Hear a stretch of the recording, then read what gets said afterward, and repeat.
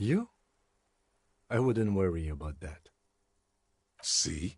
You're so regular and vinyl brown, he doesn't even want to talk to you about it.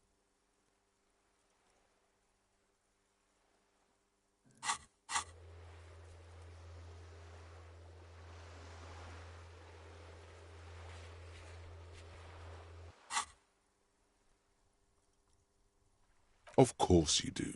Maybe some regulations and a usual pistol to go with them? It's official. My lord's coppo type is regular cop. I'll let everyone know. I'll send out a telefax. Yes, the type of cop you are, sire. Think of it as a caste, a class even, a nation of regular law officials that you belong to. It comes, of course, with the usual benefits. Done and done. No actual communiques will be sent, of course. That would be too dramatic.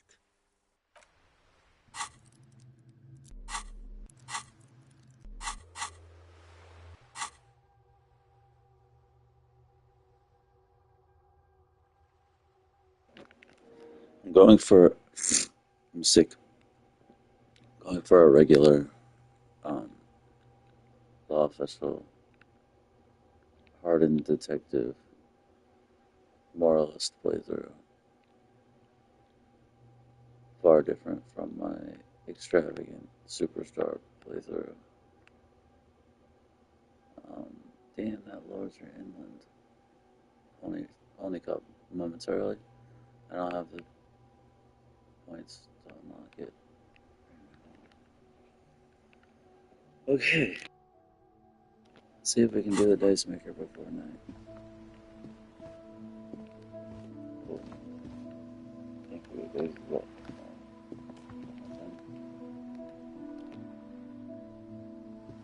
The lights are so pretty when it gets dark.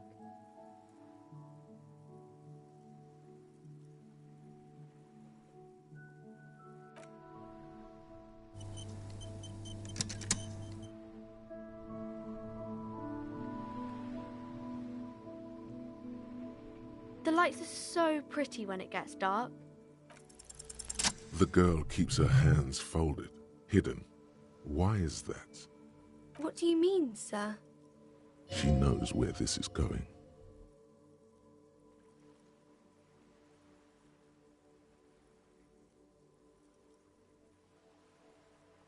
She looks around anxiously. Her hands remain folded in front of her. She doesn't want to show them. The lieutenant stands by, a facade of true professionalism. He is far more intrigued by the situation than his poise reveals. She brings out her reddened hands. And you knew this from me keeping my hands folded?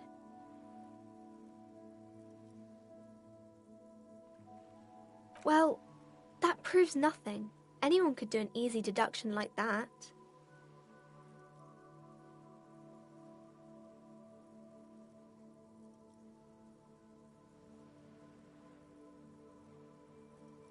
She nods, half provocative, half enthusiastic.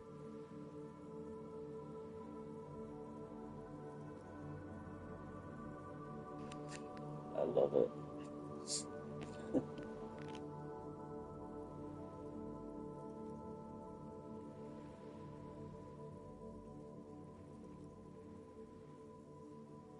Maybe so, sir. Okay, I know it's a bad habit, and I shouldn't.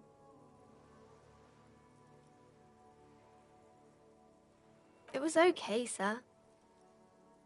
There's more that can be achieved here. Ask her to do the same. You're quite sober. The lieutenant does not flinch at the comment. He does not flinch even a single bit.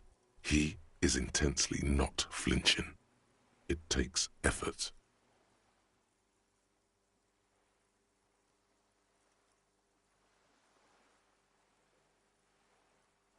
Because you usually aren't.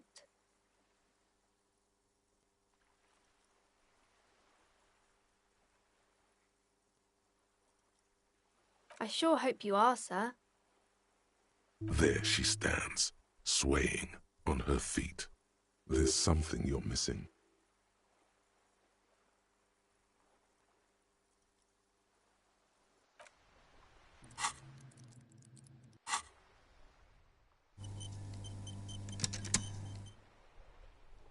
Hi, Ace Detective. Are you here for more books? Because you know each other. She's been talking to you so openly because you've talked before. Yes, I stand in this spot all the time. You've been running around all week, sir. Sometimes without your shirt on, asking people questions. I haven't really understood what about. Of course, you've stopped by a few times. You certainly look better than the last time I saw you. Yeah, but you don't have party eyes anymore. Party eyes. Yes, of course. I'm not surprised children have seen you running around with party eyes on. You know, like a cat in the dark, all big and wide-eyed. The swiveling eyes of a loony drug addict. That is what she meant. You were probably gurning too. I didn't know I had to do that. I'm glad I could help you, sir.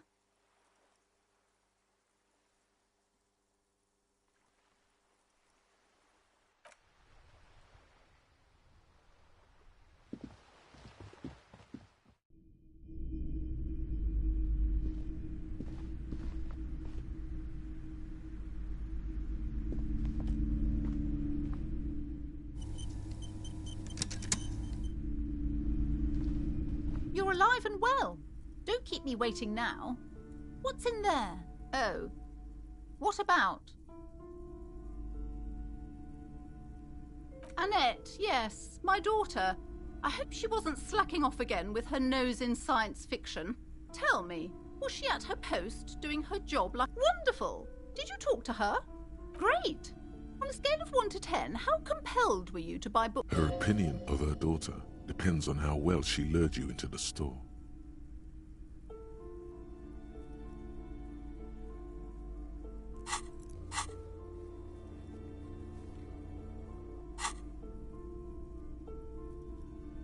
Come now, it's not personal. It's about proper sales practices and market research. I expect an answer. My precious, her dedication brings joy to my heart.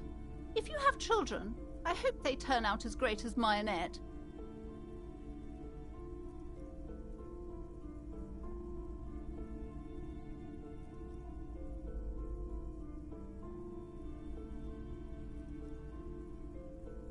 God, I've told her not to do that. A part of hers too, clearly. She can, if she has enough willpower. Come on, ma'am. It's obvious she can't do anything about it.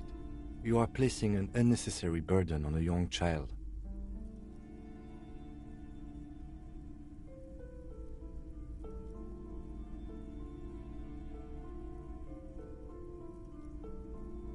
She stands stiff and she's looking for one. But there simply aren't any good arguments for being an asshole. Oh no. Hold on. I need to invite her inside and apologize. She must be freezing out there. There. I don't know what to say to you. My husband, he tries to teach me business lessons. I have what my mother called a dull mind. All this stress. It sounds like both the husband and the mother treat her the way she treats Annette. Oh, well, my mother was horrible, of course. My husband is completely different, of course.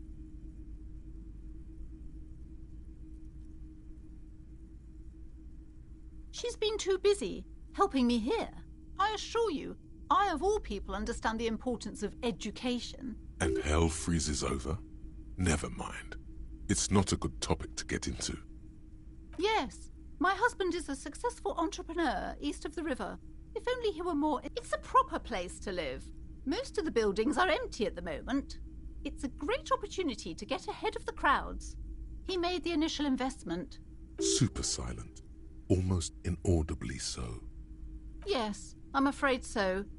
A real treat she is. A glimmer of sadness blinks through the well-crafted exterior.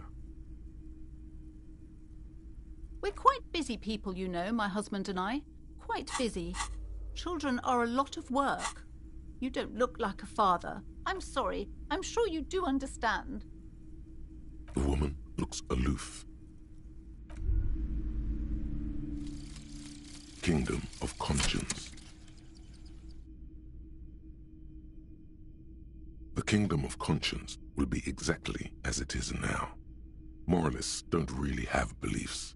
Sometimes they stumble on one, like on a child's toy left on the carpet. The toy must be put away immediately, and the child reprimanded. Centrism isn't change, not even incremental change. It is control over yourself and the world. Exercise it. Look up at the sky, at the dark shapes of the coalition airships hanging there. Ask yourself, is there something sinister in moralism? And then answer, no. God is in his heaven. Everything is normal on earth.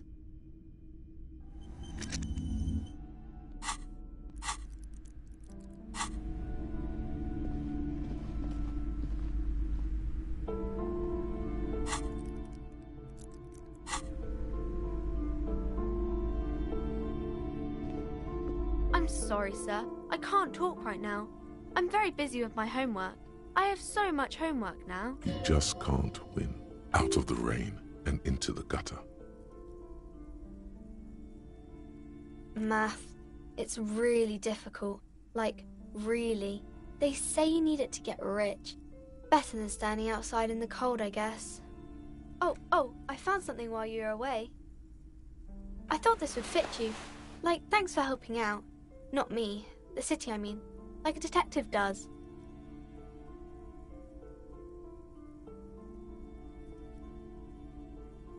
Yes, I bet it looks good on you. Really serious. Right, I have to get back to my homework now, before Mum notices. Man, this is hard.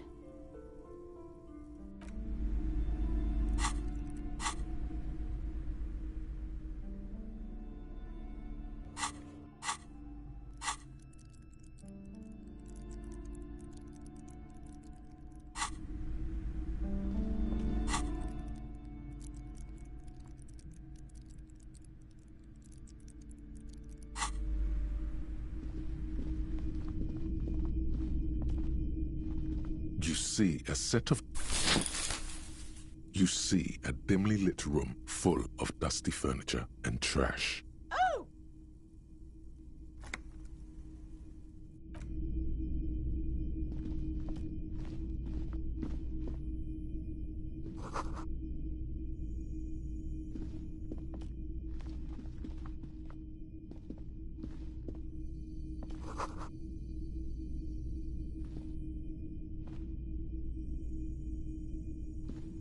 A heavy door with a missing handle stands before you, covered in dozens, if not hundreds, of Sony's trinkets and charms. It appears to be locked.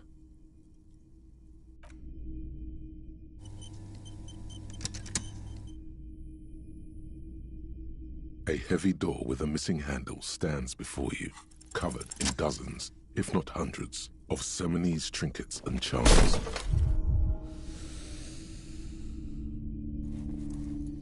You feel something in your chest, an unnatural pressure.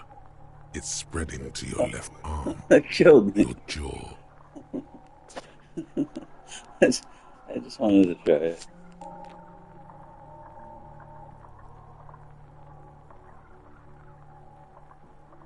Yeah, screaming isn't happening on account of extreme shortness of breath. You're just making it worse. There's no shame in surrendering now. We all do. It gets so dark. You don't even see her face, like you always thought you would.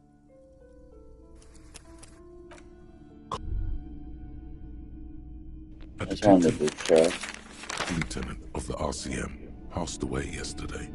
His death, though abrupt, did not come as a surprise to those who knew him. He was the heaviest drinker I'd ever met. Captain Ptolemy Price, the deceased superior officer, commented, "That ain't easy on the ticker." He loved his liquor, sure, said Detective Chester McLean, friend and colleague. But I think before he ever had a heart attack, his heart was broken. According to an official statement given by the RCM, the officer was on the brink of solving a heavy door with a missing handle stands before you, covered in dozens, if not hundreds, of Seminese trinkets. Only an echo. No one is there. A hollowed-out, dark echo. After exerting some force, you manage to turn the key. It's eerily silent. The door... Detective, you're the one in charge.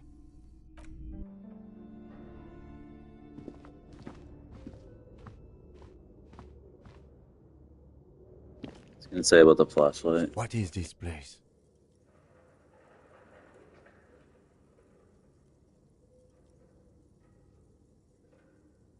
Yes, but no one's been here in ages.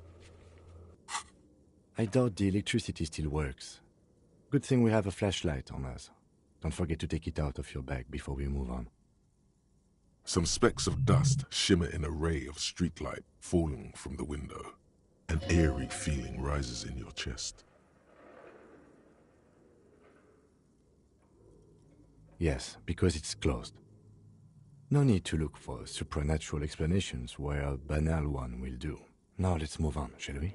Can I fucking get a remote viewer? Like, what the fuck?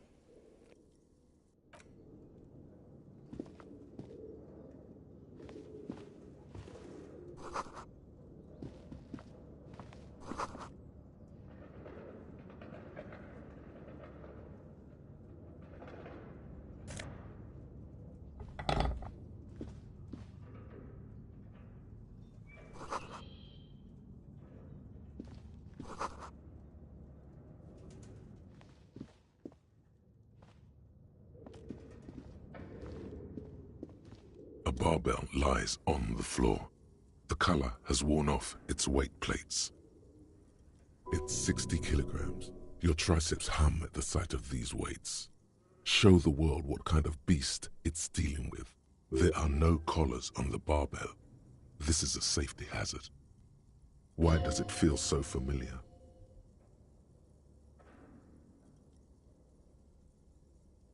You're right. The weight may fall off. Better not touch it then.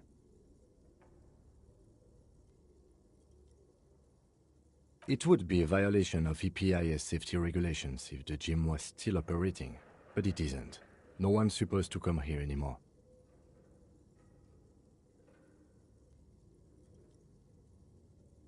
No, it's not that.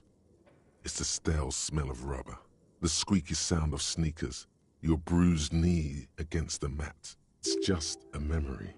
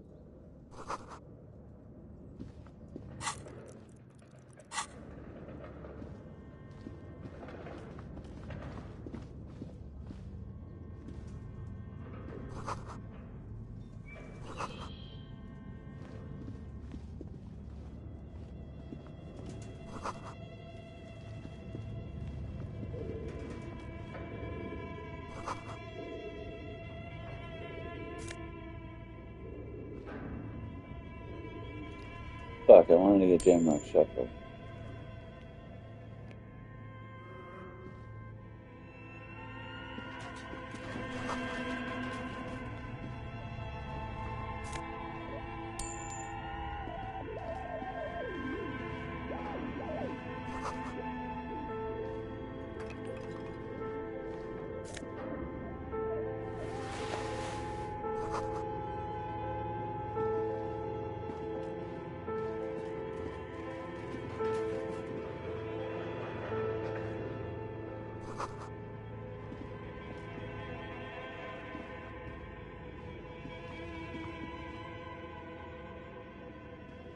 Your flashlight slides over an old green chalkboard. Some of the writing has faded with age. These lithe, pointy-eared creatures appear to be different types of welkins. Translucent Welkins, with organs shining under their skin. Who are all those creatures? Fantasies of a tortured, feverish mind? You should adopt one of those Welkins as your persona. No longer a mere man, but a Welkin. Yo, that's new. I don't remember that. One of the Welkins, towering among the rest, appears to be different, however. It's Vara Hamira, a high Welkin, his face white and scarred like cracked marble. This is clearly a Welkin supremacist. The note Hell says yeah. all non-Welkin races will be purged. This is new. Hell yeah. Hi, welcome.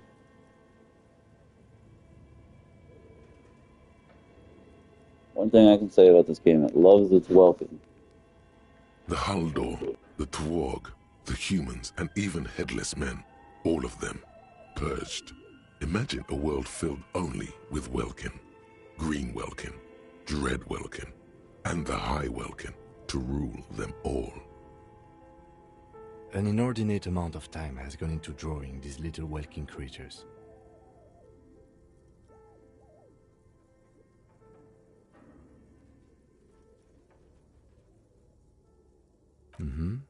Political commentary. That one has a great beard, too.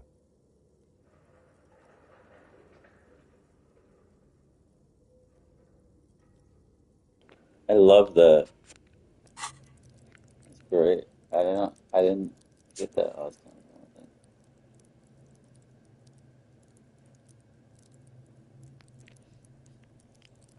What's up?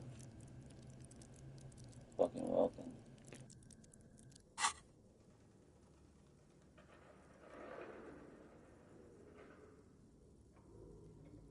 This looks like concept art for a project. It's not really real. Some people really like building a world, I think, even if it's just for a game. Just look at those details. So much effort. And for what? All gone. The photo collage depicts barren, icy landscapes wrapped in perpetual night. You see permafrost and glacial landfalls. I think I totally want to do, grown in if I under do the another snow. playthrough, a fascist playthrough where I just have high physical and my intelligence is dumb and my psyche is dumb. High physical and I guess high motorist. Just be a dumb oaf.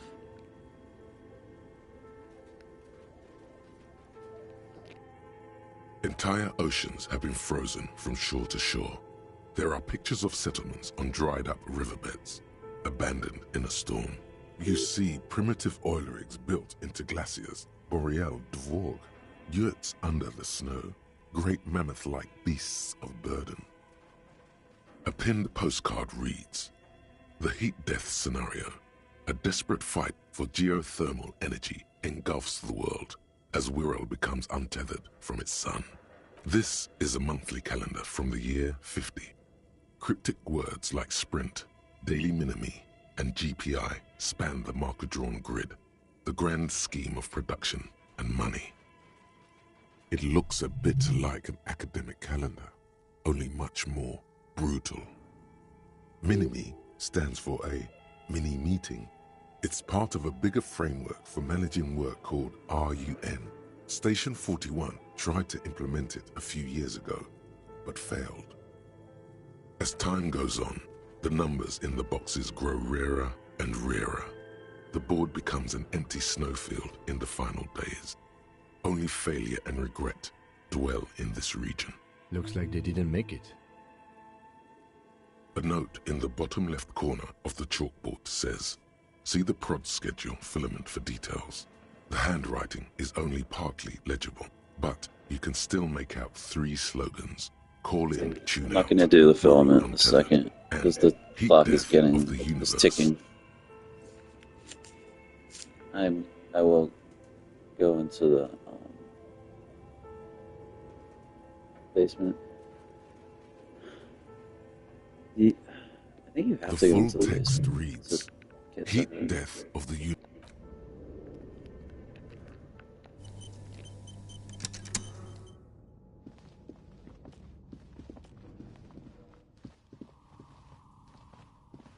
just curious what happens. I never did it this way. An iron safety curtain curves before your eyes, folded like a bellows. It covers half the room, blocking the way into a colossal industrial chimney. This must be where the entity lives. What an odd thing to do. Nothing happens. Still nothing. No one's home.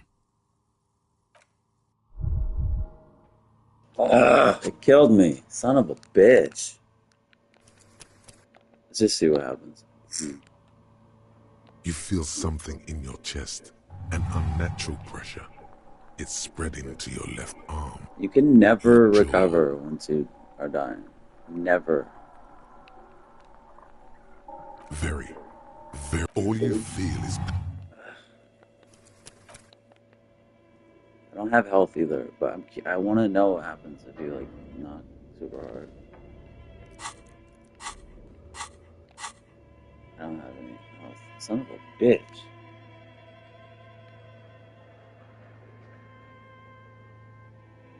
Should have bought some nose food. Nose fed. Nose fed. You know what?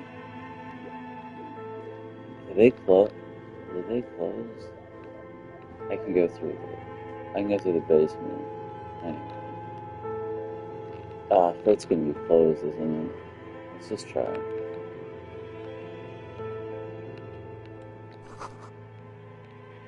I know it's not gonna do anything, but there could be some no speed here. Let's go to Frit. Right fast. Unless in the drawer. I wanted to get Jamrock Shuffle before I opened all this shit, but you know, it's gonna be closed, or maybe not until 22.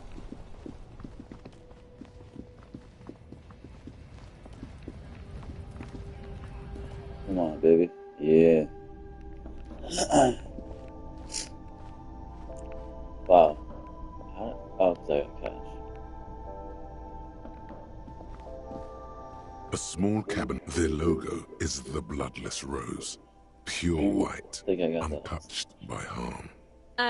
Just ask me if you need anything from St. Baptiste. We don't stock prescription meds, but we do have Nosafed, Duramine, Magnesium, and Hypnogamma. Okay, here.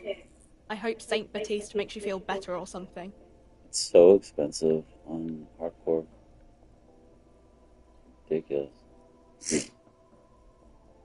Unbelievable. I don't have the minutes to even ask about the product.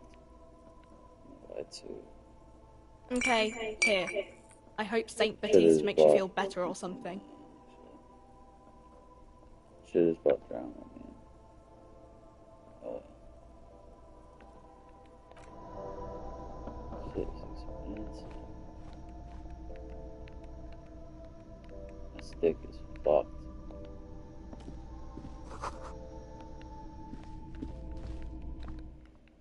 Whatever.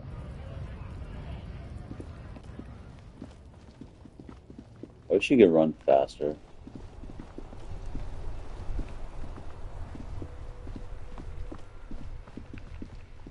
Is it open? Probably. Slip to the back. I know it's not going to do anything. I'm just curious. I'm also curious if that would contribute to anti-object task force. I know I have to yell through the pipe.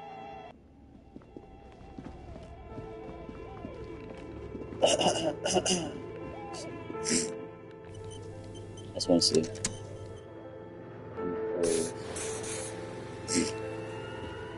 An iron safety curtain. This must be where the... What an odd thing to do. Still nothing. Those curtains prove to be surprisingly sturdy. Your fist hurts now. It probably does count for anti-object task force, but I'm not going for it. Anyway, it's kind of worthless.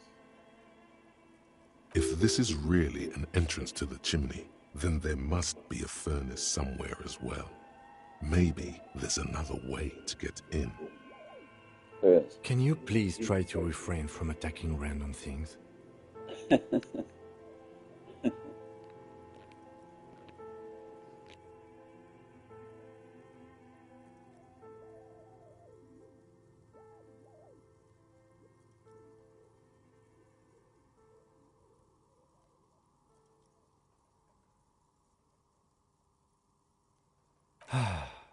Ghosts aren't real. Didn't your parents tell you that? In any case, there's no way we can get in right now. Let's investigate further.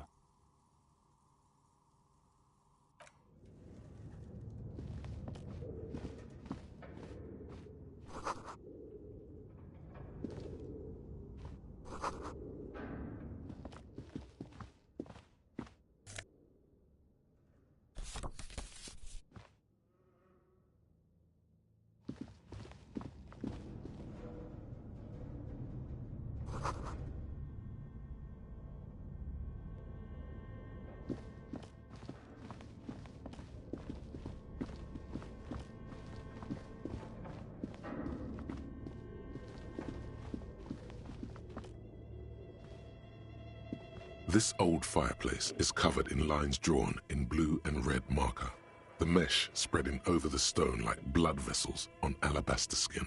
It looks ghostly and strangely ancient. The whole thing resembles Cadran mosaic tiles. Very pedantic.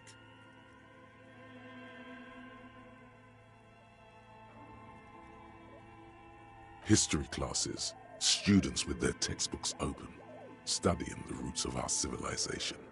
Those aquarelle blue tiles looked beautiful in the sun. Radio frequencies, it seems. Unclear. It looks like a cardiovascular system split into veins and capillaries. Very advanced. You think so? The web is comprised of radio stations, all lead back to one red heart, titled the Game Master Frequency. A note says, this one can listen in on any station it wants. They must have had massive airwidth. These things don't come cheap. Someone very important. The leader of a massive on-air game built by these people. A conductor for the hundreds of story threads that pass through the Game Master's frequency. Whoever decides to call in to a call-in station, it looks like. A list of names under the stations suggests people across 6 Isolas. All of this is gone, left unrealized. There's no way a little basement studio working here could pull anything like this off. My God, it's as if the less money they had, the more ambitious their project became.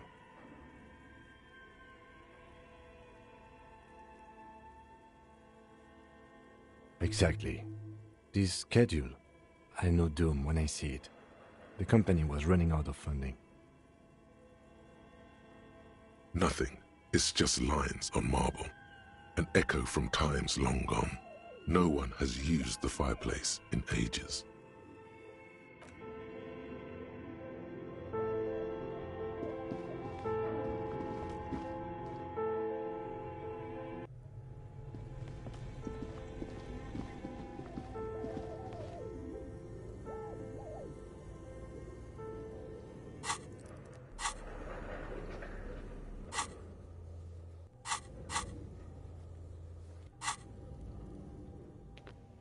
I'm starting to get very, unsure of why I'm not getting remote viewer, and it's pissing me off so much.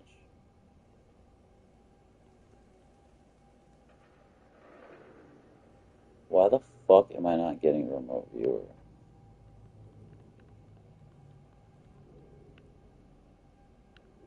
It's really pissing me off.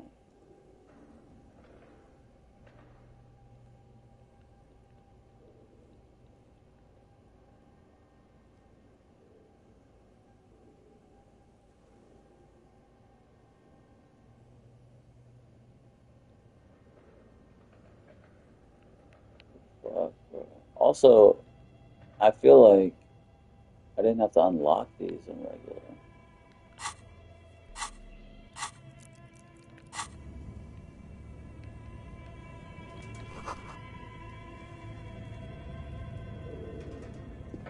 A thick layer of coal dust covers the furnace.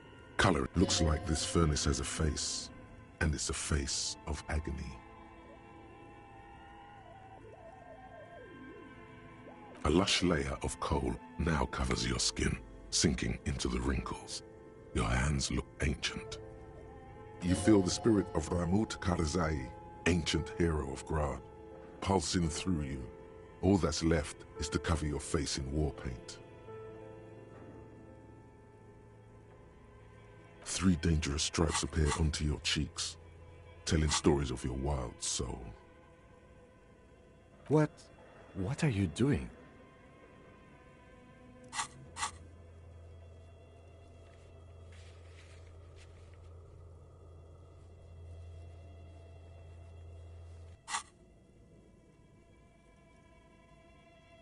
Please wipe your face clean, officer. No, you're a proud warrior. Keep it.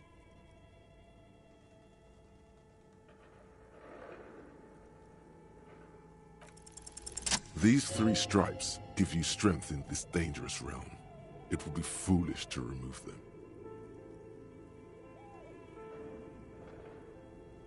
And this protects you.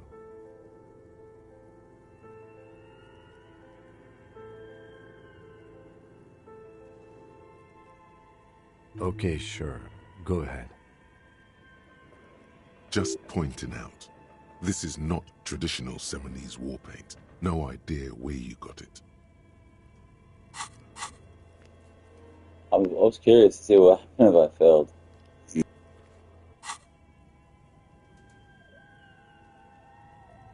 It's dark and grimy here.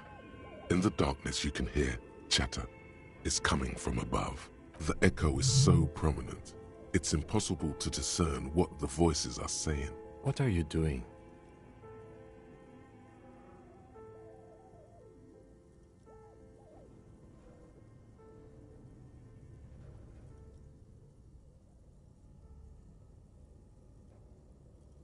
Wait, really? Take your head out of the chimney, please. It's not safe. It feels safe to know that the lieutenant's got your back, now and always.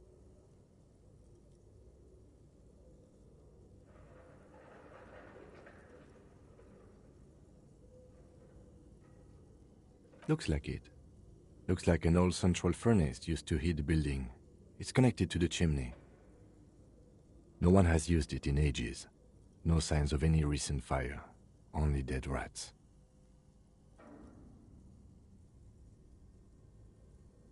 You're right. The rooms do look like they're connected. But malignant entities don't exist. At least not the supernatural kind. Always has to be the skeptic, this man. Bruh, I've talked about supernatural stuff so much. How the fuck am I not getting remote viewer? I got him to talk about the remote viewers. Never gonna get remote viewer. This would have been perfect for remote viewer. I'm never gonna get it. I don't think there's something wrong. I'm so pissed.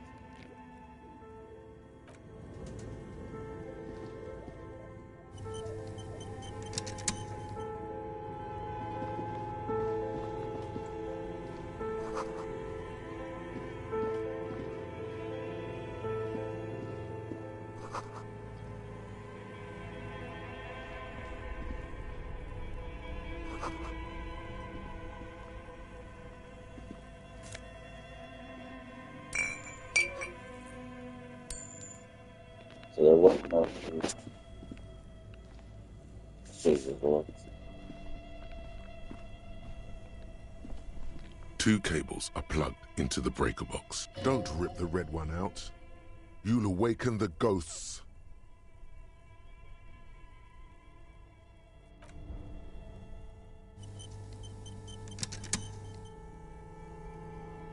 Two cables. Don't rip the red one out. An electric sizzle.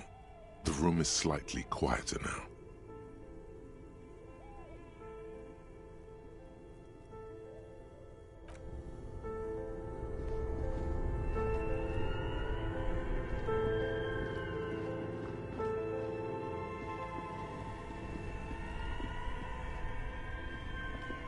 Only the black cape, something close to you, dies with a soft... Why did you do that?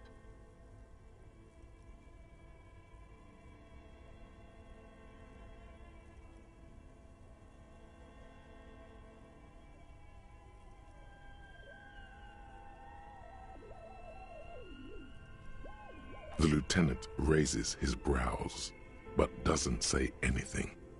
The electric distribution board. Somewhere, a machine hums something close. Why did you do that?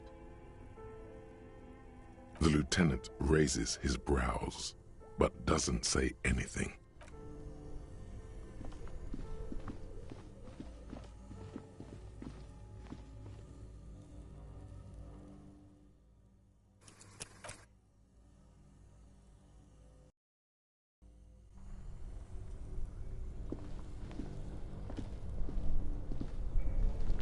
Fuck, man, the fridge isn't interactable.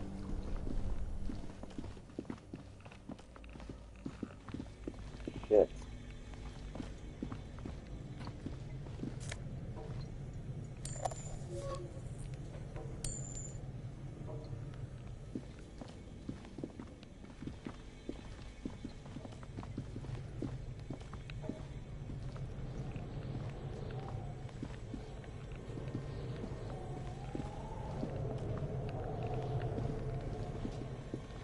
What the fuck?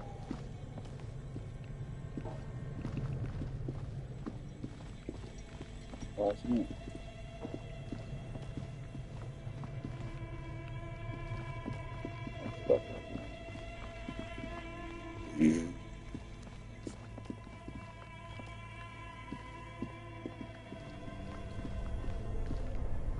What the fuck?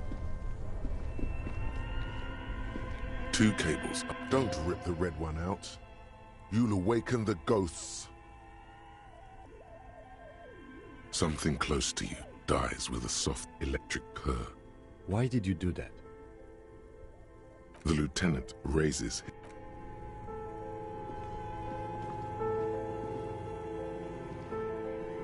Damn, this would be terrible. Why?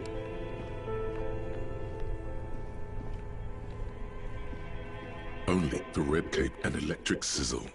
The room is slightly quieter now.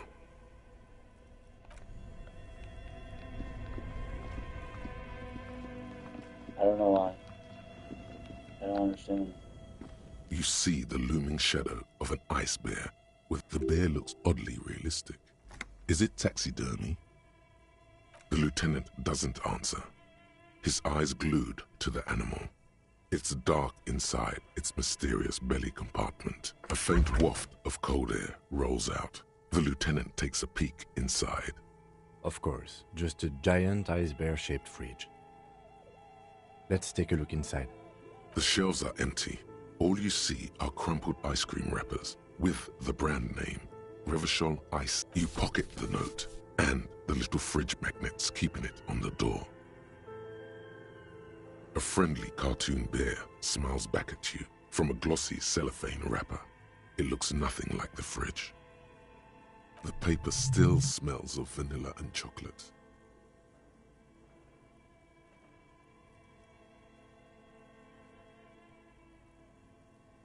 Good question. It looks like an ice cream fridge. I know. What an unfortunate marketing choice. At least it's not running them a loss anymore, now that you've unplugged the cable. The fridge sits empty before you, an overindulgent wardrobe, now that the cooling systems aren't active.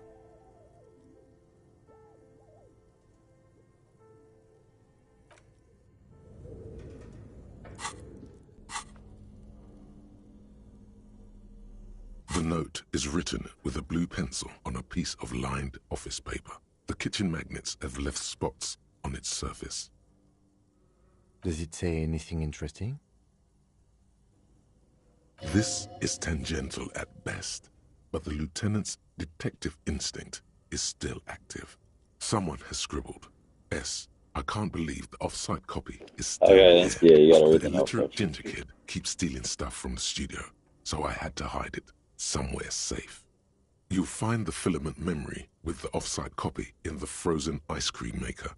Please take it home, ASAP. It's important. I'd do it myself if I lived in a civilized place with a freezer. Take care, Suliswaf. Someone who owns a radio computer? My guess is as good as yours, officer. Which is to say, not very good. It belongs inside a radio computer, storing its memory. It's like a tape. You listen to disco tapes, right? It's like one of your disco tapes, only for a computer. It's like the production schedule you found. Only this one's an off-site copy. Really? You don't have a single guess?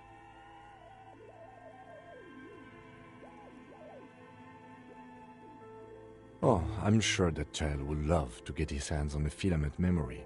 Even if he doesn't know what to do with it, he'd probably try to pawn it for speed, based on our encounter.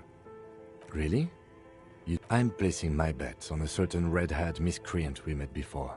He'd probably try to pawn it for speed, based on our encounter. I don't know. I assume it's somewhere close to the ice bear fridge. Didn't you see one right next to the breaker box?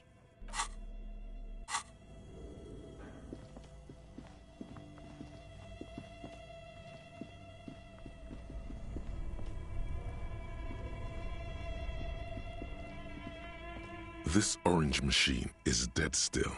It has a hand-cranked ice. Turning the crank feels oddly satisfying. It's all gone now. You'll never become a poet or an entrepreneur.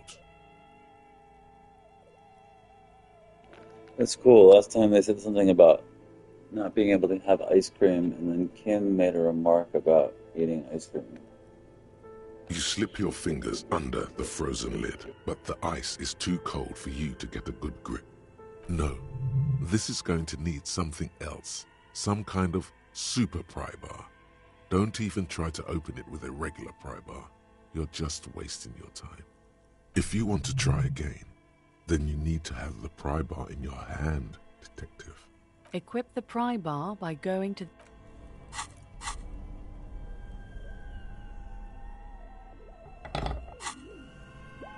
This orange machine is dead still. It has a hand-cranked ice cream churner and an electric freezer. The ice around it slowly melting. I'd like to try it, see what happens. I forget, but then I would have to invest points to retry it, so I'm not going to do that. What is the purpose of unplugging the ice bear fridge? That, since we're not going to do the dead body or anything, I wonder what the point of that is.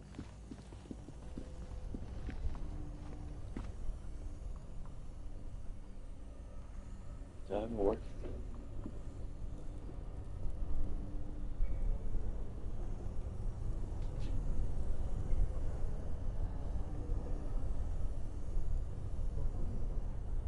Oh wow, phone's charging.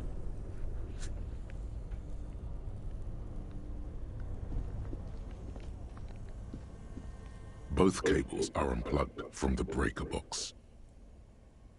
I think that black cable must be for the bear for a drink. Somewhere, a machine hums along with the current, happy and contented.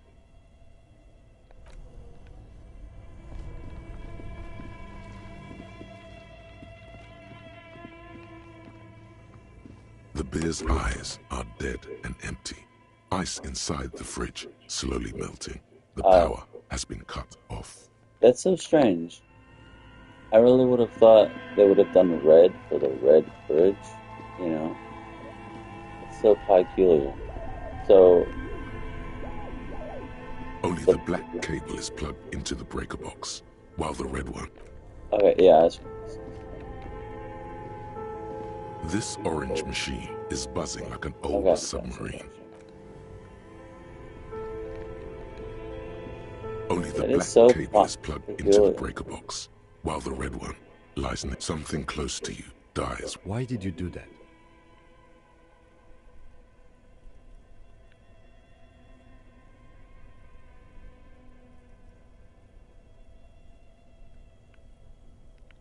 The lieutenant raises his brows, but doesn't say anything.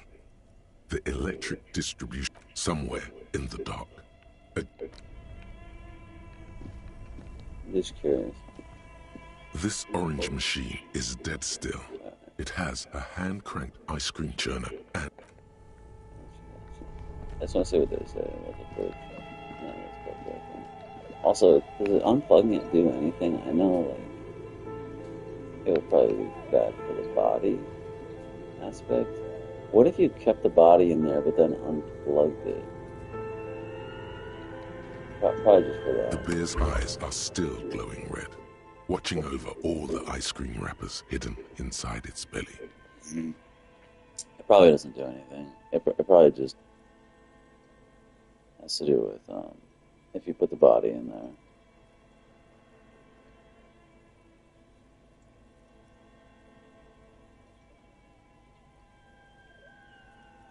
That would be my guess.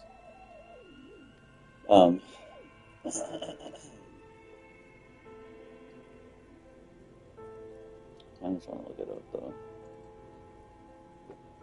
I'm just curious.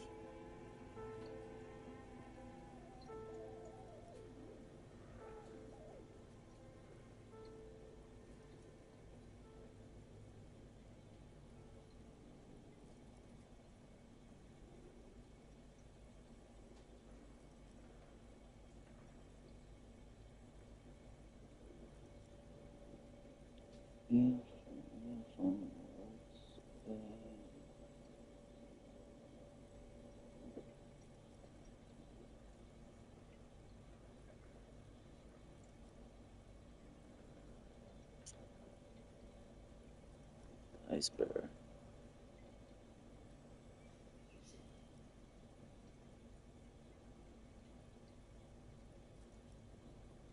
Oh shit. Oh wait. Will this actually take me to something?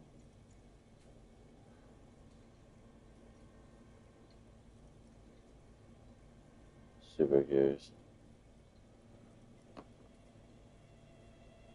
Sorry if anybody's watching it. I just wanted to look up if I'm plugging the ice breath. Nah, yeah, I gotta put in all my information again. Yeah, that's what I thought. I need to re-download this shit on the old phone. My new phone is fucked.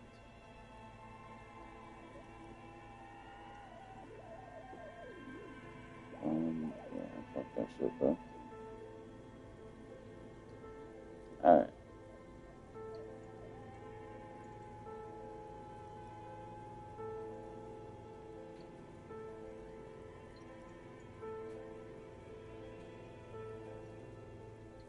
My phone will cooperate. There probably is nothing to it. It probably just has to do with the body, but I'm just curious.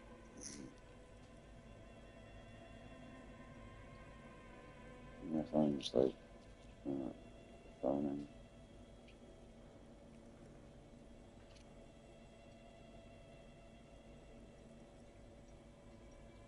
Good lord. Come on. I hate when you just turn a phone on and you have to wait for it to like do stuff. In Disco Elysium, does unplugging the Ice Bear fridge do anything?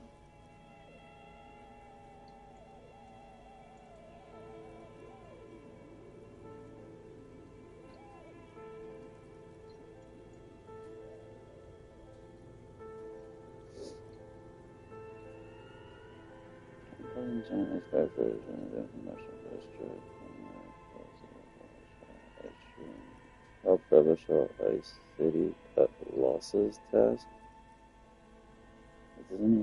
That's not even a thing. What are they talking about? That's not a thing. What the fuck are they talking about?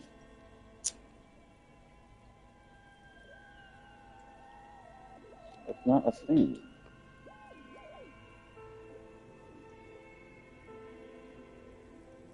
Causes the glowing red eyes of the bear to go dark.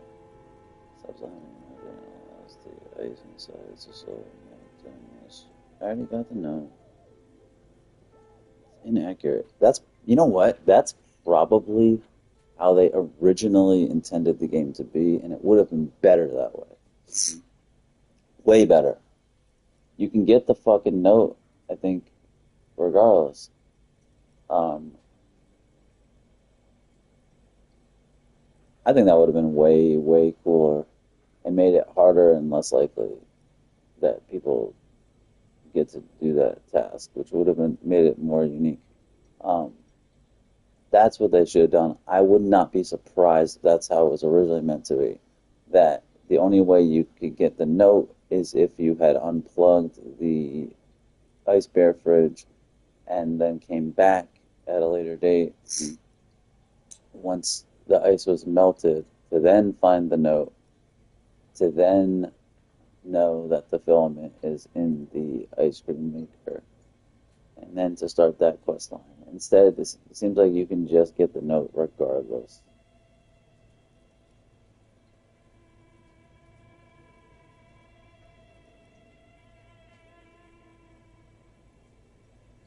Okay, what is this? Help Revachol Ice City cut losses? I don't know what this is.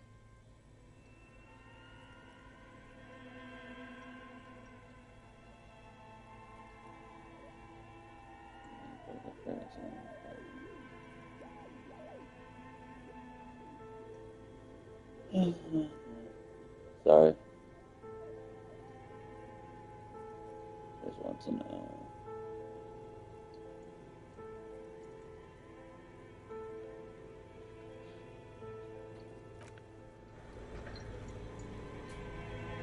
I want to see if the eyes change. Okay.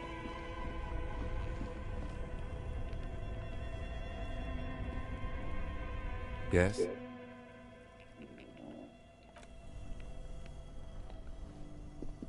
Only the red cable is plugged into the breaker box. An electric sizzle. See if the eyes don't lit up. While this loads in, it's loaded in, but still. No eyes are lit. The bear's eyes are dead and empty. Yep. Ice inside the fridge, slowly melting. The power has been cut off. Help Revachol Ice City cut losses? What the fuck is this? How do I get this task? How the fuck do you get this task?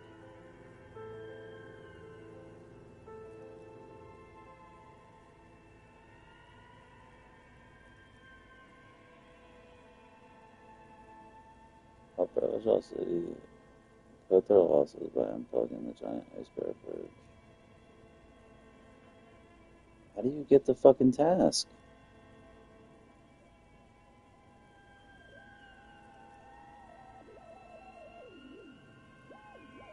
I never got this task.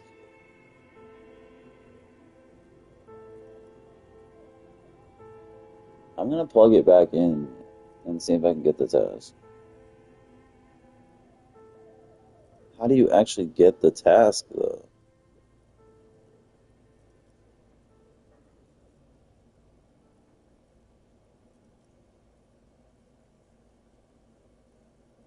So it is a task. Somehow. But how in the fuck do you get the task?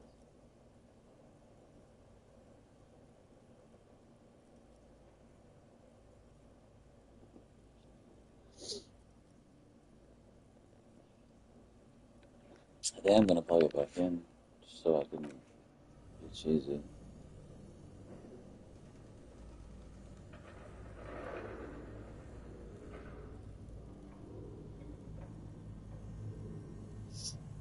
Ugh, come on, I know what tasks are. I knew that that's what it was gonna do. When I went to task, it was gonna say tasks in Disco Elysium. No, how do you get that task? You can unplug the fridge and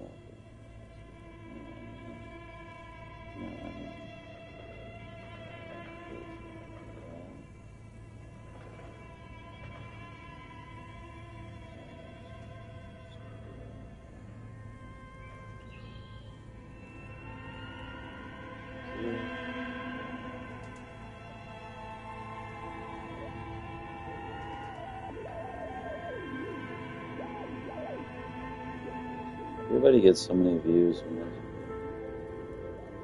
stream Disco Elysium. It's just showing me like girls. I forget who those.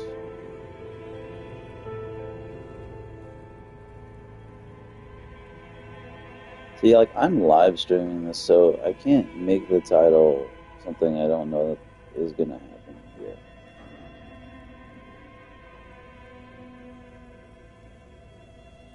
I hate all these girls. They suck. They're idiots. They don't even do.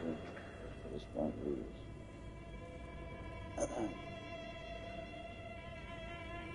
In Disco Elysium, how do I get the task? Help Revachol Ice City cut losses?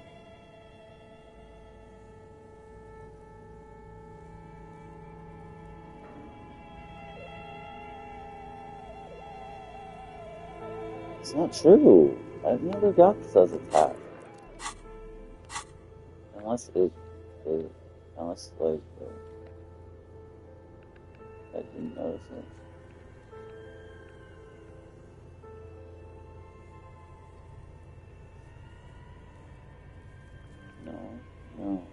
No.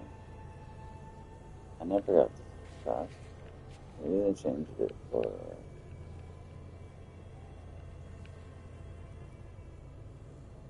I'm also not getting the freaking remote viewers.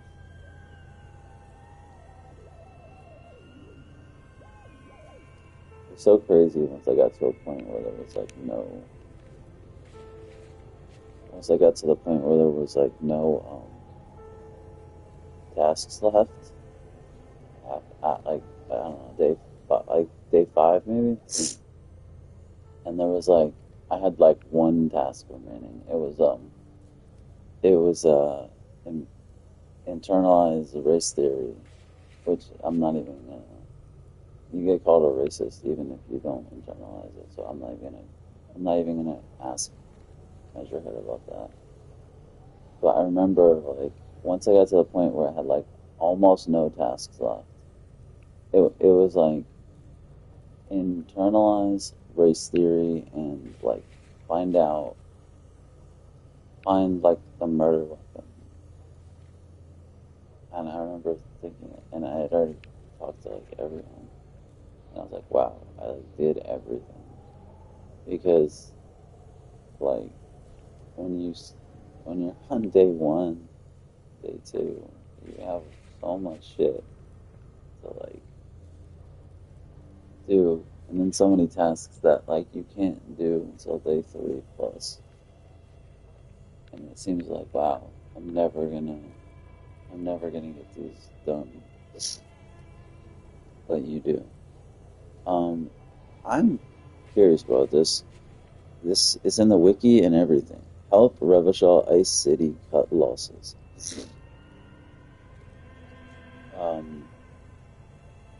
Yeah, okay, somebody asked this on Reddit. Let's go to Reddit. Let me see this. How is this a task? I've never gotten this task. How, like, what? And AI says, literally just go unplug the bare fridge. Going for weird cycles, I don't know. How to trigger this task? Exactly. Though I have a good feeling on how to complete it, any ideas on how do I get it? Unplugging the machine doesn't reward me any experience. Exactly. That's exactly what I'm asking. I'm wondering if I have to talk to, like, maybe the guy by the first intuition I got was that maybe I have to talk to the guy by the lock, like the bay lock, whatever, to get south. The guy you have to talk to who says, like, come back Wednesday morning to unlock the whatever. I'm wondering if maybe, like, talking to him, he complains that, like, I don't know, just about the city and something. I don't know. It's only got one response. I'm still not going to find out. I don't recall whether it's actually a task you can be given, but if it is, it probably starts with having the dice maker give you the entire history of the Dune commercial area. His shot in the dark, but there's also the power switch in the basement. Yeah, I have never gotten this task. So what I'm gonna do is, let's plug the ice bear fridge back in. While we keep Both the ice cream cables are unplugged from the breaker box. Somewhere in the dark. Yeah, it's red for the glowing red eyes. I would have made, as a game developer extraordinary myself, I would have made the red cable associated with the ice cream maker because it's red, and to me that is a more associative thing than like the bear's red eyes. Let's see whether number 2. Only the red cable is plugged into the breaker box, while the black one. Alright, so number 2 is the black cable.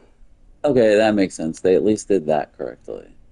Because number 1 is the bear fridge, which is higher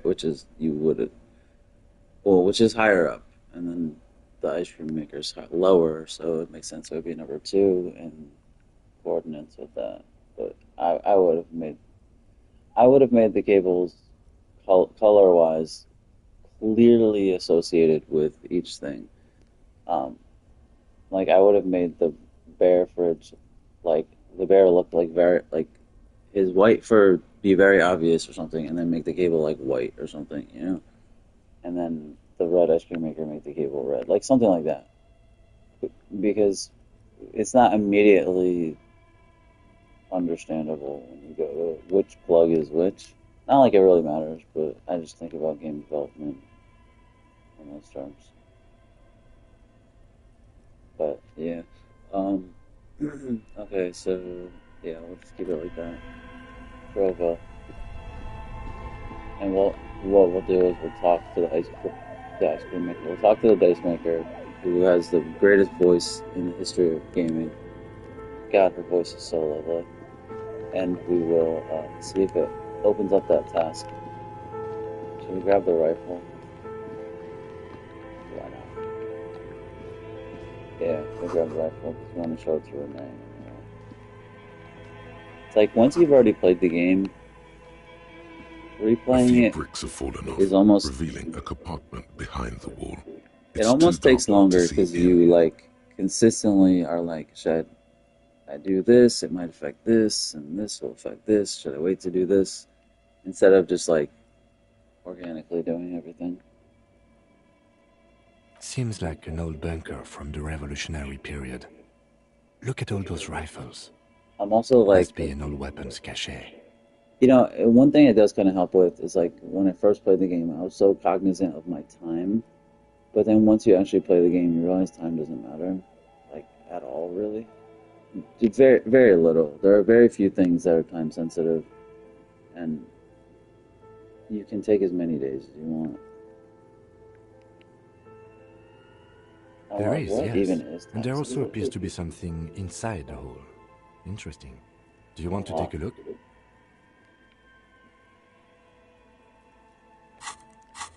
Anytime it says honor, it means it'll give you honor. Sure. Okay, here's some more rifles. It did not give me honor. None of these seem to be working. No. Okay, that was wrong. Usually it's like that. I'm shocked. I'm shocked I didn't get honor for that. An old Belmagrave rifle. That's rare to find in such good order. I cannot Seems fucking to no believe longer it. be functional, but still. This should cheer you up. It's yours, officer. You found this place. It means there are firearms, albeit inoperable, still lying around in Martinez. It's an interesting coincidence, I would say. Might come in useful in the future. Never really comes very useful at all. Like, ever. I mean, I guess it does. It does. You use it, like, to... Not really, though. He likes this find. You use it for multiple things, but I don't think it ever helps you in any way with, like, the case. You can show it to Renee. Also, what I want to make sure I do in this playthrough is make sure I show Renee the fucking flowers. The, Maybells, or whatever the fuck they're called. Alright, now I want you to shout up to the broad. Make sure I show Renee the flowers. I could have sworn, like, I don't know how I didn't do that last time before what happens to him happens to him. I don't want to spoil it anyway. But, yeah, day 5, I think day 5 is just an automatic trigger when something happens to Renee. Yeah, the problem too is, like, I don't think I want to unlock anti-object task force. I don't think I want to. But I want the ability to unlock it if I want to. Like, I'm wondering, should I unlock it? Because if I'm, like, late in the game and I just have points and nothing I can do with them, and I at least have one rotating spot of, like, thoughts that wouldn't hurt me to get rid of, that's the point where I'll start just rotating thought. I'll start just, like, internalizing thoughts just to see what the solution says, if it's interesting or whatever. Just to see if it triggers anything interesting. But I never internalized anti-object task force last time because it's just the bonus it gives you is not really particularly valuable. Though it's cool because it does make it so it doesn't hurt when you, like, hit inanimate objects. But, like, to get that, since I'm playing on hardcore, it's so valuable, like, my health points, and having to buy or get Nosa fed is so expensive that I can't just be willy-nilly, like, kicking stuff. At least, and that's the problem too, Kingdom of Consciousness doesn't even raise my fucking health. It raises my volition. So it's like, I'm not struggling with volition. And I have 3 volition. I only have 2 health. That's the fucking problem with starting with low physique. I was going to start with 1 physique. Because I don't give a fuck about having high physical stuff. Because the last time I had super high because I drank Dorsey's brew. So I wanted to do a playthrough having low physical stuff to see how it changed the dialogue and stuff. But the problem with that is you can die so easily. And that's why I couldn't start with 1 physical, because then I would only have 1 health. That means that would have been a nightmare.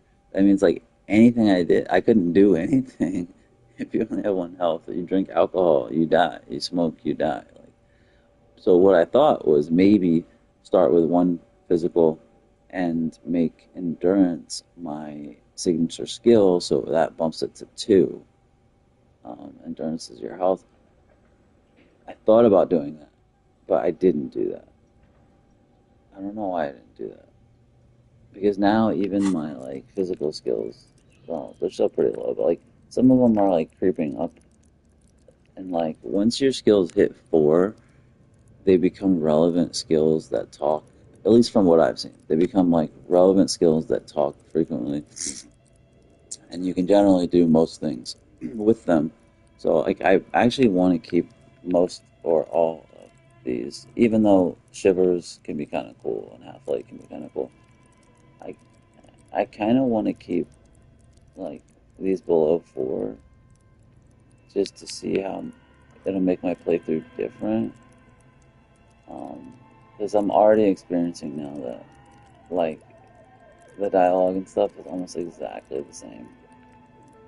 Even though I did a party monster fucking end of the world screaming Superstar Maniac last time, and now I'm really trying to do a boring cop, regular law official, moralist, like, hard-boiled detective Costeau, fucking finger guns, playthrough. Trying to pick all the stuff I didn't pick last time. That's why I picked Lonesome Long Way Home, even though Hobo Cop is obviously better. And I never picked Famous Agenda, I'm trying to see the problem with this too is like I want Coach Physical Instrument because in my head canon I want to do a playthrough where my detective is like a hard boiled fucking man's man detective that has a drinking problem and is a misogynist, and that's where Coach Physical Instrument comes in, but who has a redemption arc.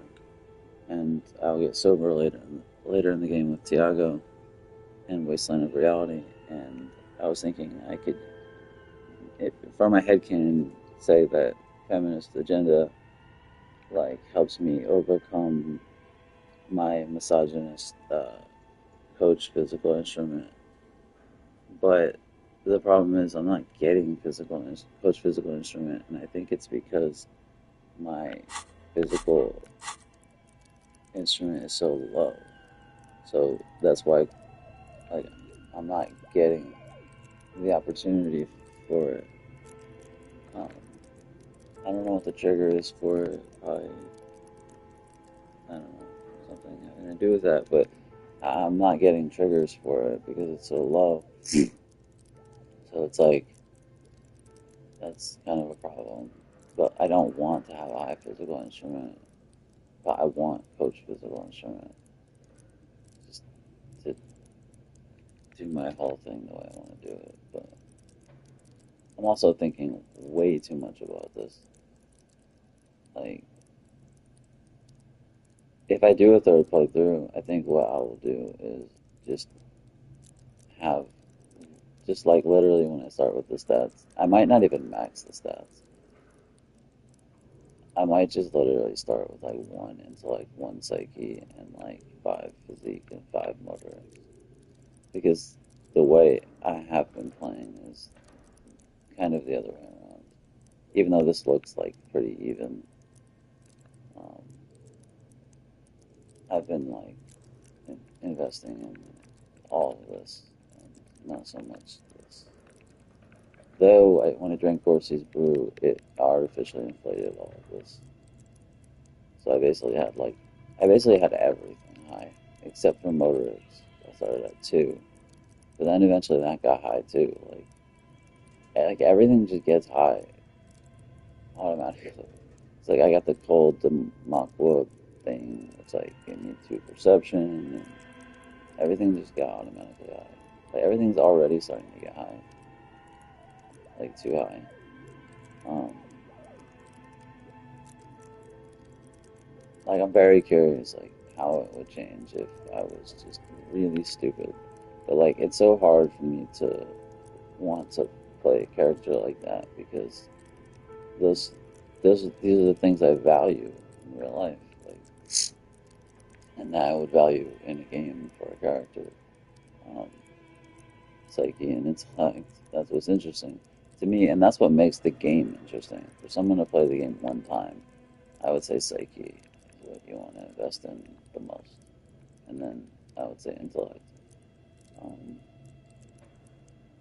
so it's like so hard for me. Like, but I am committed. Like, if I do another playthrough, I am committed to just for it to like be an absolute cosplay. Like, not for it to not reflect who I actually am, but for it to literally just be a cosplay of a fascist, racist, like dumb oaf. Pretty much. I think that would actually be really fun. I was gonna do that on this playthrough, but since I'm doing it on hardcore, I thought it would be too difficult because with fascist, like, if you pick Revachelian Nation, that's like the fascist thought, and so you're gonna like if you're gonna play a fascist, I would think you're gonna want the fascist thought. But then every time you pick a fascist choice, I think it takes away 1 health. So it's like either 1 health or volition, but I think it's health. So the game clearly penalizes you for that, and I feel like on hardcore mode that would make it too hard because I'm already struggling with the health. However, if I do play a fascist character, I probably will do it on hardcore, and I will probably just start with really high physique and like low intellect and psyche and just be like a dumb racist of that will truly be that will truly be a different playthrough. Like, and I will like purposely try to keep my intellect and psyche low, um, which would be a horrible way to play if you're only playing the game one time, but a brilliant way to play if you have already played the game with really high psyche and intellect. And honestly, I would also literally try to play the game to make Kim not like me because I haven't done that. So it's like, I'm already doing a good job on this. I don't want to do that on this playthrough, but he hates me. Like, my good cop points are only 3, but those will fly the fuck up. I finished my first playthrough at like 36 good cop points, and I played as a superstar who did drugs all the time.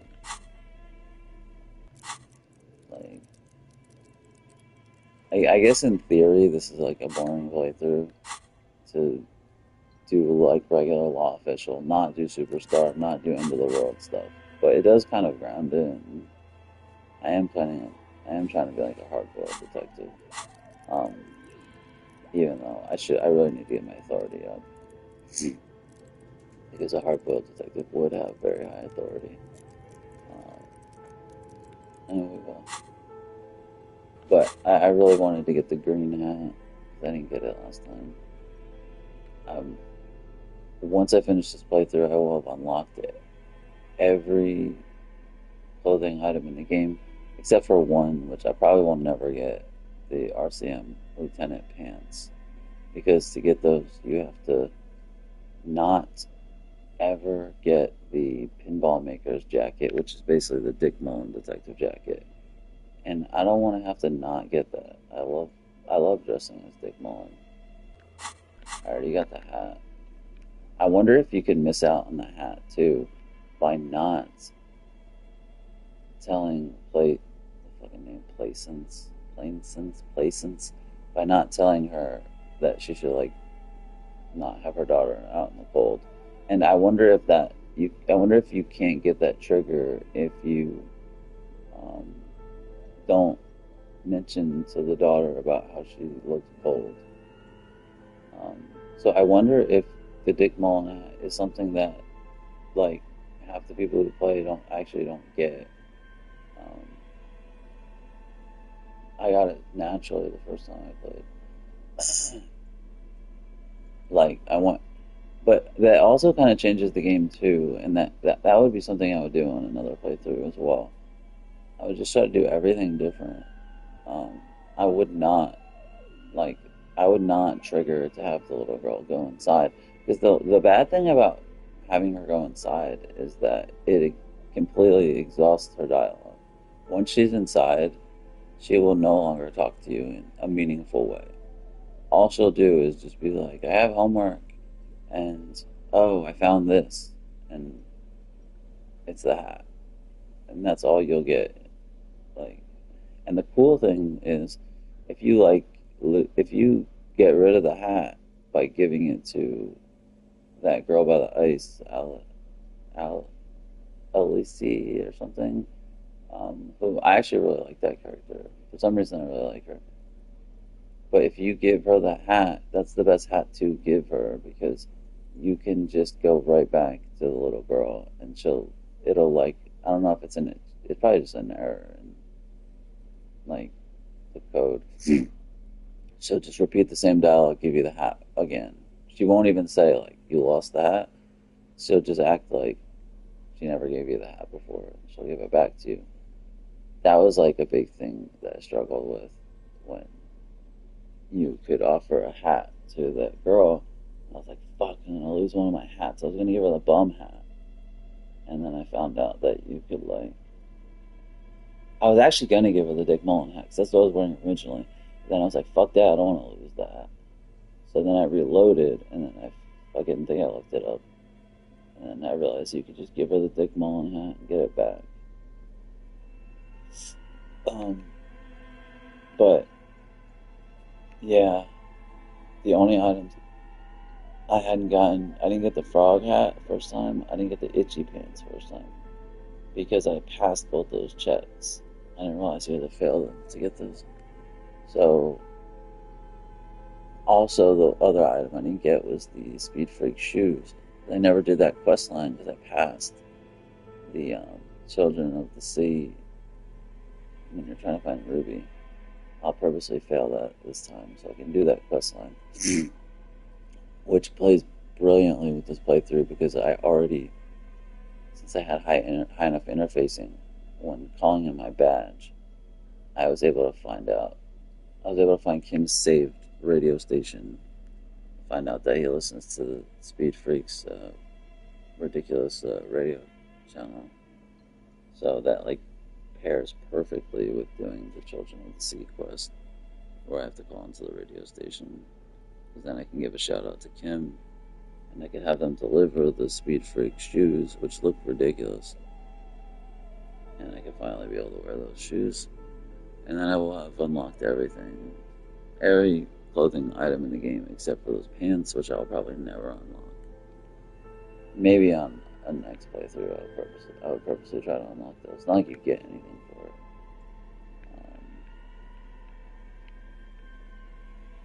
Also, I wonder if the shot put is worth. It is worth good money. The green pen, like, I forgot that when I played previously, and I don't. He only referenced it one time. I don't know what else it does, if anything. And the shot put is just good money, but my guess is it's just a one-off. And it's just like a safety mechanism so it doesn't lock you out of like Renee. If you throw the shot put into the sea, which I kind of want to throw the shot put into the sea, then I'm trying to like decide how I'm going to play it because I don't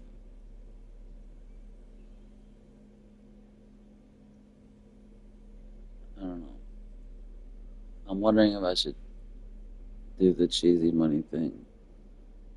Get the rims from Kim, then talk to Joyce and pass the check to get her to give me money. Just so I don't have to worry about money, because last time I played, I did the capitalist thought. I didn't even know it was capitalist thought just to get money, and I was doing things I was like doing thoughts just to get money. I don't have to play like that this time. But I also don't want like to be held back mechanically because like I'm afraid to do something because I don't have enough like health. I don't have enough nosifed. I hate saying that word. So like I'm wondering if I do the cheesy thing to like get the extra money from Joyce, which basically is just you get the rims from Kim, and then after you get the rims from Kim, then you go and you pawn them, and then you go to Joyce because she is always there, even late at night, and you ask her, pass the check, and you ask her for the money. This, of course, has to be done. You have to not have the money to pay Gart, and then you have to like go to Gart and be like, yeah, I don't have the money. Like this has to be the end of the night thing. And then Kim will like offer the rims, and you take the rims, pawn them. Then you go to Joyce, and you get them, and the game doesn't like adjust for that. She'll still give you the money. So the money that she gives you to pay the bill, you get to pocket all of it. So I purposely tried to talk my bill down so it would be less money. Also, I want to have at least a decent little amount of money on me if I do that, because I don't want to get it would be nice if I could control how much she gave me. Like if she could just give me like $20, I'd be good with that. She's gonna try to give me 60, but it'll probably be 60 minus what I have, I think. I could just, like, 'cause I don't want to just have enough money to be able to buy everything. Like, I want there to be some meaning to it, but at the same time, I don't want to have to do stuff just for money, and I don't want to have to struggle and, like, not be able to buy fun stuff. And I don't want to, like, really struggle because things are so expensive on this playthrough. What I could do is just buy the speakers and the shoes early, but even then you can fucking sell and then just maybe not sell the speakers back. I could do that because, like, I don't want to just be rich, you know. That'll, like, fuck up the game flow and shit. But I don't want to do stuff just for money. Like, I don't want, like, I want to have enough money to not have to, like, waste internalization slots and have to, like, game stupidly and, like, go back and repick other dialogue options just to get the money for, like, picking them. Like, I don't want to have to do that. But I don't want to, like, be cheesy and be super rich, so we'll see. If I do get the money from her, I'll probably buy the speakers but not sell them back, because you put the it's the sneakers that you buy, but then you get the speakers for 50 cents. But the whole thing is you can then sell the speakers and you get like $30 or something. So it ended up only costing you 20. But what I could do is just not sell the speakers back. I wish the game didn't do that. I wish they had, like, fixed that. We'll see. We'll see how we're doing at the end of the playthrough.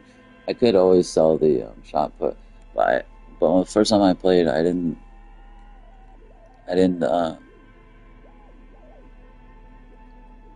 fail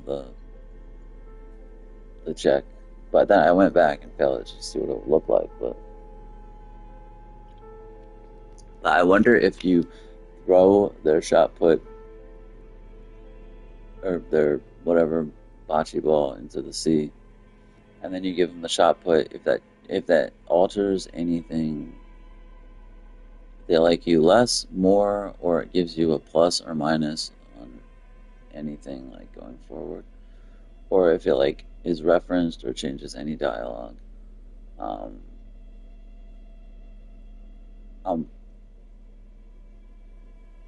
I think what I'll do is this. If I do the cheesy Joyce thing for money, I'm gonna have to do it on day 2. I wonder if it's bad I didn't speak to them on day 1. But I will, if I do the cheesy money thing with Joyce, I will throw their bocce ball into the sea, just so I have to give them the shot put, so I can't sell it. That's like worth a lot of money. If I don't do the cheesy money thing, then I'll just sell the shot put and get the money for it.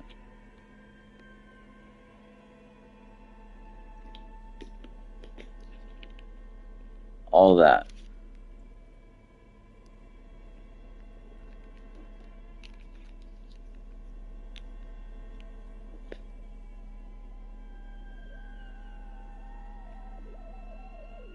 I don't even know what I started talking about.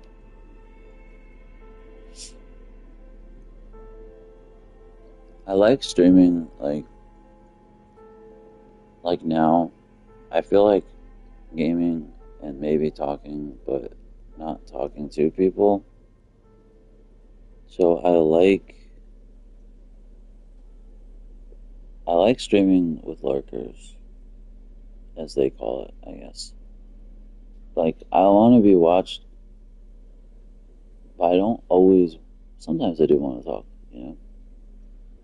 to people, but not always, So, like, I like to play and express myself and be heard, but I don't always want to have like an ongoing conversation, or I have to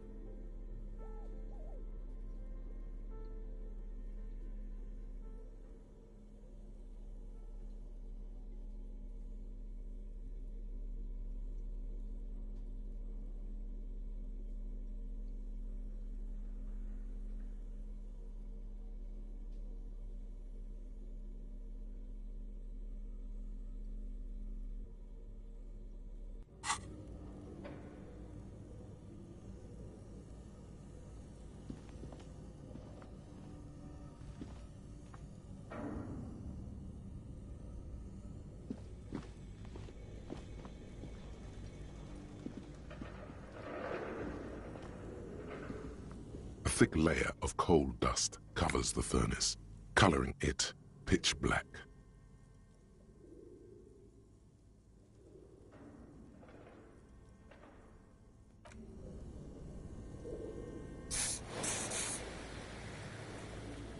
A thick layer of coal dust covers. A hollow ring echoes through the furnace. Your toe hurts.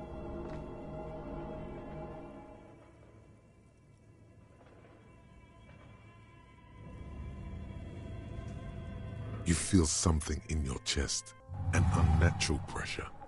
It's spreading to your left arm, your jaw. Very.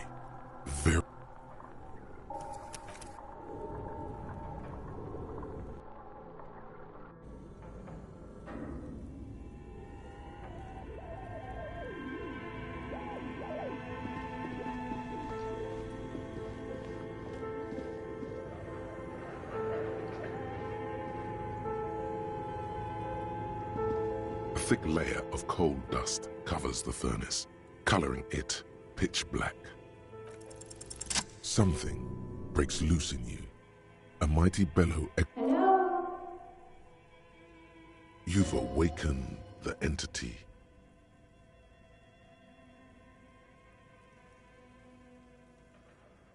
Hello? Did you say anything? I can't hear you. Please come upstairs. There's a safety curtain on the second floor. You hear a low rumble upstairs, the sound of a curtain being pulled aside.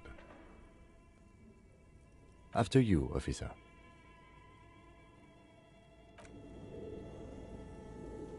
A thick layer of coal dust covers the furnace, coloring it.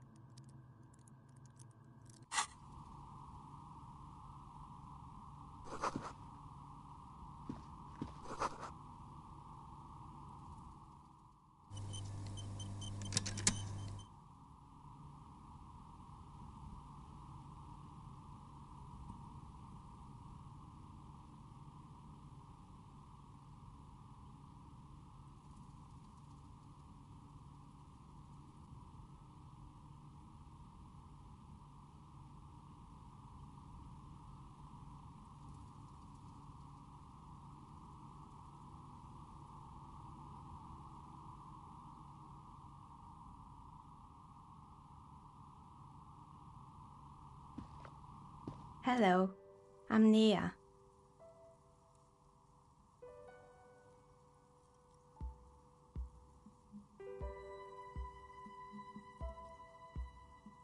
Did you try knocking on my window? I must have missed you. I've been listening to my Melius. So what kind of dye are you looking for?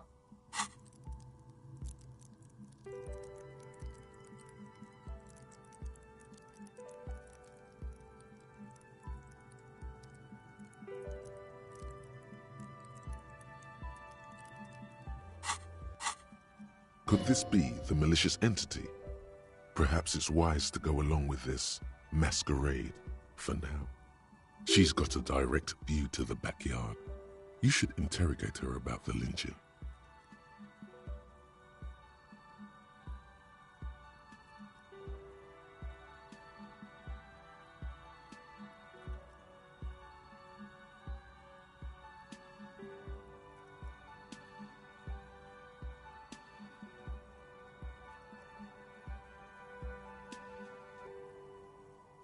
Then how did you get inside? By the south entrance? You know what? It doesn't even matter. What matters is that you're finally here. Let's talk dice. Did you have something specific in mind? Yes, Amelie is like a call-in station. You need a two-way radio to access one. That's why I have these. Mostly, they just teach you to swear in different languages. But some of the stations can be quite interesting. I was so absorbed, I must have missed you knocking.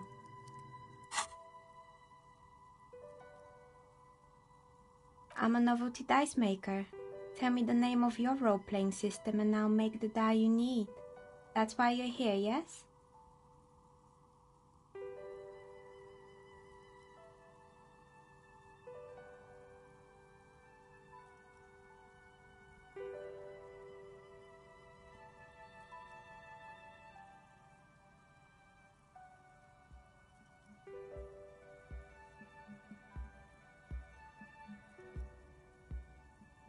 Answers? How strange. These days people only come to me for dice and role-playing games. I'm not sure how helpful I'll be, but go ahead and ask. It almost looks as if the stones and dice are a natural part of the room, growing out of the shells like stalagmites. No falsehoods are present. She's a novelty dice maker and doesn't have anything to hide. Ask what you need.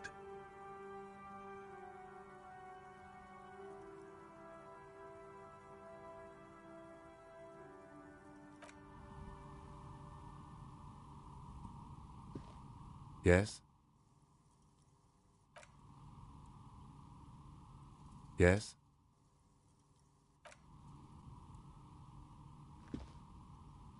Oh, it's you again. Are you looking for a die?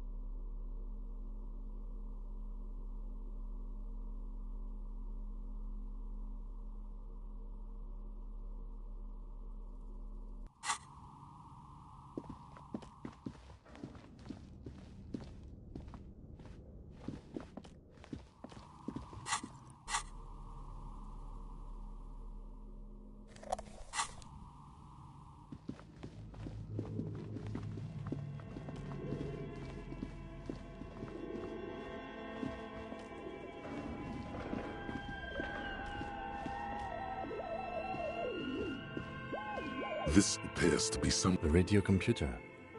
Just sitting here without anyone inside. What he means is that these things cost money. Why would anyone just leave it behind? This is the Ream Civic radio computer, model RC5120, equipped with a Feld mainframe and a Ream-compatible printer.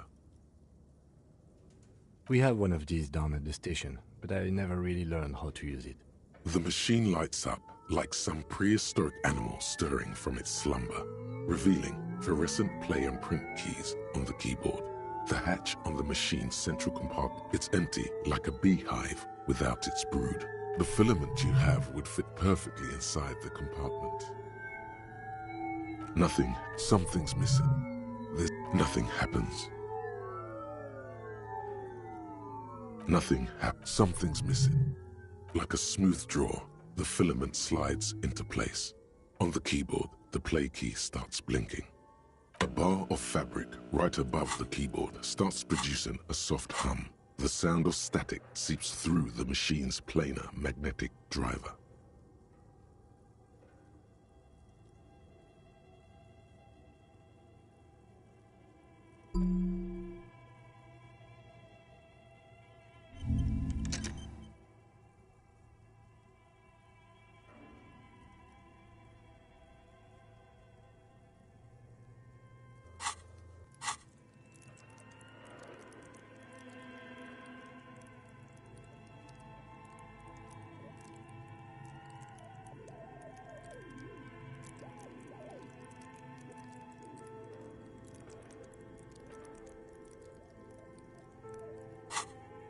Have you stirred the ghost of the doomed commercial area from its rest? Could this be its dismembered heart beginning to flutter?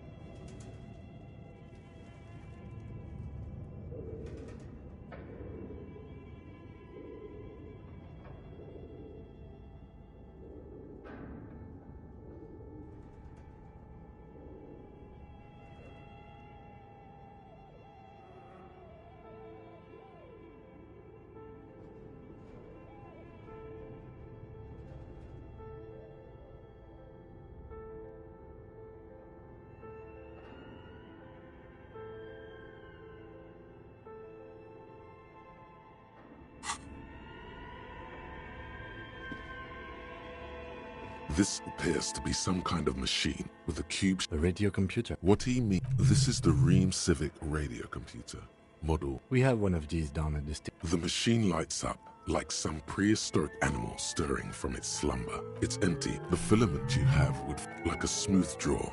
The filament slides into place. On the keyboard, the play key starts blinking. A bar of fabric right above the keyboard. Have you stirred the ghost of the doomed commercial area from its rest? Could this be its dismembered heart beginning to flutter? The static gets louder, slowly filling up the abandoned hall, until a voice speaks out, crackling and old, cutting into the air. Good evening, Fortress Accident en rue de Saint-Ghislaine. This is East Insulin. Please repeat. Is this the production schedule? The filament you have inserted into the reader? Yes. Is that the production schedule? Good. Please repeat the password. Password? Of course it would have a password. That's why there's a human administrator involved. No. A hint system is not part of the protocol for repeater stations. Still no. I am contractually obliged to protect the privacy of the filament holder, Fortress Act. I'm afraid we are not doing that, unless we want to wait for a month. Now, can you please repeat the password? Received. I will register this login attempt. Don't worry. Passwords have a way of turning up, sooner or later. Fortress Accident. Is there anything else I can do for you today? Fortress Accident is the company on whose name the terminal you are currently using has been registered to. One moment. Fortress Accident SCA produces revolutionary interactive call-in radio games. That's not bad.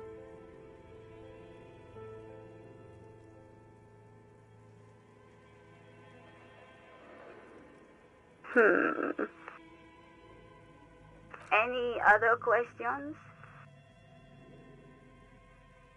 Yes, I am alive. She repeats passwords. Programming people are all paranoid. They are merely cautious. It's my job to protect their filaments as a password repeater at the East Insulindian Station. I work as a repeater at the East Insulindian Repeater Station. It's my job to know where you are, Fortress Accident. As for me, well, I am sitting in my cubicle, surrounded by a wall of radios. Doesn't it get lonely, sitting there all by herself? Lonely? Why would it get lonely? I get to talk to people all day. That's why she does this. Now, please tell me if there's anything else I can do, Fortress Accident. Thank you, and goodbye. Tiles on the cube are still smoldering, casting the framework in a soft glow. Fluorescent play and print keys shine on. Nothing happens. The speaker comes to life. Static seeps through the machine's planar magnetic driver. An old lady greets you. Good evening. Please repeat. Is this the production schedule? Good. Please repeat the password. I am contractually obliged to... I'm afraid we are not doing that, unless we want to wait for a month. Now, can you please repeat the proceed? Don't worry. Fortress Accident. Thank you. Tiles on the cube are still smoldering. The filament slides out of its glowing nest.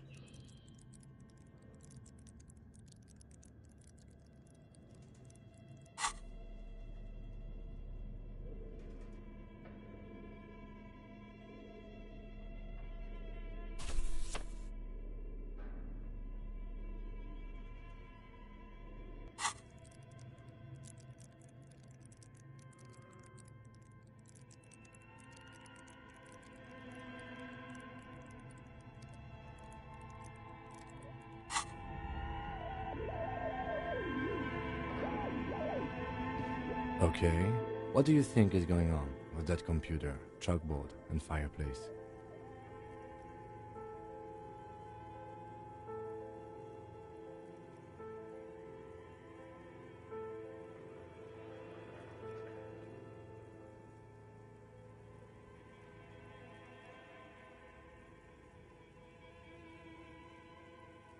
No, that's not it. I think... Like he's ready to lay out a fine theory, crafted together like a puzzle box. It looks like one of those popular pen and paper role-playing games, only these people were trying to automate it, make it work on radio computers. Utter madness, he thinks, as a compliment.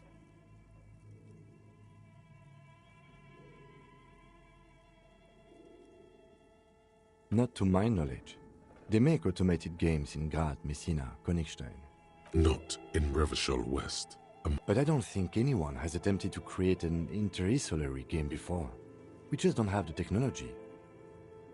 Through call-in stations, none of the players have to be physically present. Anyone in the world can participate in the game, as long as they have a two-way radio. Then there's the Game Master frequency that listens in on the smaller call-in stations. I think that was supposed to coordinate the stories, functioning as a master of ceremonies of sorts. Coordinating so many games would take a whole switchboard of people, possibly divided into sub-frequencies. Indeed, those Welkins are a dead giveaway. Role-playing people love that stuff. The world looks like a modified version of the WeWorld board game. with heat death thrown in. Super cool. Someone should give them millions of real immediately. This game is too good to be left unfinished. No idea. They stopped filling out the schedule on the chalkboard. Indeed, it's ambitious and untethered from reality, but...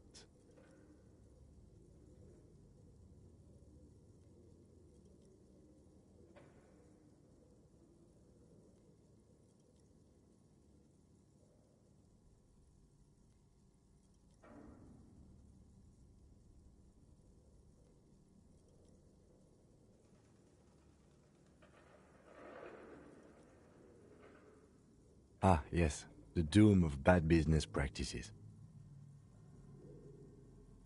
Okay, let's keep moving.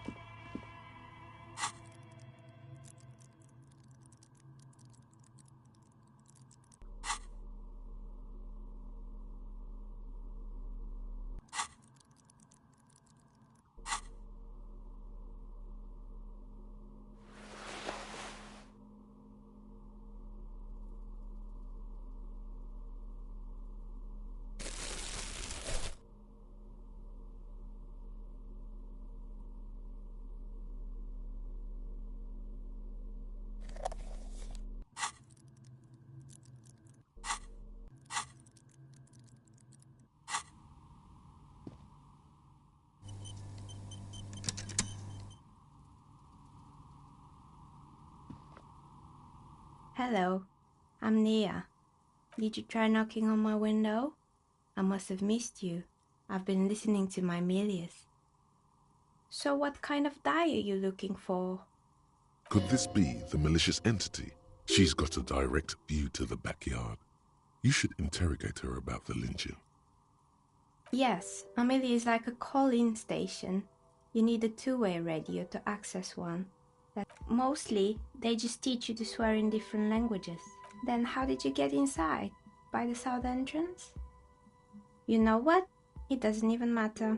I'm a novelty dice maker. Role-playing games? You know the one made by Fortress Accident. Does that count?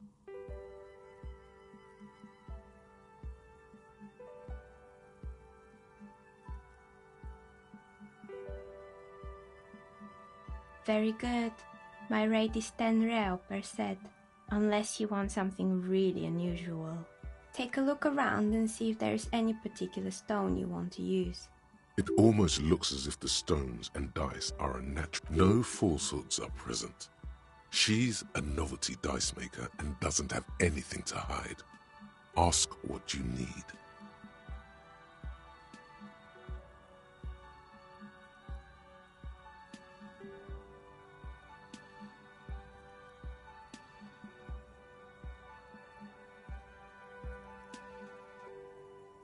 How did I become one? It was a business decision. I was a regular jeweler at first, but that's an unfocused field. Some of my friends were role players. They asked me to make some polyhedral dyes out of cobalt. Not especially. I like working with rare materials and a steady pay. And role players as Costeau. Some of those nice people have big bucks to spend on. She's thankful for the security they provide her.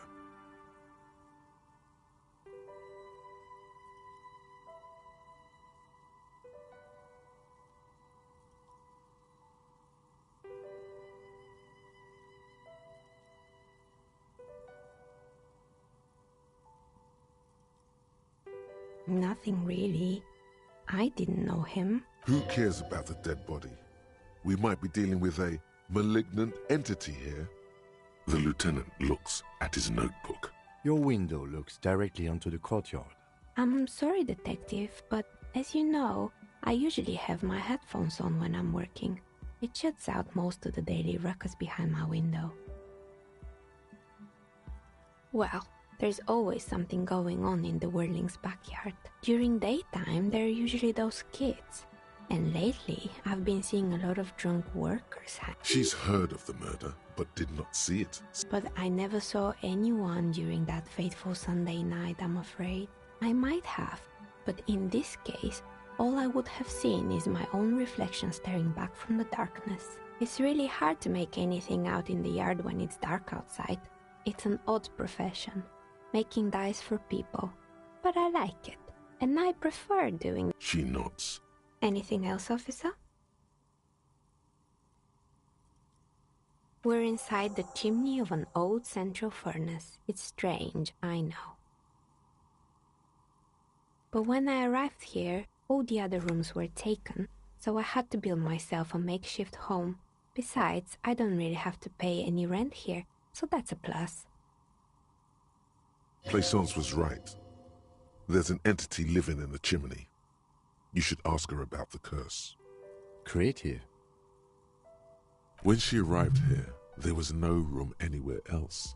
She must have known the other businesses.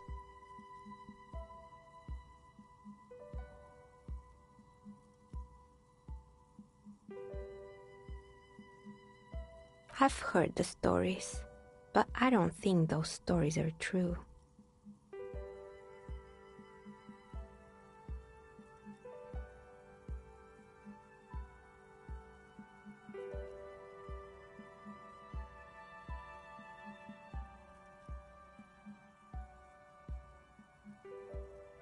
It's just capitalism. We only hear about tales of success, so it's often surprising to realize how many ventures actually fail. Plaisance, the bookshop lady? I've heard that her business is doing rather well. Have the energies spared her somehow?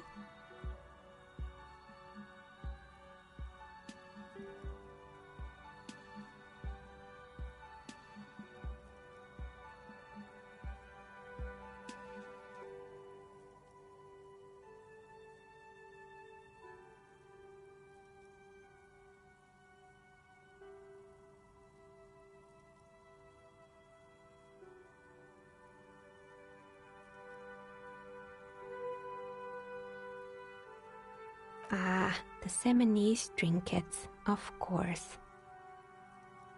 But it doesn't. This is merely a sarcastic response.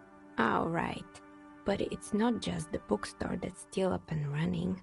What about the whirling in rags? Some people say it's part of the building complex.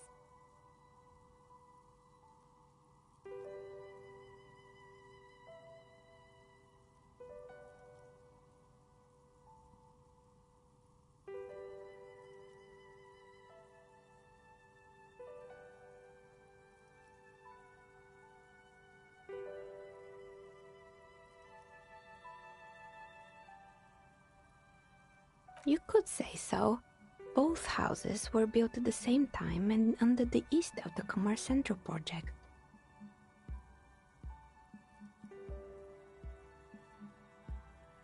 And then there is me. I've been here for 14 years, selling novelty dice to role-playing enthusiasts. Not exactly a million-real business idea, yet somehow I've survived despite the talk of malicious energies. Strange, isn't it? Maybe it's just because she's so talented that she's been able to woo the curse.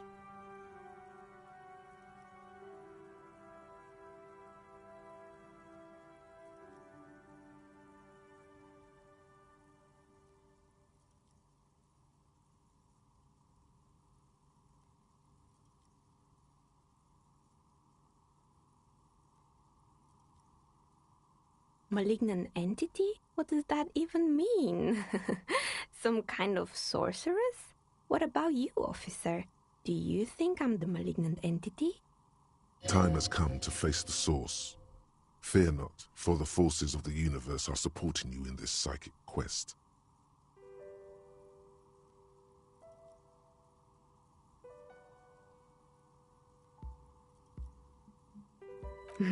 So I'm the grand dragon in the cave. Might I ask what supports this claim?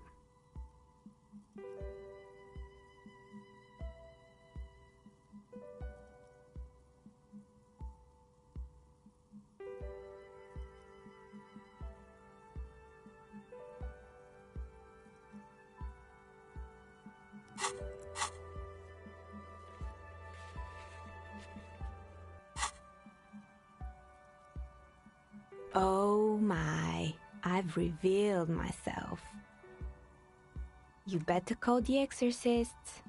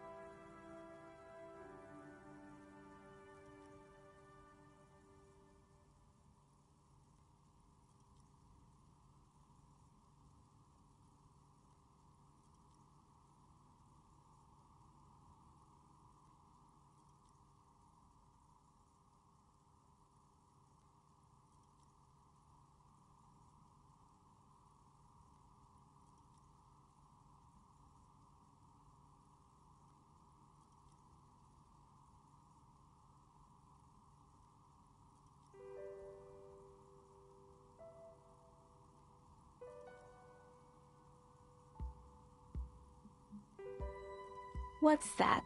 A union for clairvoyance? They have unions for everything nowadays.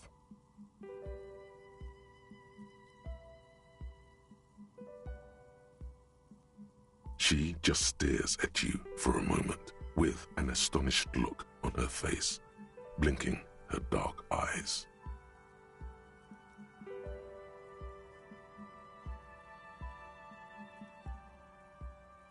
It's not real, ma'am. He's making it up. Yes, I figured.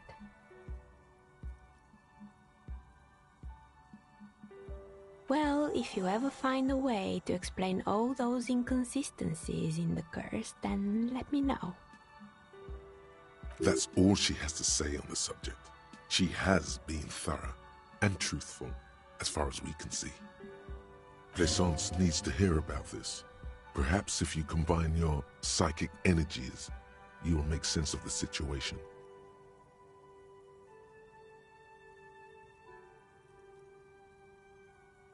The bookstore closes starting 2100. You'll have to do that tomorrow.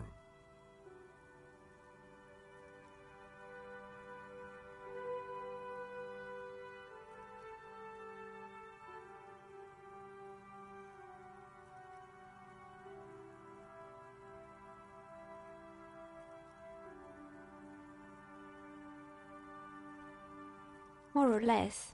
Are you interested in anyone specific?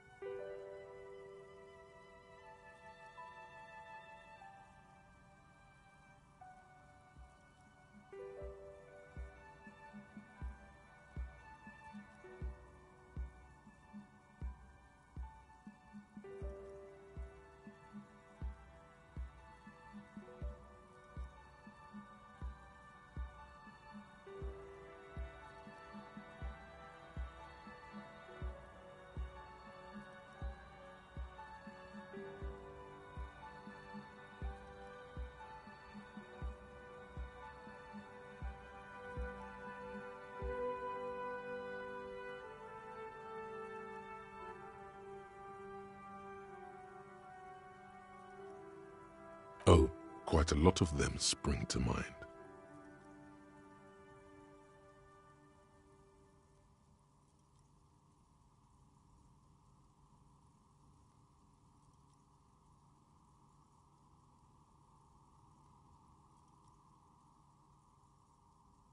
Yes, I think it was called Androgynous Orlando or something similar. They weren't a big hit around here. Turns out that working class men don't like genderless haircuts. A bit of experimenting every now and then isn't bad. It's not about the haircut, it's about the confidence.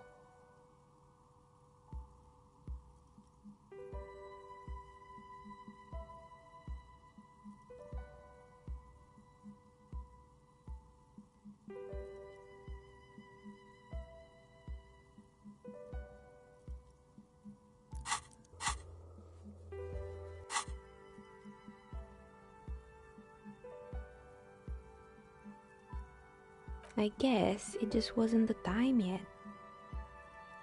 It wasn't merely a gym, it was Artemitep's boxing club, a community project created to steer at-risk youth away from drugs and crime. A kind man from Zemsk. I heard he had some trouble with the law when he was younger, and that's why he wanted to start the gym, as his way of giving back. Cuno. Who's Cuno?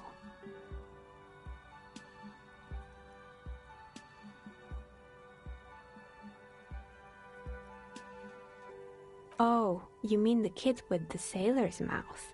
Yes, I've heard him yelling profanities in the backyard. I think it would take more than a gym to help that kid. Cuno. Who's Cuno? Oh, you mean the kid with the sailor? I think it would take... Oh, you mean the... I think it would take more than a gym to help that kid.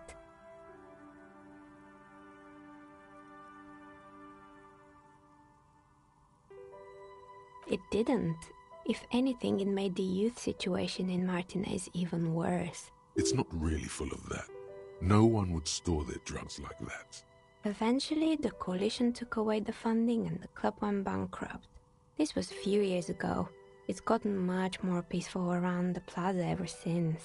Oh, this one's a mess. Turns out, the business was actually set up as a front for an illicit group that was producing snuff milias. What's a snuff milia? And they never cleaned up the debris either. Now it's just littering the hallway and I have no idea how to get rid of it on my own.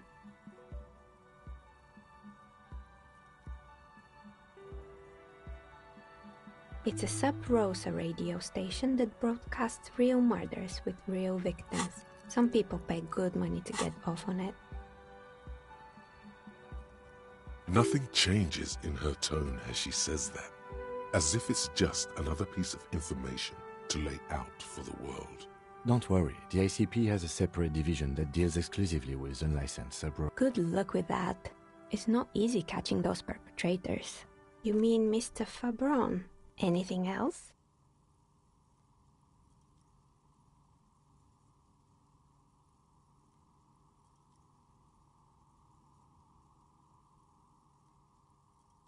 You mean Mr. Fabron, the taxidermist? No, he mostly just did drugs.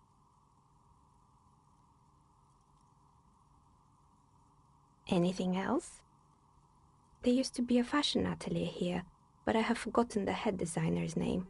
They were doing well for a couple of years, until the Insect Rights Act. The atelier produced a certain collection that used chitin among the materials. And you know how all kinds of political movements are big in the Occident. And, naturally, all the most fashionable tastemakers refused to be seen in chitin from then on. The atelier went bankrupt before they could finish the collection. Really? Anyway. Poor guy. Suddenly, you get a feeling that insects are important to the case somehow. It's hard to say why. They were made by a company called Slipstream. After they pivoted from making rotor blades to skis, their chief executive took off on a vacation. But honestly, I think it's quite funny. I think he's still sending out holiday transmissions from Tulula or Tiumotiri or Hardcore or wherever he is. The usual, I imagine. But he's been thinking up all kinds of new business. Men like that are a curse. Sure, but Slipstream is history now. Oh, I have no idea why. They were just the props. Maybe you could make a sword out of one. No, wait, forget it. It would take too long. Fortress Accident, the radio game studio. She liked them. They were an interesting bunch. We talked about role-playing systems every now and then. Once, I even saw two of them get into fisticuffs over Wirral. They certainly took their work very seriously. Even the usual, they ran out of money and couldn't get the project done on time. Well, I did hear them talking at times. They seemed to believe they were historical individuals on some grand quest. She sounds almost mocking when she says that.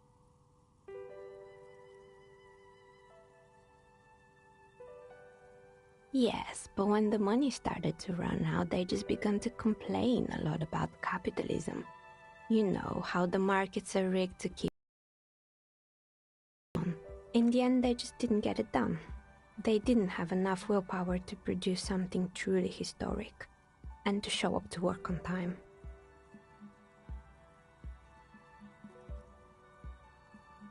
Not the wisest decision. You would have lost all your savings. The result is 1 on a 20-sided die.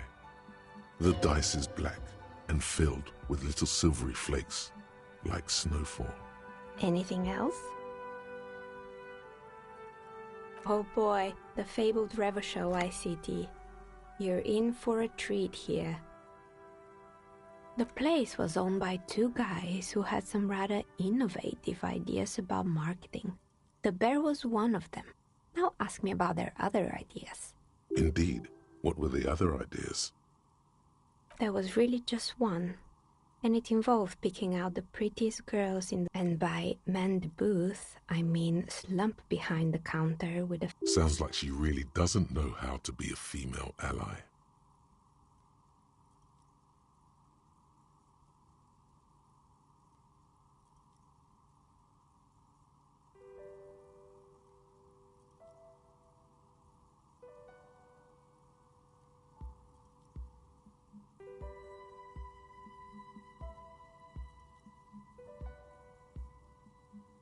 I'm not talking just about women. There were also men. Miniature gorilla-like boyfriends loitering near the ice cream stand. And they already had the bear. The bear. Of course not. The bear was terrifying. No one wants ice cream guarded by a hostile apex predator. To make matters worse, the fridge didn't work too well either, and half the ice cream came out malformed and partially melted. Eventually, Revachol ICT lost the price war to its rival, Glacé 5000. Glacé 5000 sold caramel sundaes for only 5 cents a piece, out of regular fridges. Maybe, because the taxidermist who made that bear definitely wasn't. Doing his best, I mean. He said that the bear was his vision beast. He said he met his vision beast while high on desiccants. Called it Megatherion. Sounds cool. Why is everyone doing drugs in this place? Even the taxidermist? Megatherion, a mega wild beast. It's an imaginary beast that guides you through life. By telling you to do more drugs, mostly.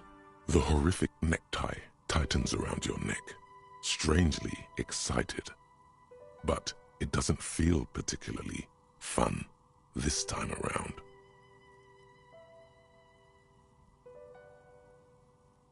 What?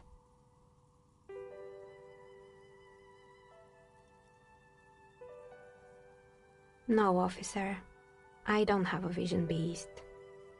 Normal people don't have vision beasts. Only drug-addled madmen like the taxidermist do.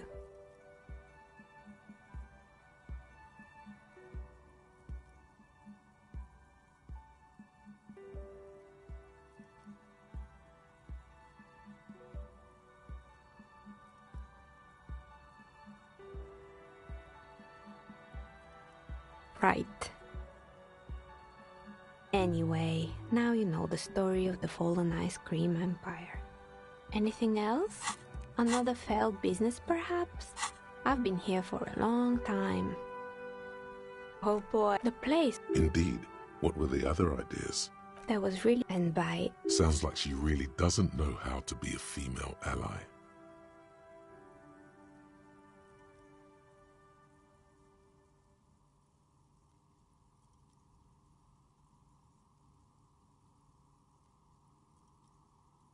It didn't. Occasionally the girls had their friends over, and they already had the bear. Of course not. Eventually, Ravishell Ice City lost the price war to its rival, Glacé 5000. Glacé 5000 sold caramel sundaes for the taxidermist who made it said it was his vision beast. He said he met his vision beast while high on desiccants. Sounds cool. Why is everyone doing drugs in this place? Even the taxidermist? It's an imaginary beast that by telling you to do more drugs. The horrific necktie tightens around your neck, strangely excited. But it doesn't feel particularly fun this time around.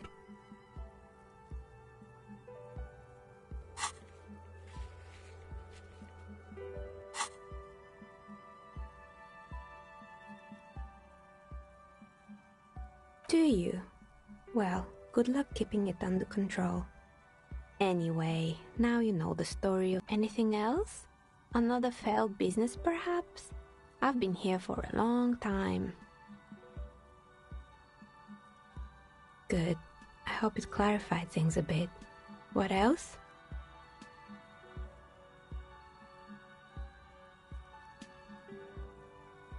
Of course. Tell me what you have in mind.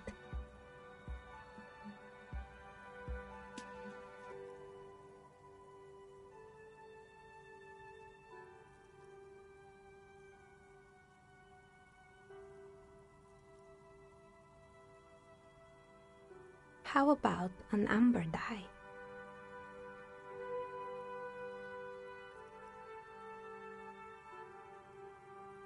Alright, maybe some other dye then? How about... Who told you amber was cheap? It's beautiful, really, and has been treasured since the ancient times. For 7 real, I'll craft you a 13-sided dye from piece of amber with a fossilized insect. It's perfect for those who can't seem to let go of their past.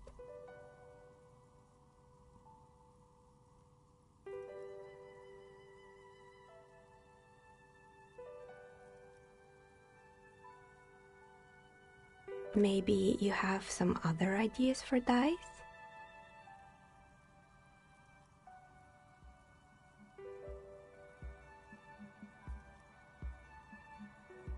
A normal dye? A polyhedral dyes. Come on now, be a little creative. I think I have just the right one for you. Police colors. Not the most original, I know, but sometimes the obvious choice is obvious because it's best. Here, catch. They're a gift from me.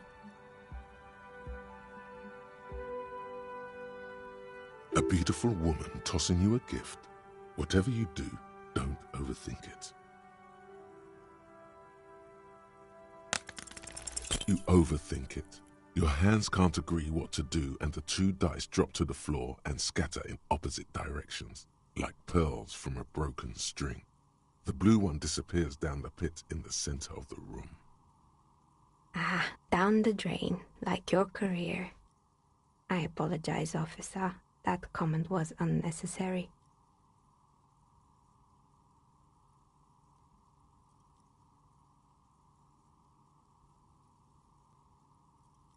That one is made of bloodstone with a lapis lazuli inlay. The other one was the inverse. They were a set, you see, but now the set is broken. It's a shame. They might have brought you luck. And you definitely need luck in Martinez.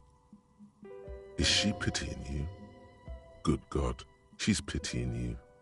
Now, was there anything else?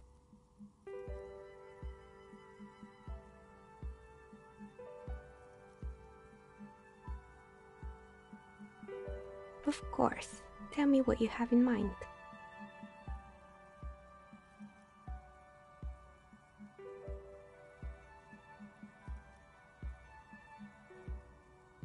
A star that fell from the firmament?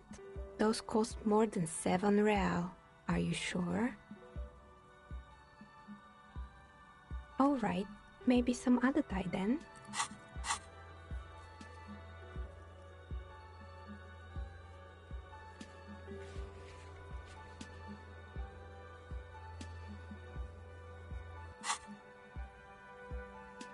What do you mean by cursed?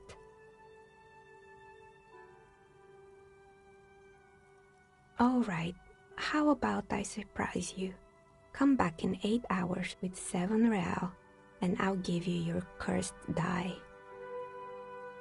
Maybe you have some other ideas for dyes? Ah, yes, Fortress Accident.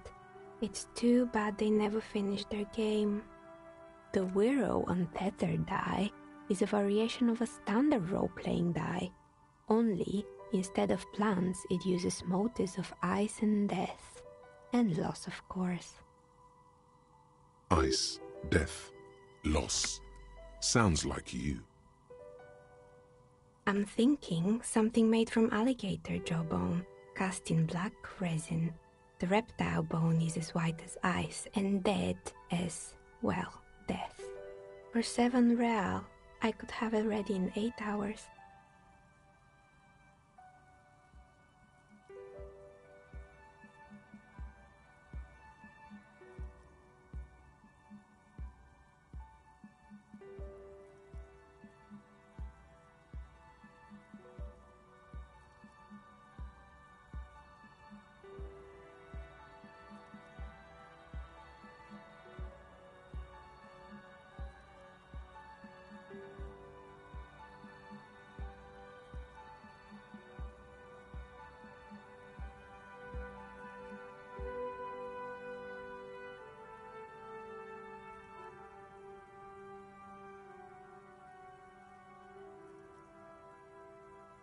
It's an icositetrahedron, a 24-sided die that can produce results for 2-sided, 3-sided, 4-sided, 6-sided, and 12-sided die with a single roll.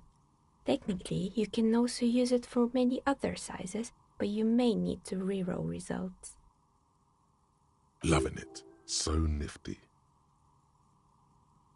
Untreated bone is porous and prone to chipping.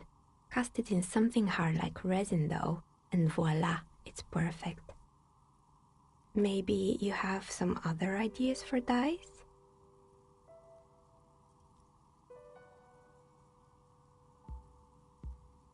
A normal dye? I'm a novelty dyes maker. I don't polyhedral dyes. Come on now, be a little creative.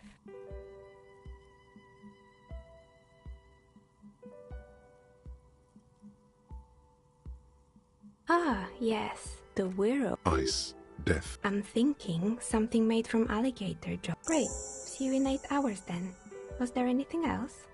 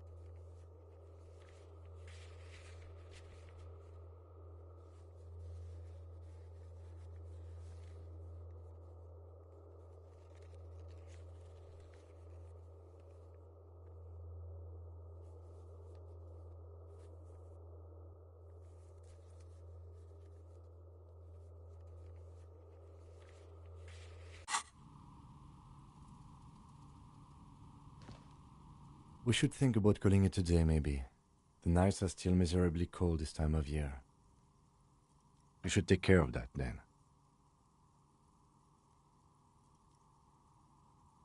Let's talk to him anyway. An officer of the RCM shouldn't be sleeping in the street. We'll figure something out.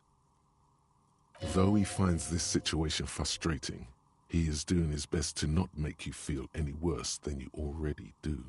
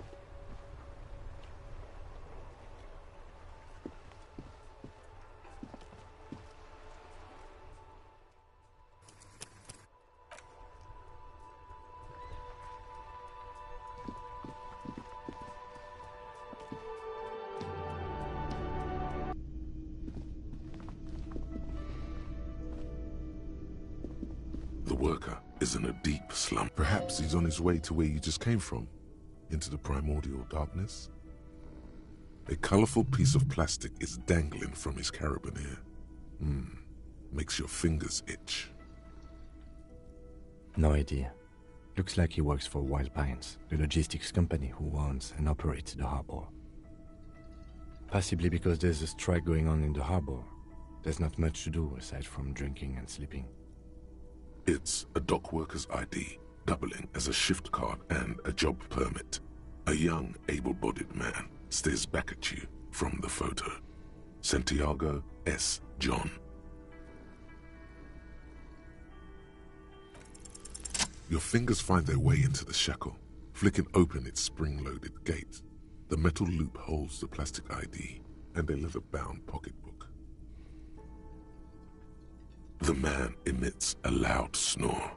Is he about to wake up? Doesn't look like it, but you never know. Better be quick.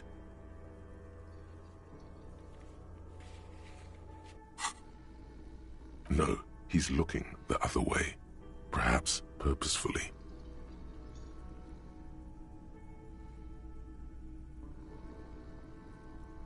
You slip the plastic ID card out of the loop and pocket it. The man continues to snore.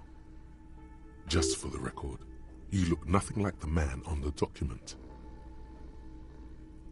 You find a black paper note with a woman's profile on it. Seems like this woman lived centuries ago. The note says, 5 real. It feels nice and greasy. No, he's looking the other way. Perhaps purposefully.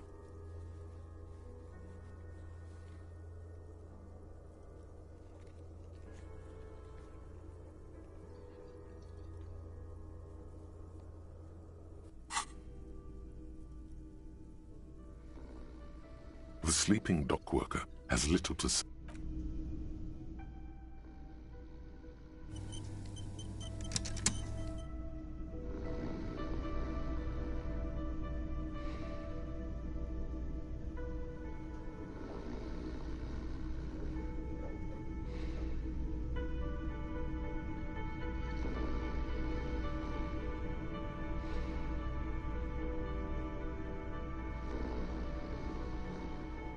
The worker is in a deep slumber. There is only one way to awake this bone idol from his slumber. Roar like a hurricane. Rip the buildings from the earth. Why the yelling, man? Looks like a sow descendant. A lot of sow dock workers around.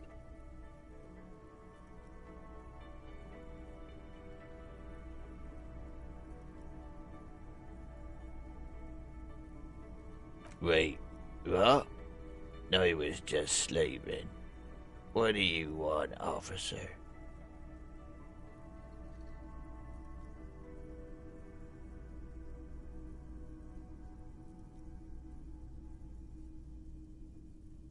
Thank God, no.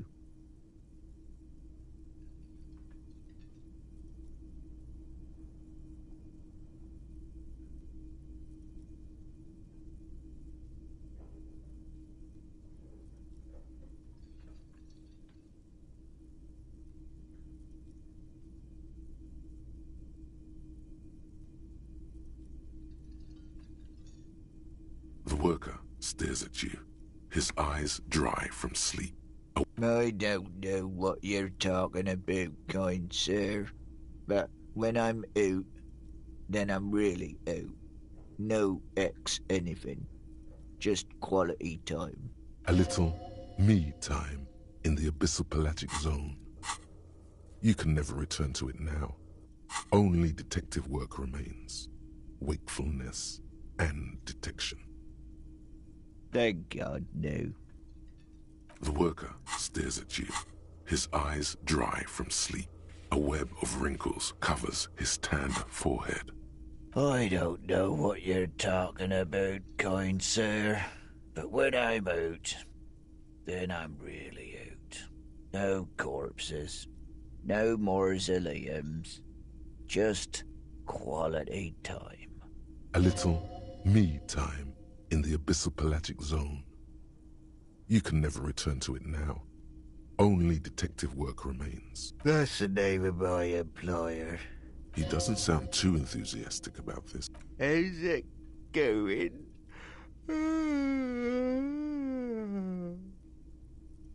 Haven't you noticed what's going on outside?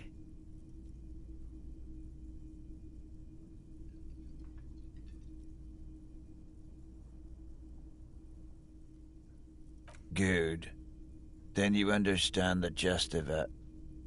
We would all be better off without the employers.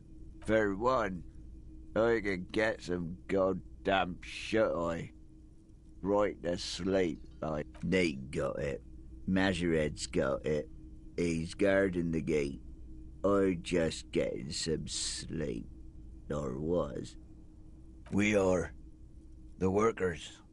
The union. We know what we need. What's right for us.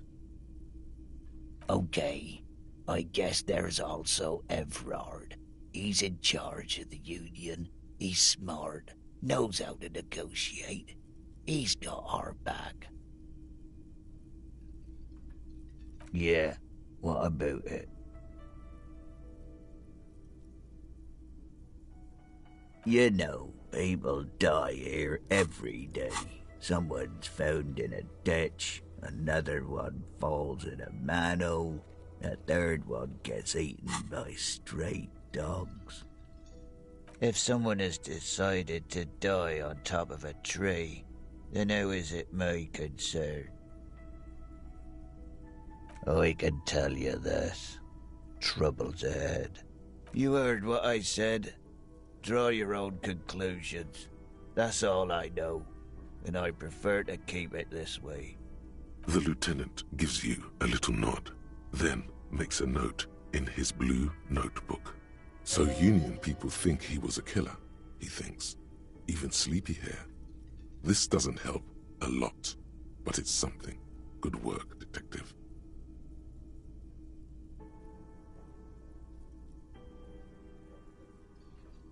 Indeed. Help yourself to some. Wait, no. Oh, it's empty. Sorry about that, pal.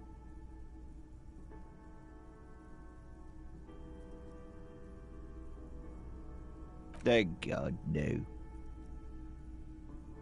The worker stares at you, his eyes dry from sleep. A web of wrinkles covers his tanned forehead.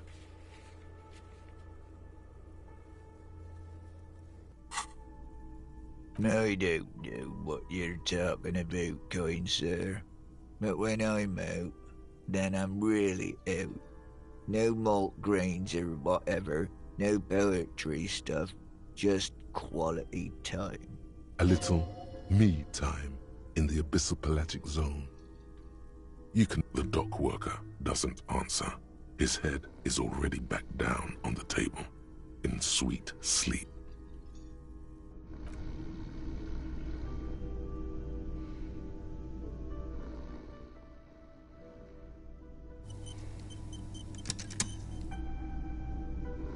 The worker is in a...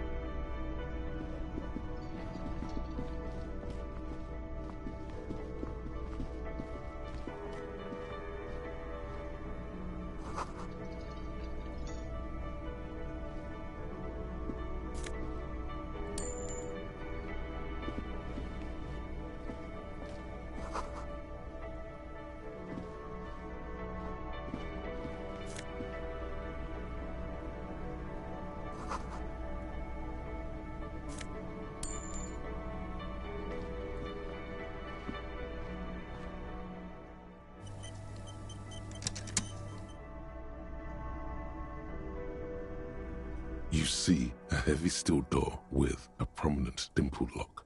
It's painted blue. You immediately feel drawn to the color. Blue is for mystery. The cobalt blue surface, old cobalt paint, rough on the fingers. You do?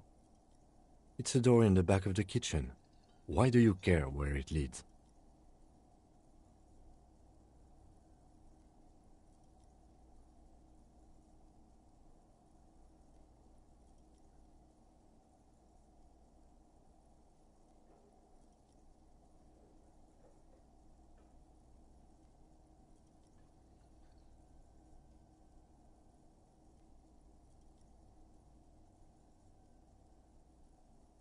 Eccentric. But okay, I suppose we could look into it. He's not bothered by your eccentricity. He seems genuinely intrigued himself.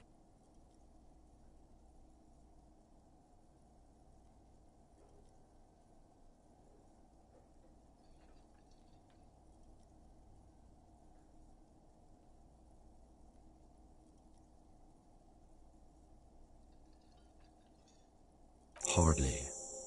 Anyway, Gart is the person to ask about this. The cafeteria manager. The door does not budge. The old cobalt paint, rough on the fingers. The door does not.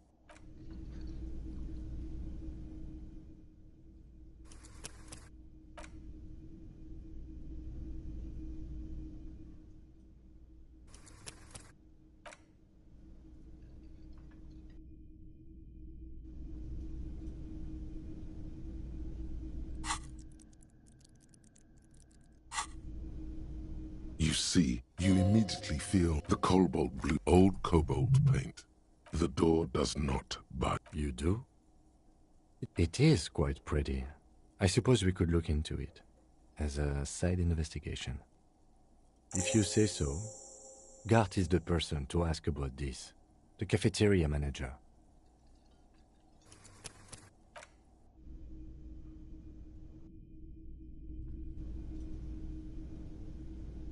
You see, you immediately feel. You do? It's a door in the back of the kitchen. Why do you care where it leads? Yes. I suppose it's worth seeing if we can get in. Just to be thorough. As a side investigation. Gart is the person to ask about this.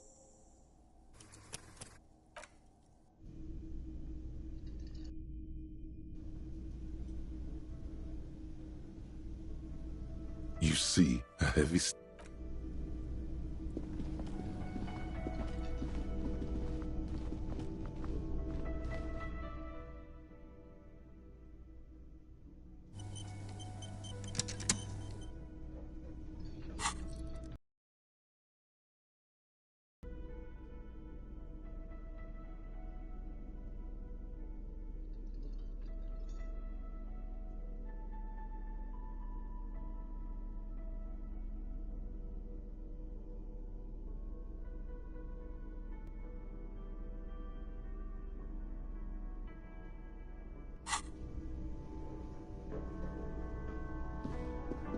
Hello again, sweetie.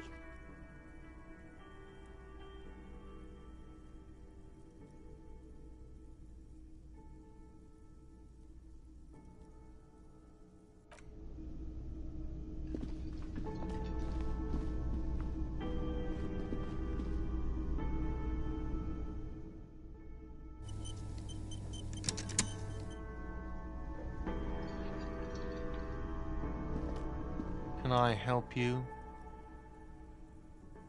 Yes, have you got it? Does that arrangement include you paying me what we already agreed you owe me?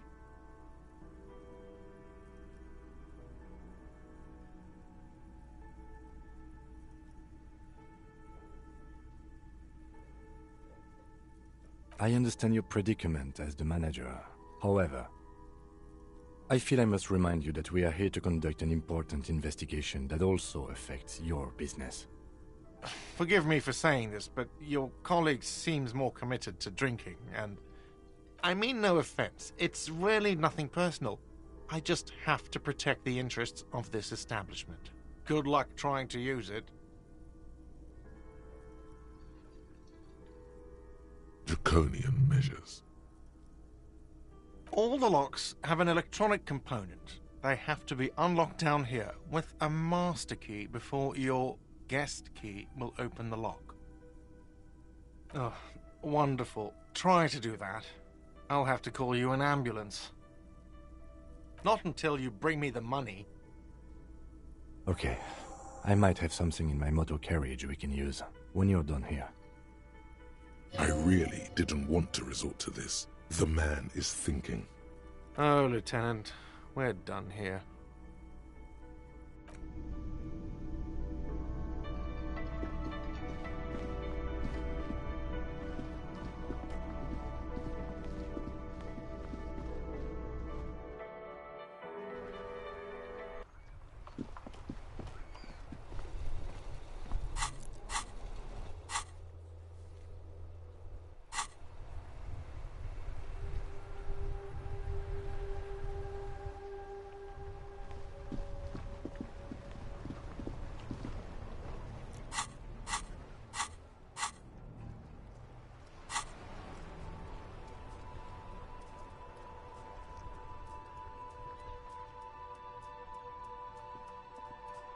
Inside, you see a set of steering levers, a radio microphone. I have something here we could sell. Transport enclosure. Regular people just call it the cage.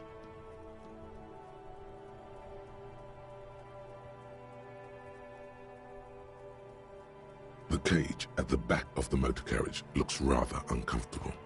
4 shiny hubcaps are stacked against the seat. Their silver edges sparkle in the dark.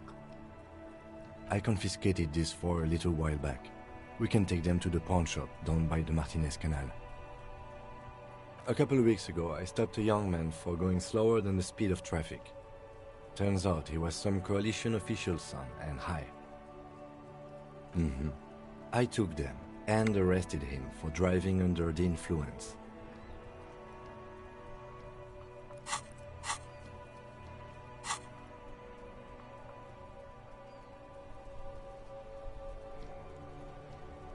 I don't know. Is it?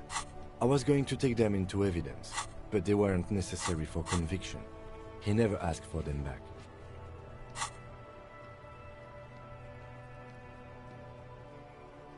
There are spinner hubcaps, frivolous things you put on your wheels. When the wheels come to a stop, the caps keep on spinning. There's no real use for them, it's just for vanity. No, that would be silly. I don't know why I kept them. It doesn't matter. I couldn't put them on this MC anyway, a cup with spinners. That would be outrageous. He flashes a smile, barely visible in the dark.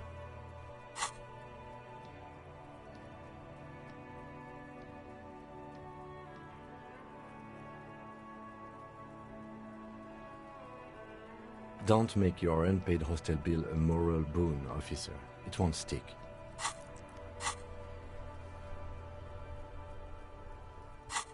Shot down. I've nothing to add.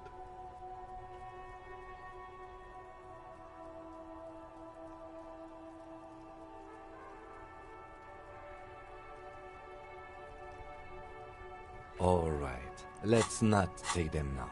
Then come back once we realize we have to.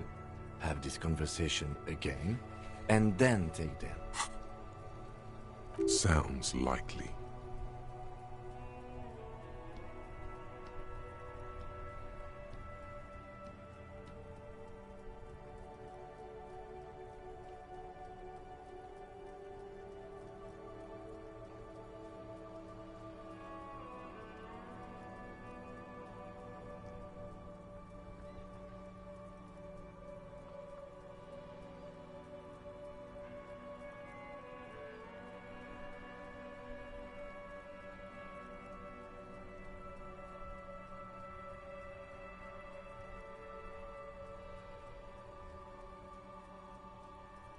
The cage. I confiscated this for a little while. The lieutenant nods as you take the spinners.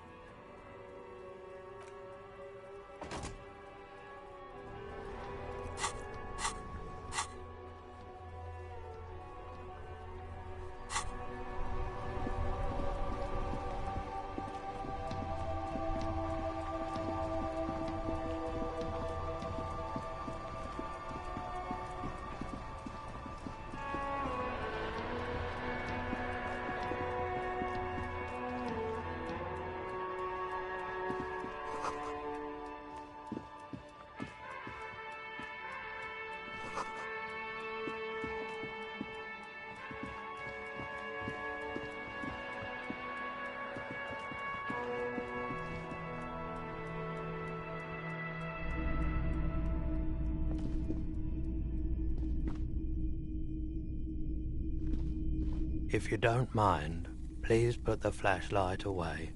Some of us have photonic sensitivities. Photonic sensitivity is not generally acknowledged by the medical establishment. Put the flashlight away, officer. Having it is a privilege, not a right.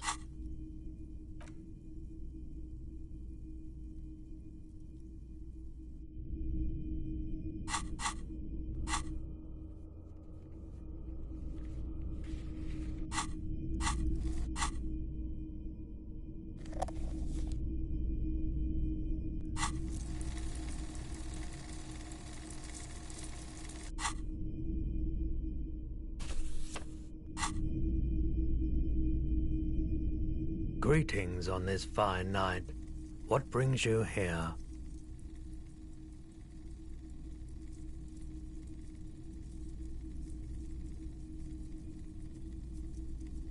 The pawn shop is always open.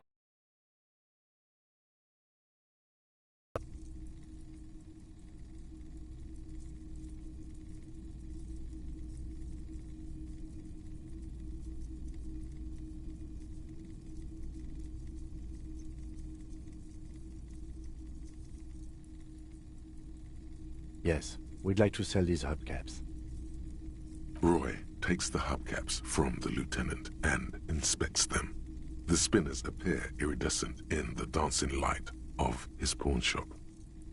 Yes, these are very, very good. Did you defraud some foreign prince for them? Jump a mesque banger? No matter. I'll give you 200 real. No one was defrauded or jumped, I assure you. Of course. I meant no offense. 200 real for you, officer.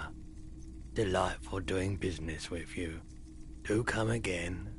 Thank you. Here's the 60 real you need for your bill. Do not waste it.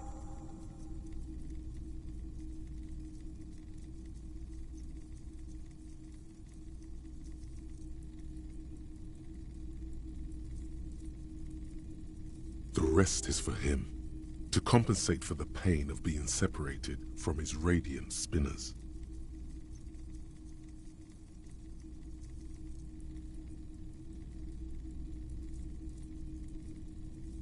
The windfall is a small consolation.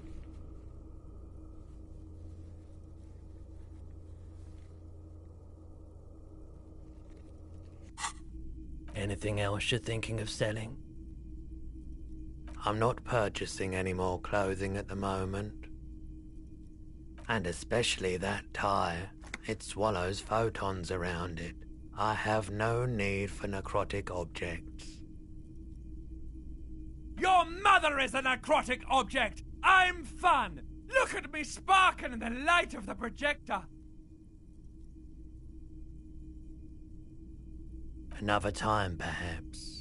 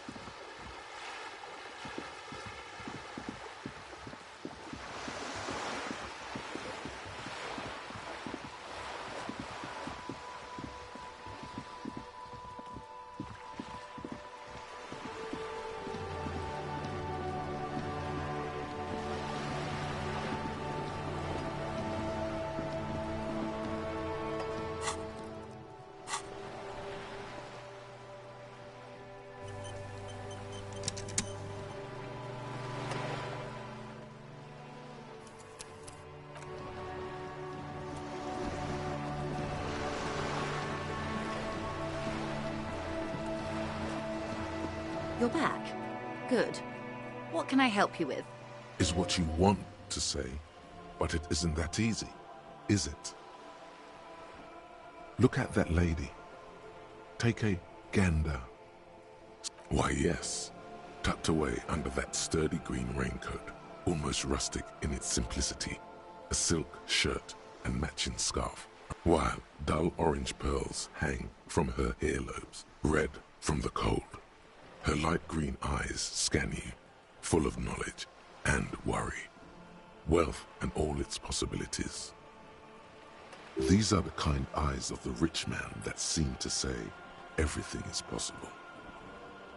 Within reason. Now look at you. You misery-clad simian. Barely able to tie your own laces. Your armpits are lakes. A scythe of booze precedes you. Your hair sticks to your forehead, and your underwear feels uncomfortable. You're poor. Poor as balls. You can't ask this person for money. You're too...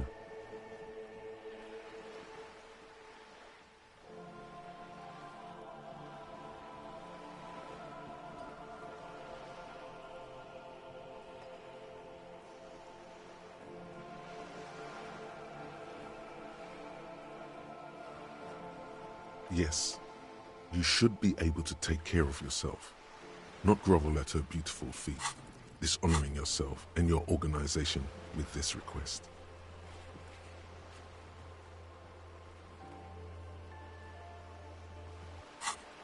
As I was saying,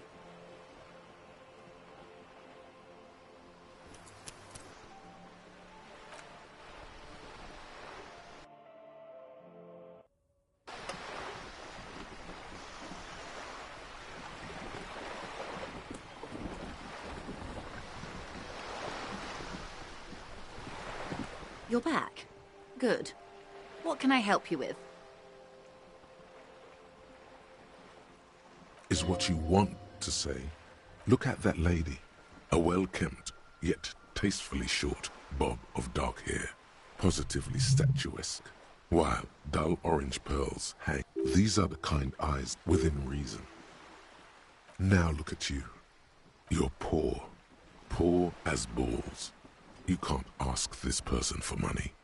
You're too...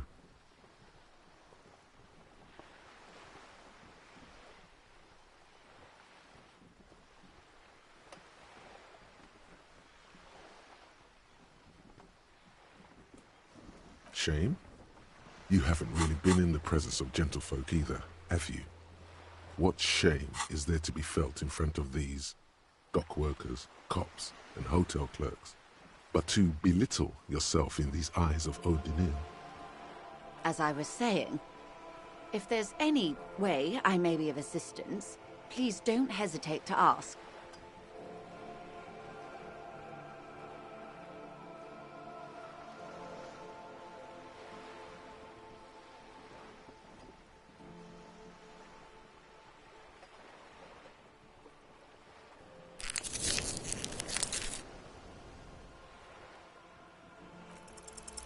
Voila, you're doing it.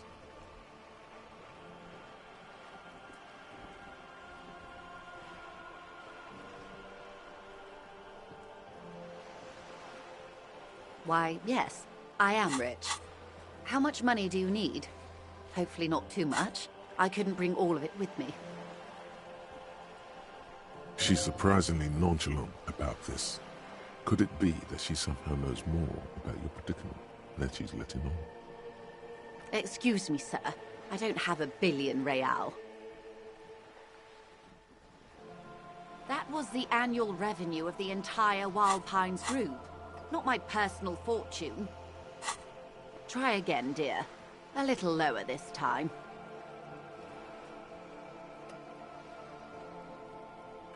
So would I, but whoa. There is no such denomination. Ideas like this one are all part of his rare medical condition, man. Nothing to be worried about. Come now. Nobody carries that much cash on their person. Particularly in a place like Martinez. I'd get robbed.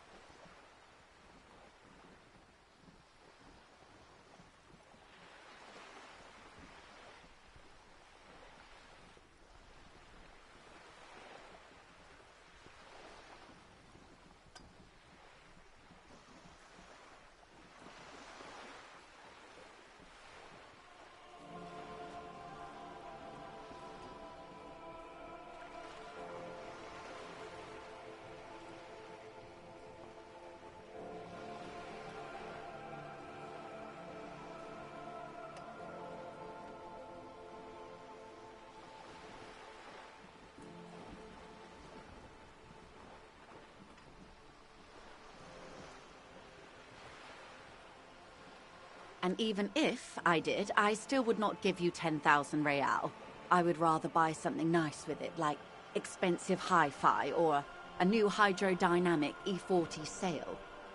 Her tone makes clear that you violated some kind of rich person taboo.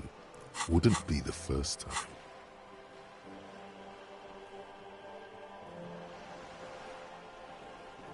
It is. Fast and silent.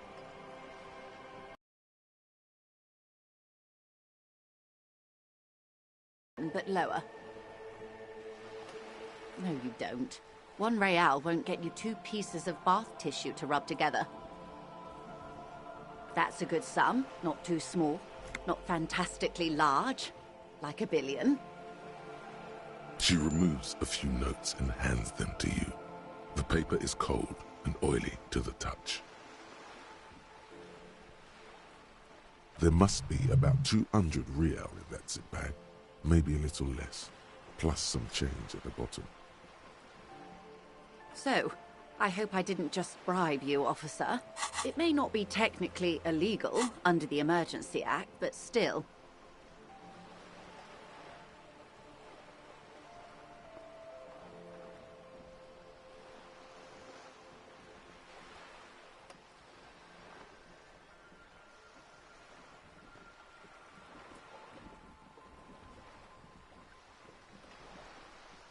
You're right, ma'am, that donations are permitted under the Emergency Act, unseemly as it may be, as long as they are properly logged with the precinct.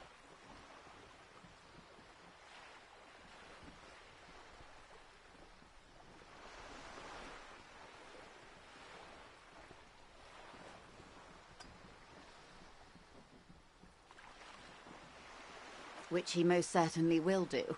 Now, how else can I help the RCM today, besides supplementing its salaries?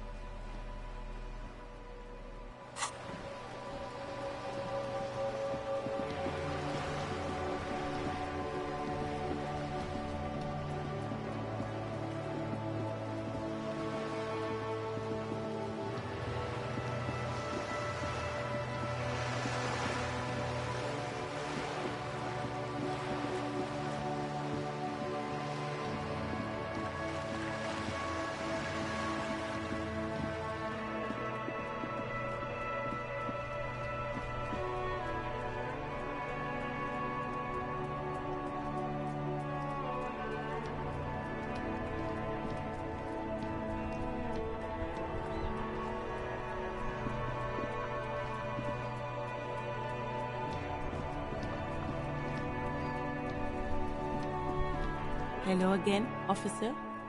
How are I'm a Nighthawk. What can I say? There's a little meanness in that smile.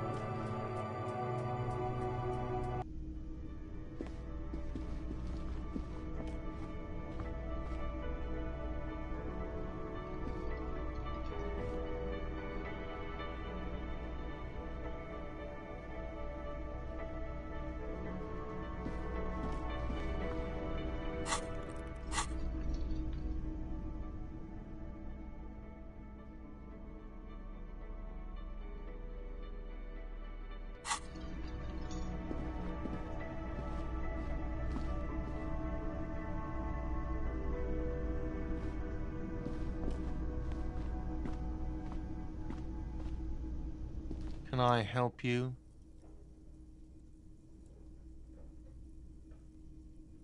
Yes, have you got it? Well?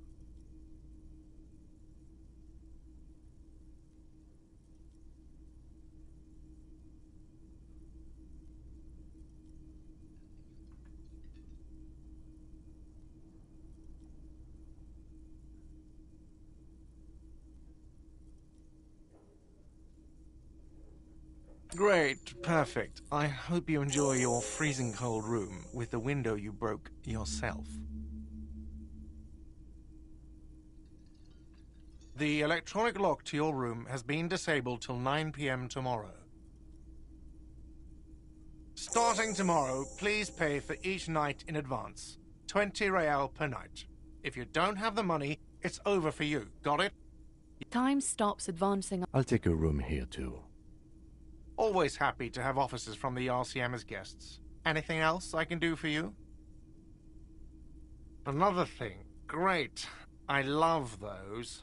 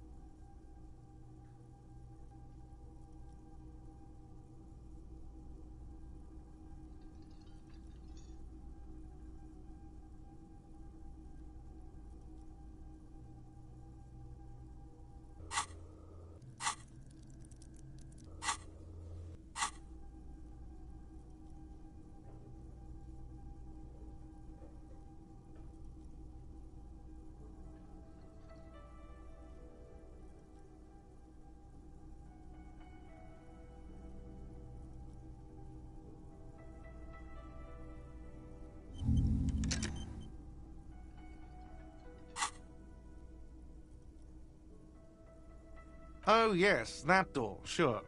There's nothing mysterious about it. It's just a door. No, I don't have a key. I don't know how to get there. And I don't care either. It's not like I've been wondering about it for 10 years. It's just a frit warehouse, probably. Or some boring storage space with a bunch of old junk and dust. Junk and dust.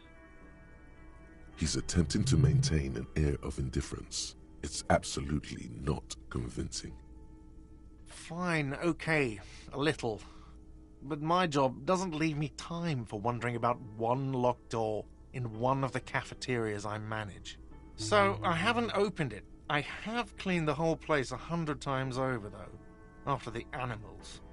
And I haven't found a key, so good luck with that. Yes?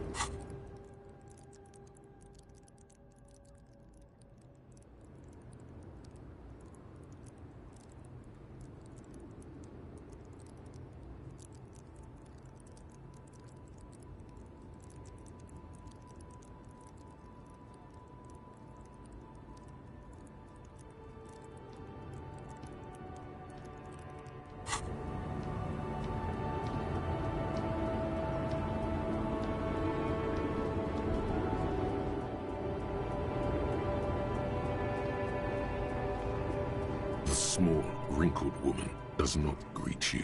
She nods along to something on her radio. A photograph is clutched in her hands, and there is a warm smile on her face. The photo, an ambrotype from the turn of the century, as golden as her smile. No response. Wherever this woman is, your words fail to reach her. If you want her attention, you may need to be more forceful. Where am I? Who are you? The smile on her face has disappeared, replaced by the wary aspect of a cornered beast.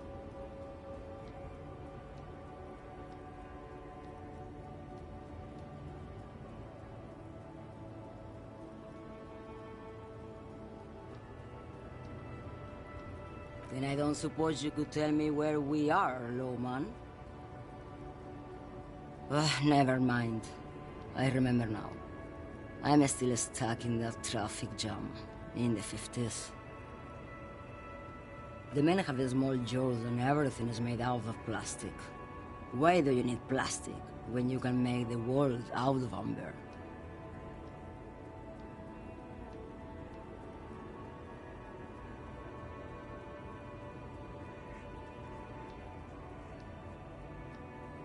Back in Mecca, during the time of the revolution, the sidewalks and cafes are filled with young people. I was on my way to see a new Boyadero picture starring Gabriel Buenguerro. Until you came along, that is. This is Gabriel Buenguerro. A strikingly handsome man looks straight at you, his head crowned with a wide-brim hat. His hair is dark as an oil slick, and his jaw, the most perfectly chiseled thing you've ever seen. He was the biggest star of his day. Girls used to faint in the aisles of cinema whenever he came on the screen. And schoolboys used to memorize all his lines. In all likelihood, it's a world that's only ever existed in her mind.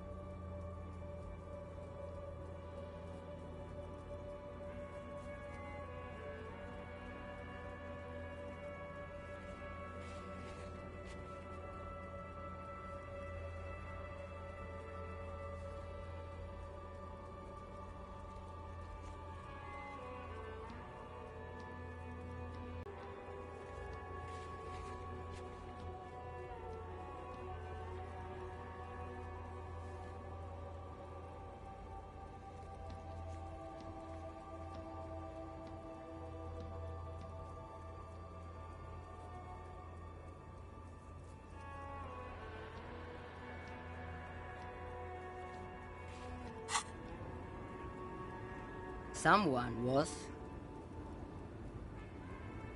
They are someone's memories, boy. What difference does it make if they're coming for this, you know? All of this. All of what? The world? The present? She seems to derive some bitter pleasure from this strange thought, as if the past will one day wipe the present away, like a tidal wave approaching. Why not, Harife? It's not like I have anything better to do in this hellhole. Diamonds. Of course not. Whatever stupid things they put in the lorry, I imagine.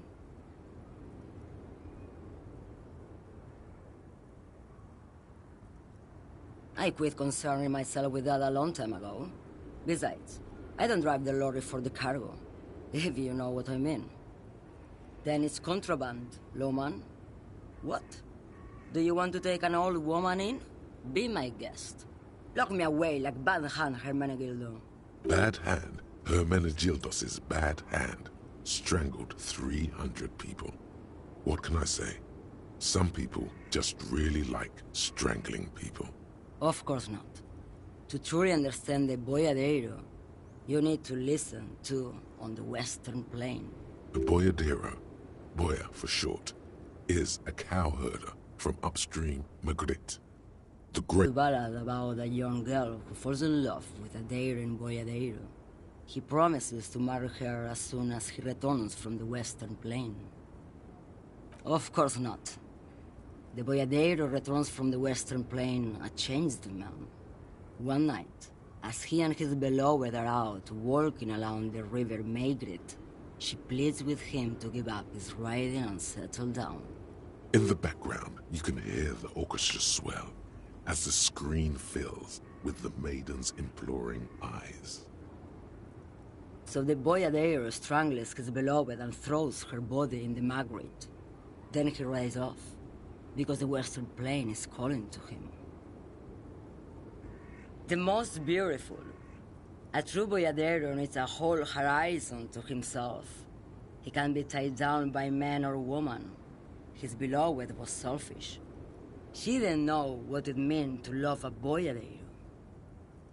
She's just a distracted old woman. We should maybe let her get back to her things. So he doesn't think she's a smuggler? You hear that, Lowman? I don't think your partner likes you spending too much time with me. Nothing. I just don't think she's connected to anything. He doesn't want your frail mind caught up in something here. Something unconnected to the case. But connected to this woman tuning out like that.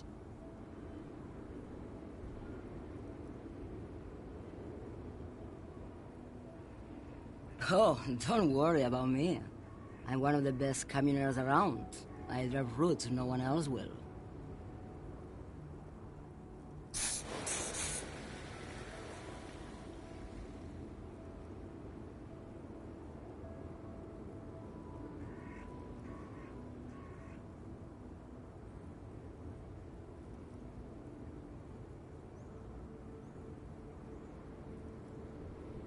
Lomonosov's land, Udajnaya Zemlya, the Western Plain, the Transcatholia Magistral, U41A, Adestradas du Mirador, all the good ones, the deep trenches, where the bluebirds fly.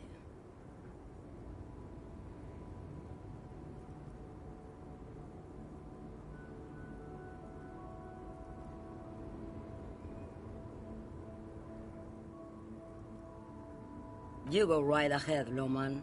Let me know when you find them. I can't wait to read their reports. Is that all you woke me up to say? She's just a... So he... You hear that, Loman? I don't think your partner likes you. Oh, Lomonosov's land, Udajnaya Zem, the Transcatholia Magistral, U41A. You're right, Loman. I'm the one who should take my health more seriously. Thank you for looking out for me. A correct appraisal. You're quite shabby. Is that all you woke me up to say? She's just... So he... You hear that, Loman? Oh, Lomonosov's the Transcatholia Magistral. Irmao. I already am dust.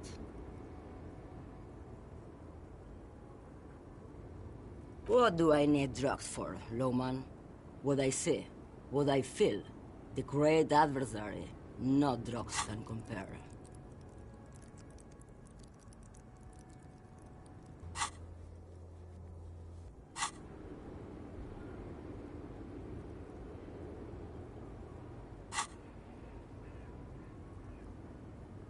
Yes, there is a protagonista and an adversario.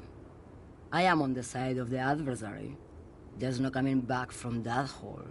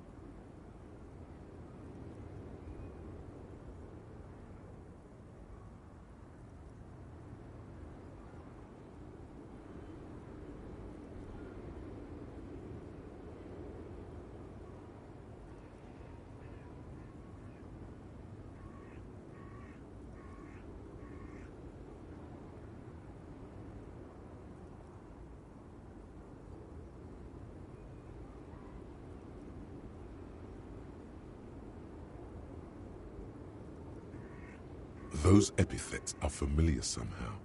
The great adversary, the great unrest. I don't like the sound of any of that. Sounds like a horrible drug. The worst one of them all. If you don't know, maybe if she thought you're corrupt.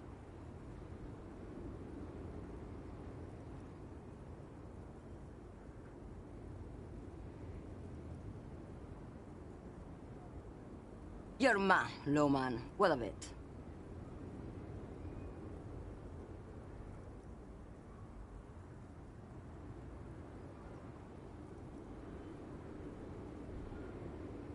Maybe. Probably not. Makes no difference to me either way. Just this month, I made half a dozen trips from Saramiriza to Grat, on the U41A. What do you think they take from Saramiriza to Grat, Lowman? No, Lowman, diamonds.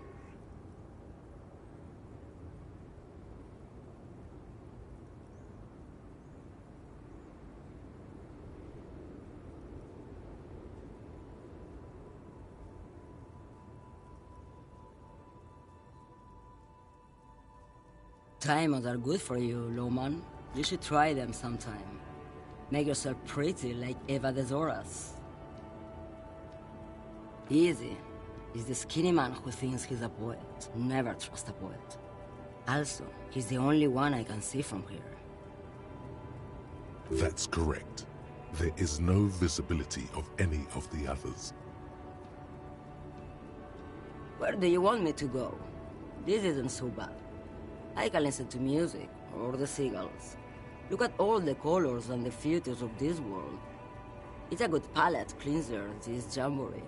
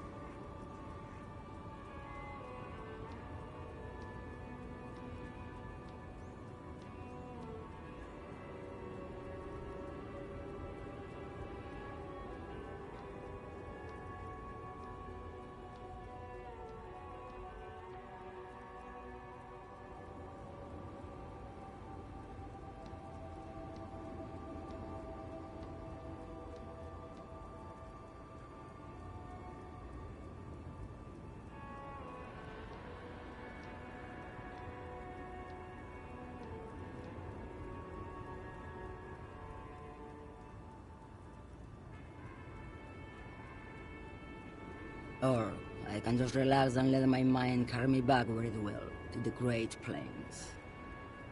I think we're done here, no?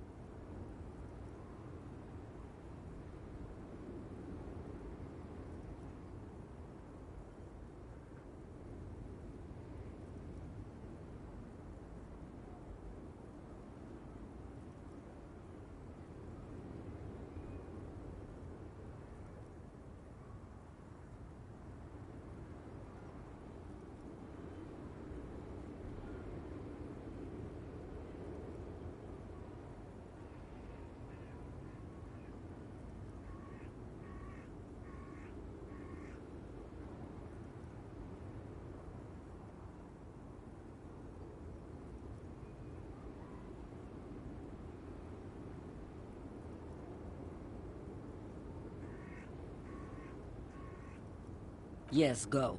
Enough.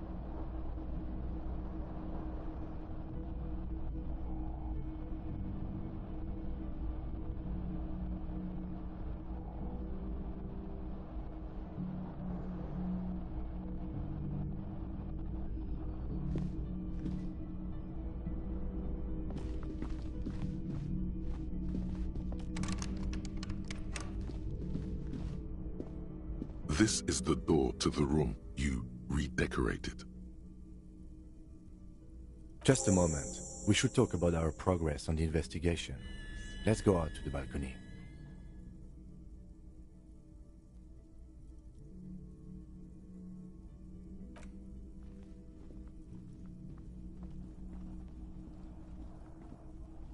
The air outside is brisk. The lieutenant is silent for a moment. He listens to the traffic hum. Then... Now then, we should talk about the investigation. But I also feel you're a bit hazy on the RCM. Our role here, our rights, our jurisdiction, basically.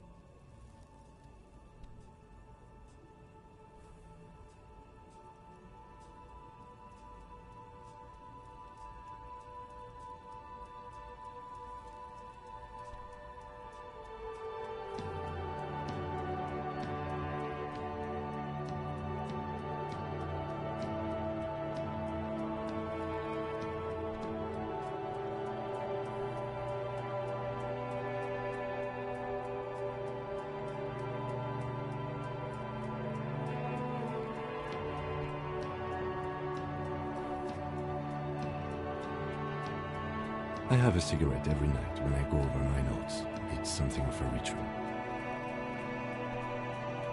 And then there's the fact that he looks way cool doing it. You mean this? This isn't cool. It's an unnecessary trial of will and unhealthy. Keeping the habit within the parameters he's given himself takes a lot of focus. It would be easy to simply quit. Yet, were he to quit, he would lose the cool factor. This man relishes his cool quite a bit below it all.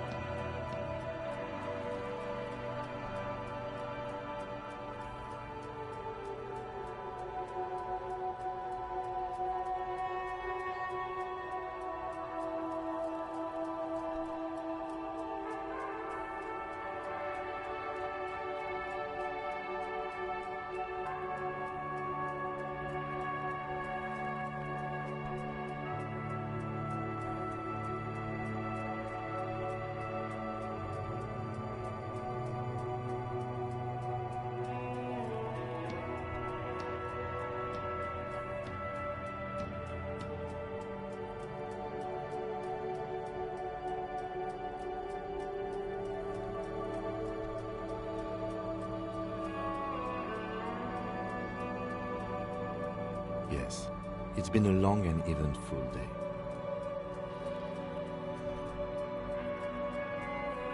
Well, we didn't even look at the body.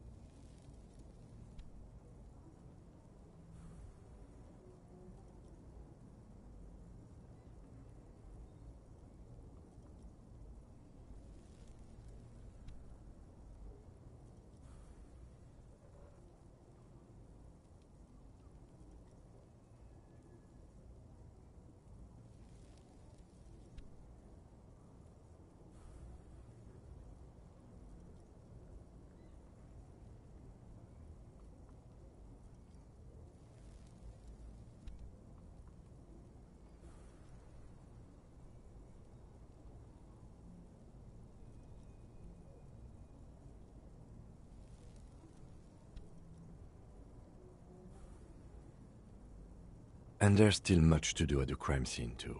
We didn't search it thoroughly enough.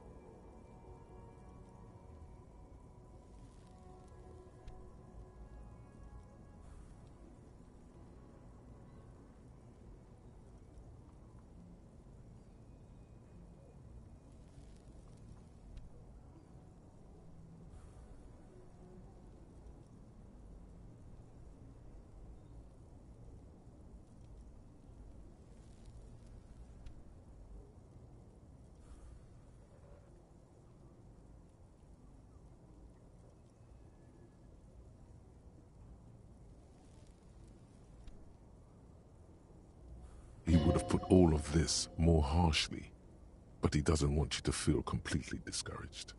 Probably because he's afraid that you'll just give up and keep drinking.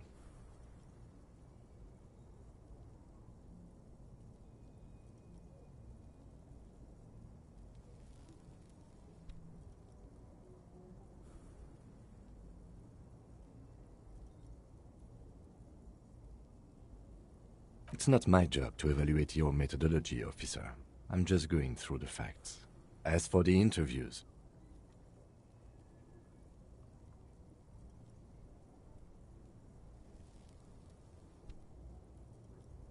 we weren't able to find the union leader, Everard Clare, much less interview him.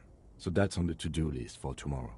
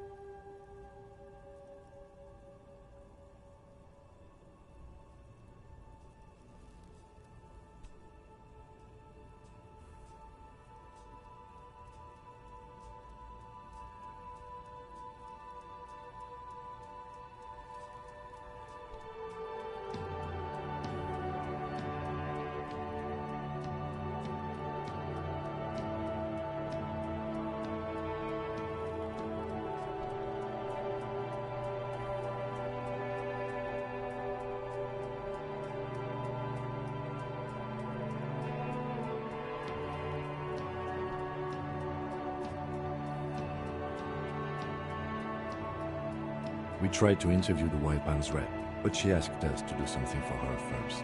Fine, so be it. I have a feeling Joyce knows how dangerous the situation really is. We have to get her to talk to us.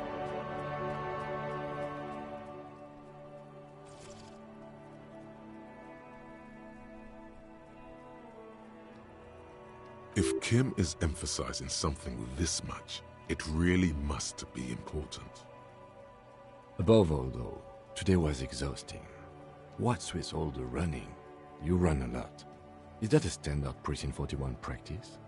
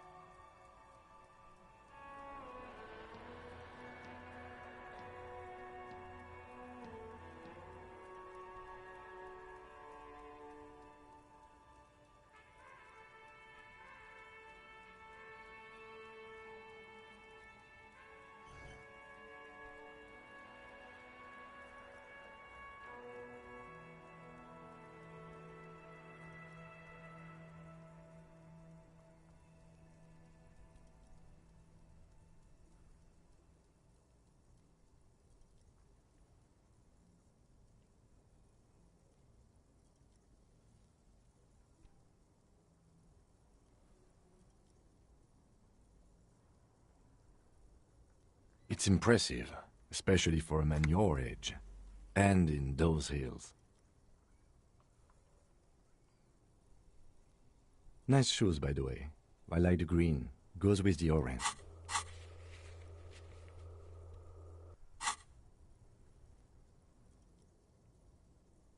They're quite limited, actually. The power officers of the Revachol Citizens Militia exercise most frequently is imposing fines of up to 1,000 real for offenses, in accordance with an interdepartmental schedule.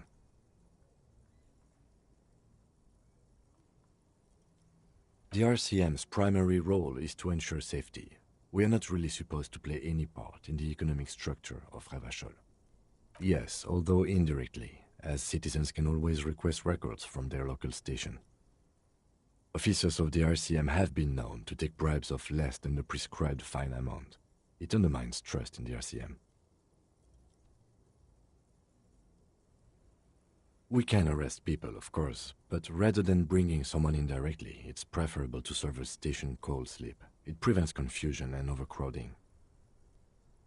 You can't. Those who don't show up become fugitives, though, and have fewer legal rights when they are eventually caught. It's about power projection. Thus far, they seem to mostly show up. As you may have gathered from the fact that we are expected to carry a record of our kills, like the one in your watermarks, we are permitted to use whatever force is necessary, and strongly admonished not to abuse that power.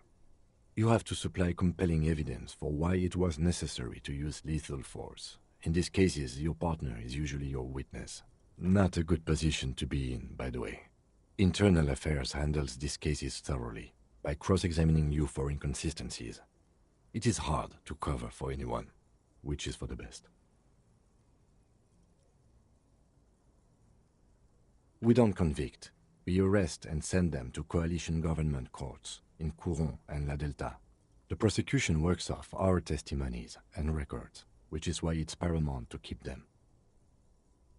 The coalition government and the moral intern more broadly. The RCM was formed by the coalition government to restore order in the international zone after the revolution. So we did. Now we attempt to maintain that order. No more, no less. Or perhaps it is better to say we were allowed to form. It's a point of contention whether the citizens of Revachol or the coalition government founded the RCM.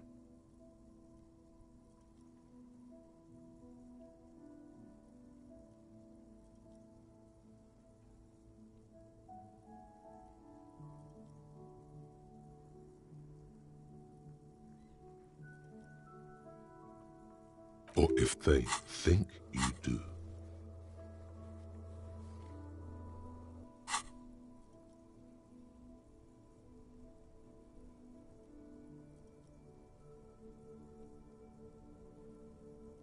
The Moralist International are the world's largest political organization.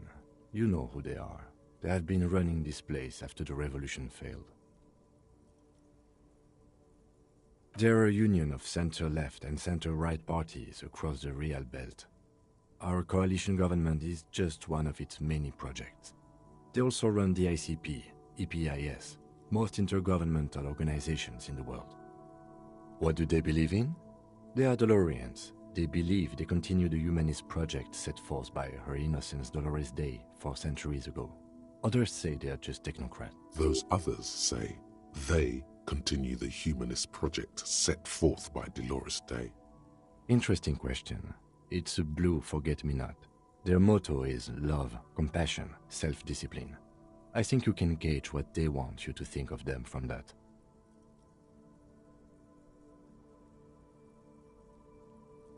Something kind and usual. Something almost self-explanatory. Something ominous. Something like the dark blue, serious color of the early night sky above.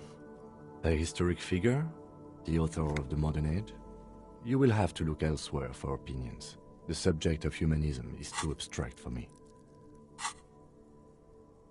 The moral intern are a fact. I try not to have opinions on facts until they change. And it doesn't look like that's about to happen. It is more than that.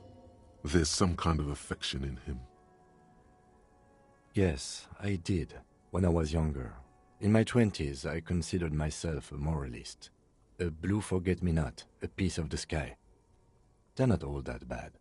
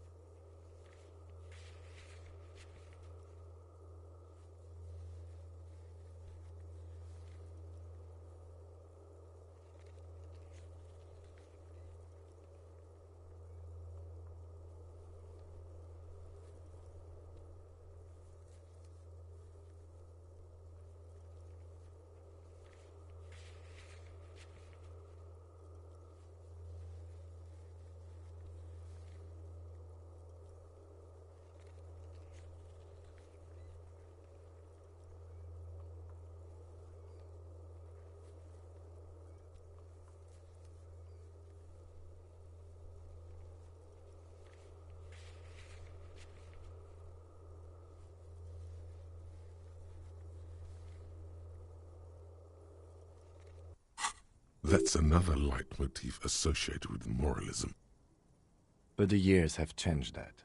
I don't know what I believe in now. No, I believe in the RCM. That's enough for me.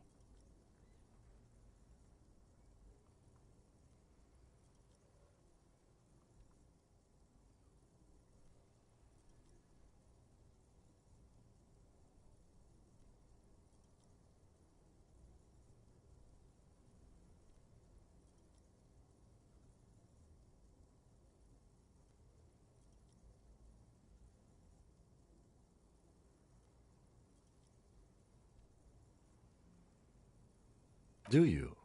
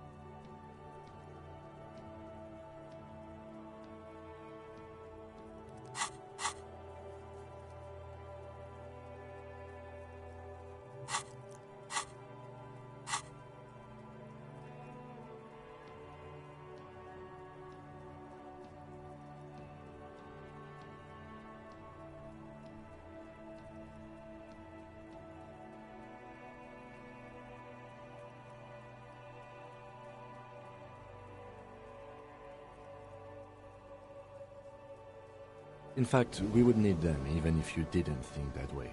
We are in what is called the twilight of international law. The laws we claim to enforce come from the MI. Without them, we are simply vigilantes.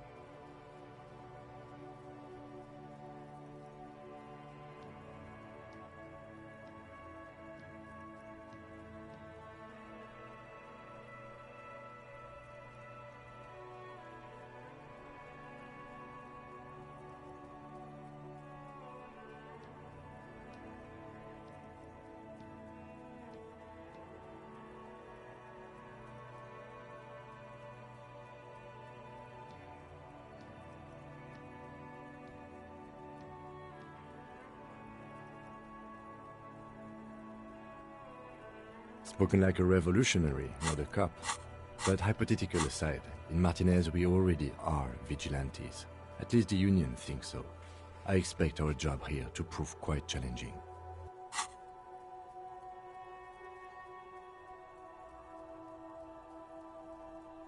The dying lights of the city shimmer below. Slowly, like luminous clouds, they pass on his lenses.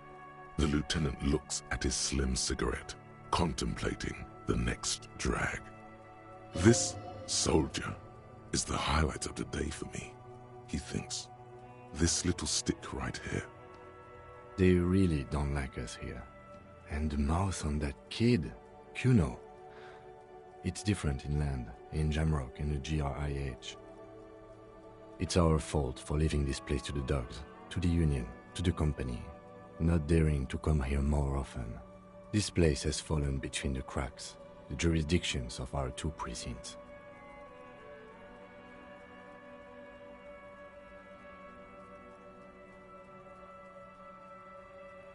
We run this city. West of the river is RCM land.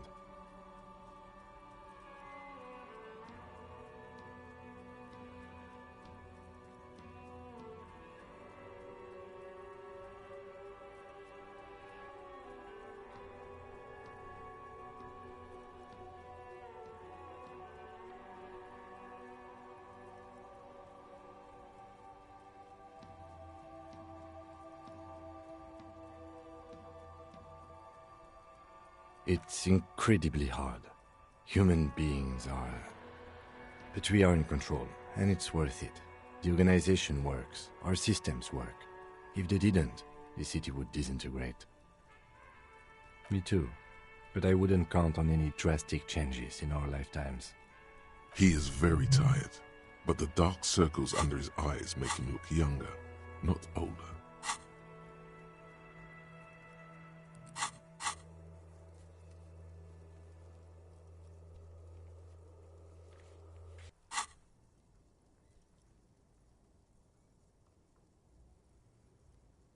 Yeah, it's getting very cold now. Let's go.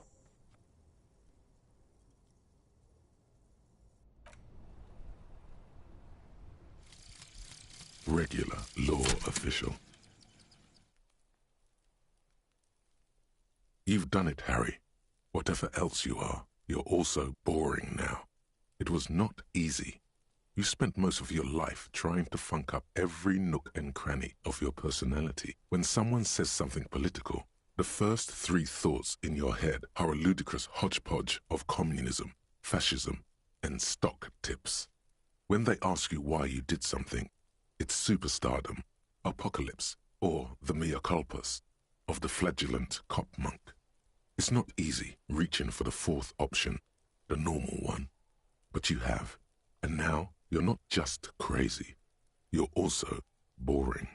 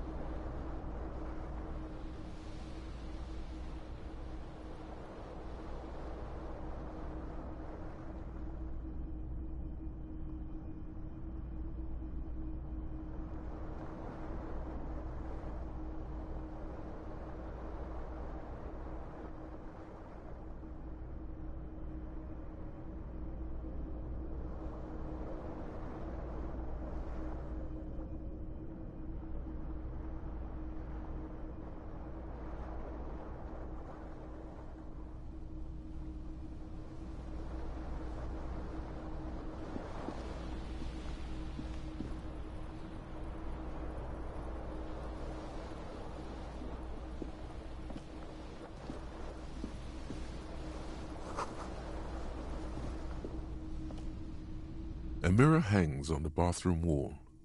In it, your face, adorned.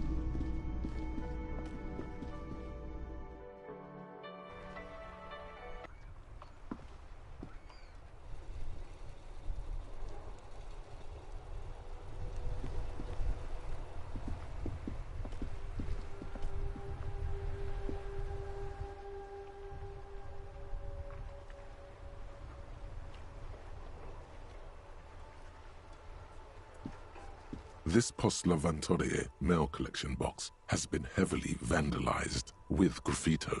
A closer inspection reveals 2 bullet holes in the front. A faint sticker on the side reads, RCM Emergencies Desk number 8102, with a slogan, Mankind, be vigilant.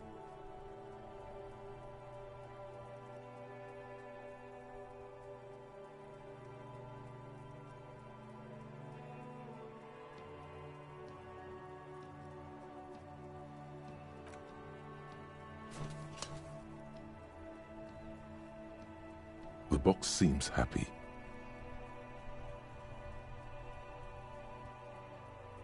Eat shit, pig. Fucked by the coon. And St. G with a crown have been scribbled on it. Jenny is a whore, and best set mailbox also.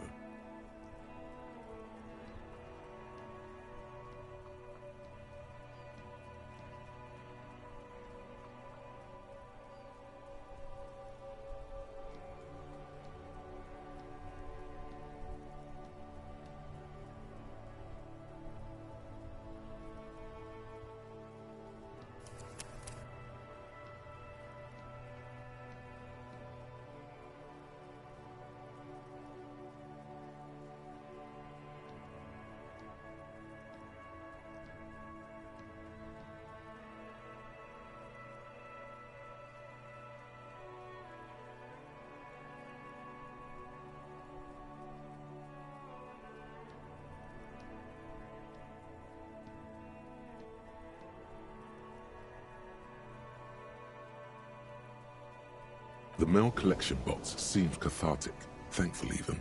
So do you. You shudder, then you swallow.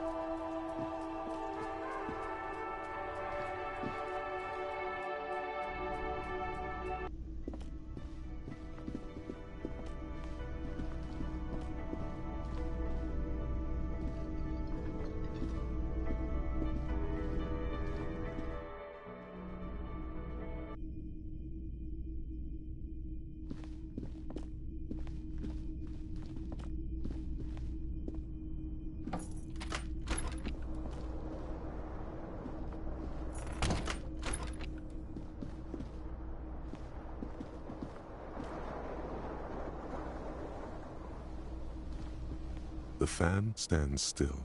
A terrible mistake. Turn the lights off immediately. You can practically feel the photons burning a hole in your brain.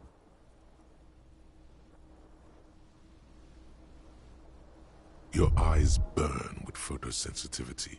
It's not good. The lights are off again.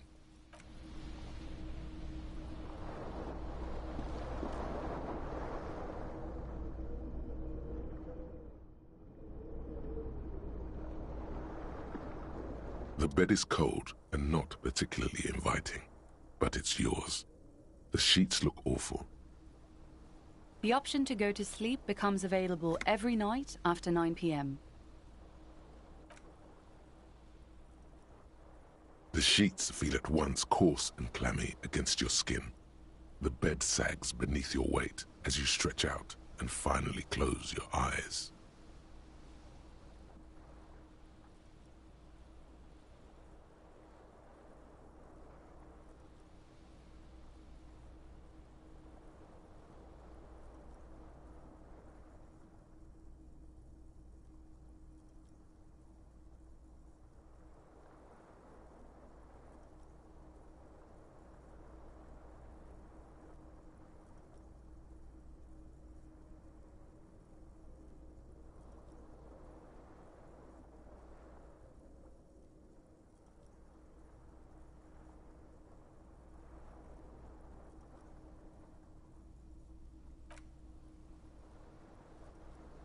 And then sleep. And then sleep doesn't come.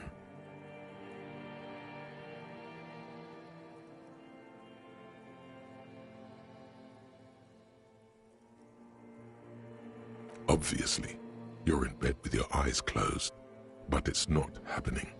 Maybe it's the bed's fault. Its synthetic filling has separated into hard lumps. The pillowcase smells oddly. Smells of alcohol and sweat, and grease.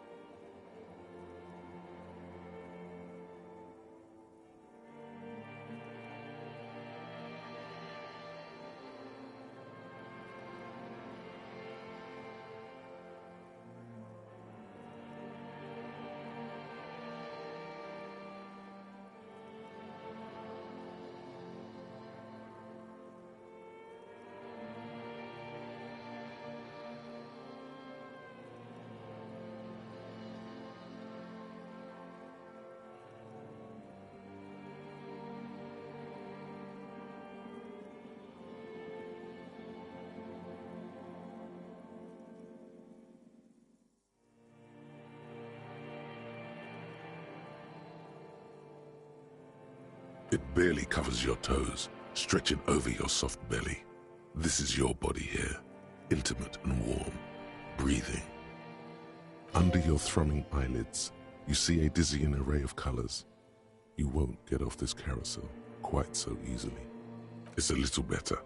Colors, scenes, and half-formed phrases still litter your mind. Part of you is still trying to solve the case, isn't it? Something to do with, what was it that the lieutenant said? Union? And it's gone again. Your thoughts lost between the slowing brain waves. Your breathing steadies. A great silence washes over you until your eyelids twitch in your sleep and images start forming.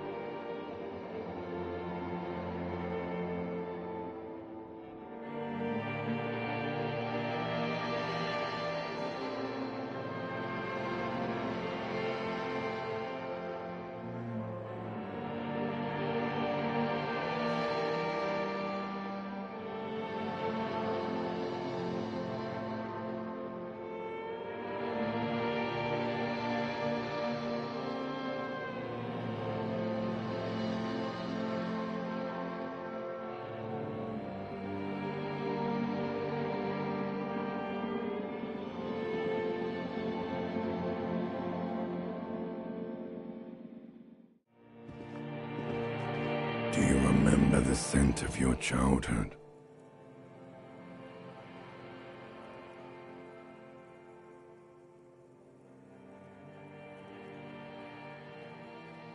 You're not kidding anyone, Harry. You don't remember shit. Tell me, do you remember your wife's hand on your face?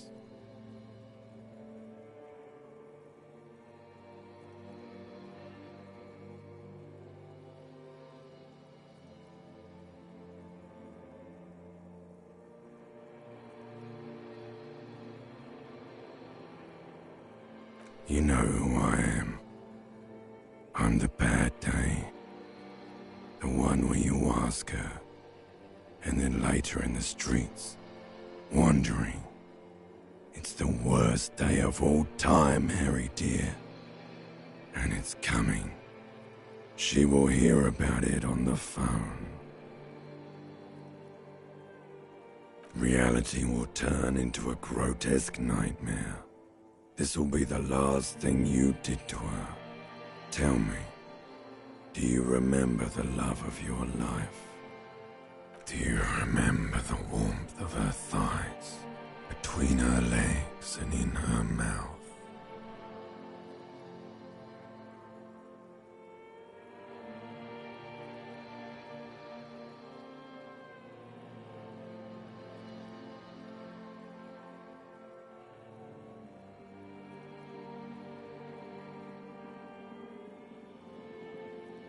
Oh no, Funky baby, you stayed. It was the rest of it that left. Or you just stood there, with one hand on the bottle and the other on your dick, watching it go. Tell me, where are your friends? Human beings have friends, Harry boy. Where the hell are yours? No, it's gone. 3 times gone and never coming back. You failed. You failed me. You failed Elysium. Everything. The pale and the Islas. On the surface. The outer magnetosphere. Burning, furious truth. 8,000 years of written history. You really dropped the ball, Harry. 4.6 billion people. And you failed every single one of them. You really fucked up. You're not coming back from shit, thrashing around in that high conductivity state of yours, bumping into things and acting like a clown. Who are you kidding? Your mind is what now? I can't hear you. The rest is just a word dream. Jumbled up garbage. The pictures are gone. The bed rises to meet you. A thin, sleep-like state. More glass than velvet grinding in your head. So something is wrong. Sleep shouldn't be this bad, this dry, this unnourishing.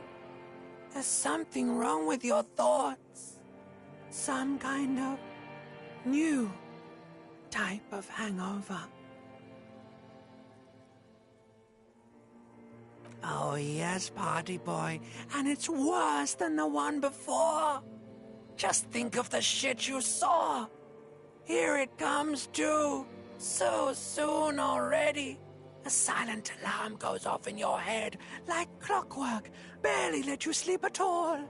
Time to get those clothes on, Harry. Time to go to work in the shit factory.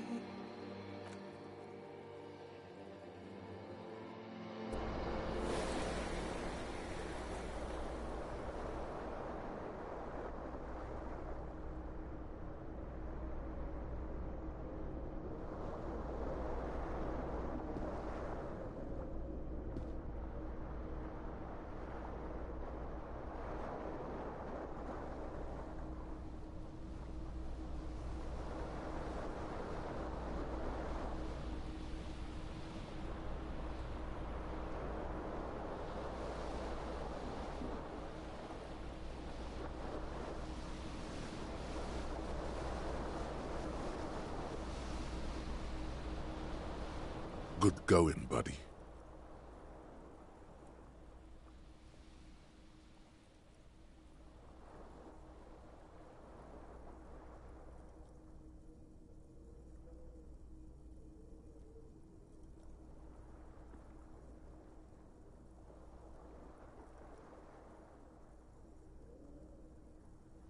Really? Because you feel even worse this morning than you did last night? You mean, why are you so tired? Too tired and down to even think? It is worrying, isn't it? You can't be a detective like this. Detectives need to be able to think.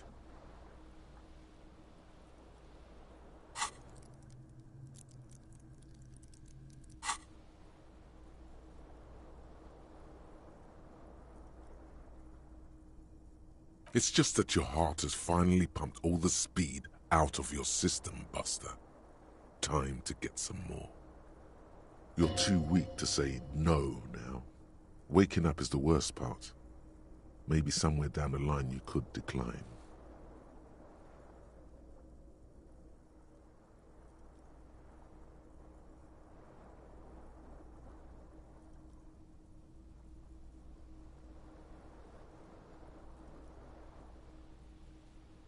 Speed is a potent central nervous system stimulant. It kept you propped up all day yesterday, despite your debilitating hangover. How else did you think you even got up from this floor?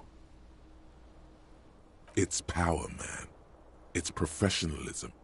It makes you feel like you're young again and ready to detect. Ready to go to war against the world. Of course, Martinez is speed central. You just gotta poke around, follow your nose. You and Speed will be happy again. You will make her come home. This time, it will be different.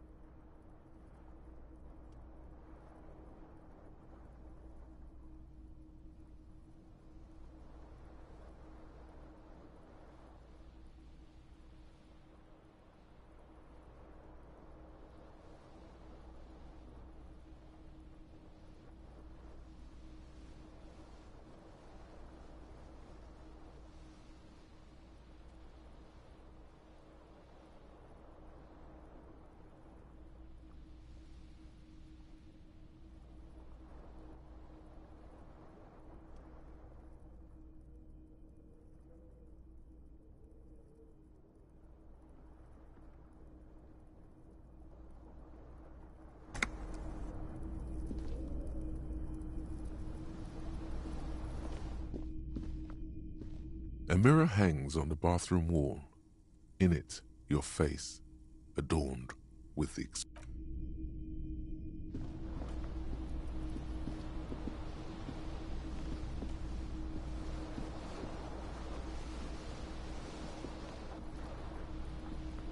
The window stands broken in its frame.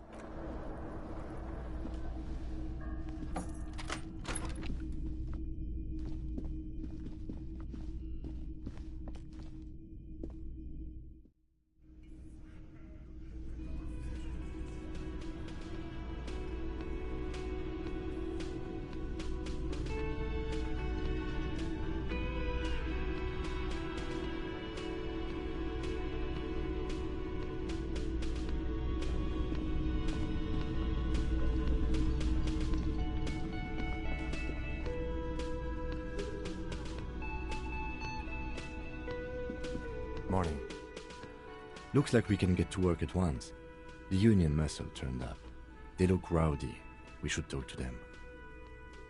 A lot of things point to the Dock Workers Union. The circumstances in Martinez, my preliminary information. Actually.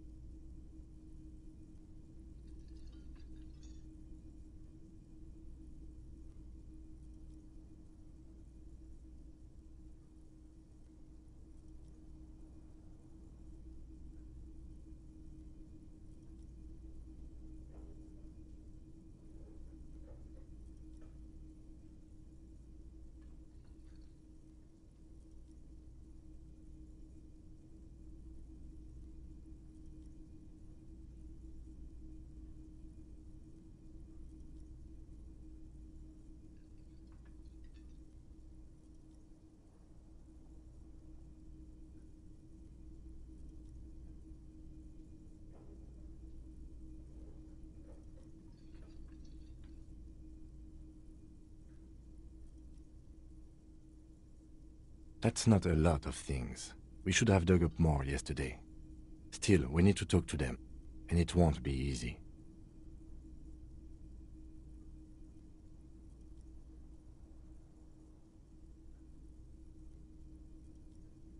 I mean ungovernable. Martinez isn't exactly enthusiastic about the RCM being here. They prefer to be policed by the Union. These men here. Men who drink beer for breakfast? There's talk of an armed wing of the Union called the Hardy Boys, who are responsible for state policing. I think it's them.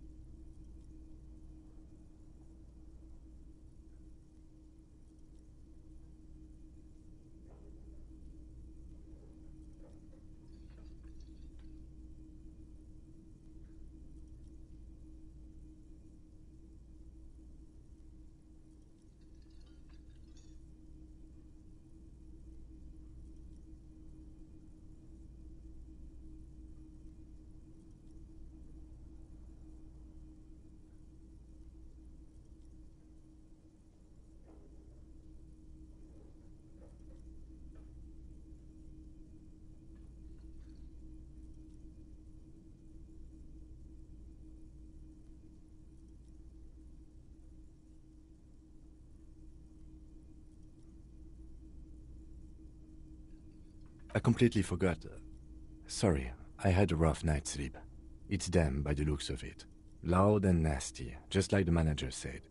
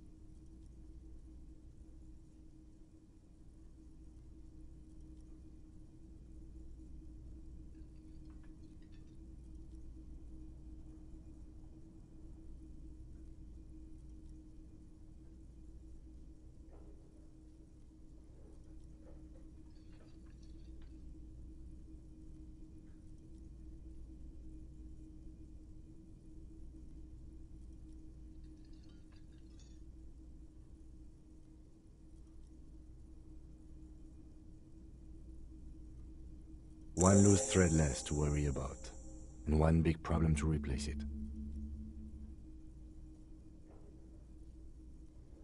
That would just escalate tensions. No captain would sign off on it. Solving one murder isn't worth a conflict between the RCM and the Debarders Union. In fact, even the death of 2 detectives might not warrant an all-out war. So let's keep a cool head, okay? One more thing before we do. We don't have to talk to them immediately. We can walk right past them, continue with our business.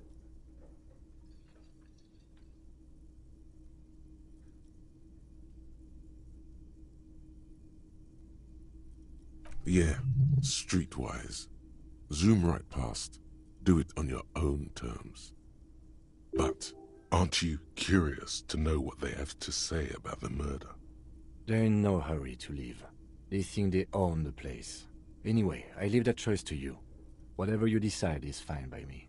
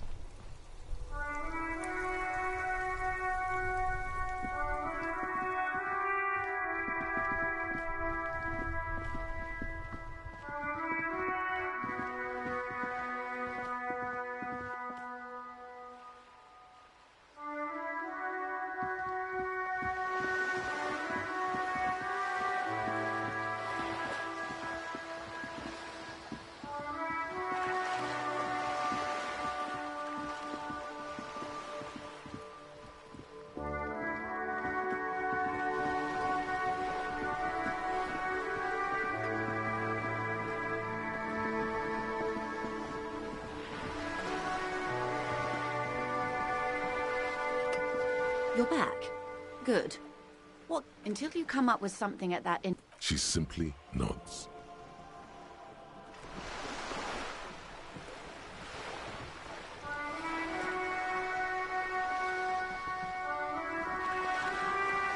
You're back. Good. More lessons in basic reality? My favorite part of the day. Go ahead, ask me anything.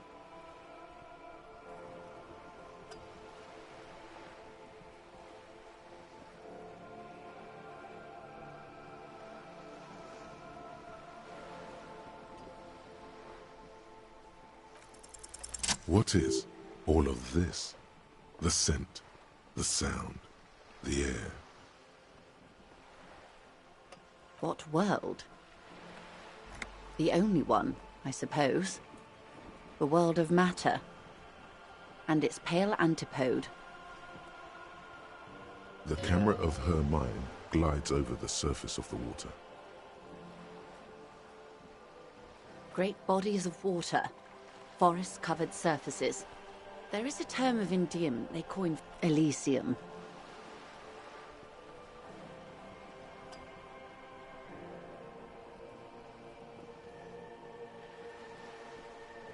It does. There are those who would call it a term of hatred that originates like many such things. Oh, great thing. We used to... Oh, There's a Yes. A cold fear seeps into you. You seem to be... They say that I am so... But this is one of the greatest questions of our time. You have missed... It's like the crowning of the world. It's insane, but you already have. Suddenly, the lieutenant observes you both, silently. He adjusts his... Glad to have been of assistance.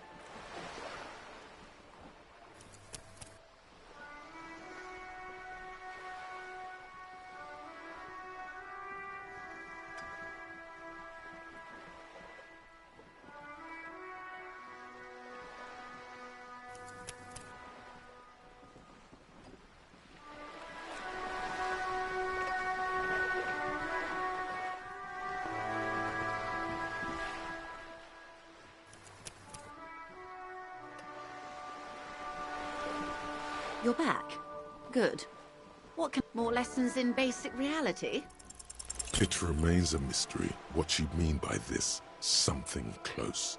The pale is... Yes. Of course, Lieutenant. You could sneak back later when the lieutenant is not here, unless you can convince him to step aside.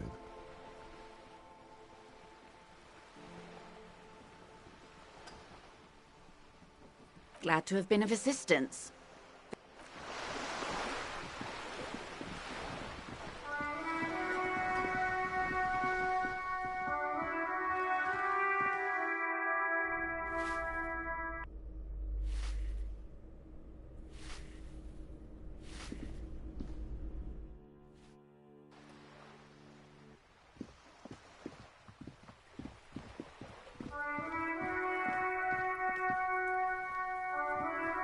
Just an ordinary wall.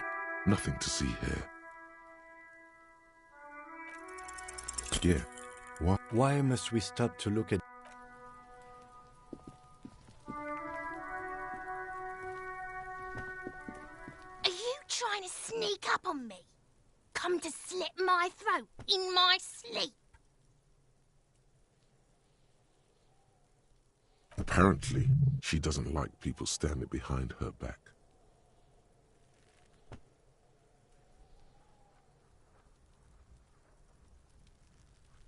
Logic error. Pigs come to take me out.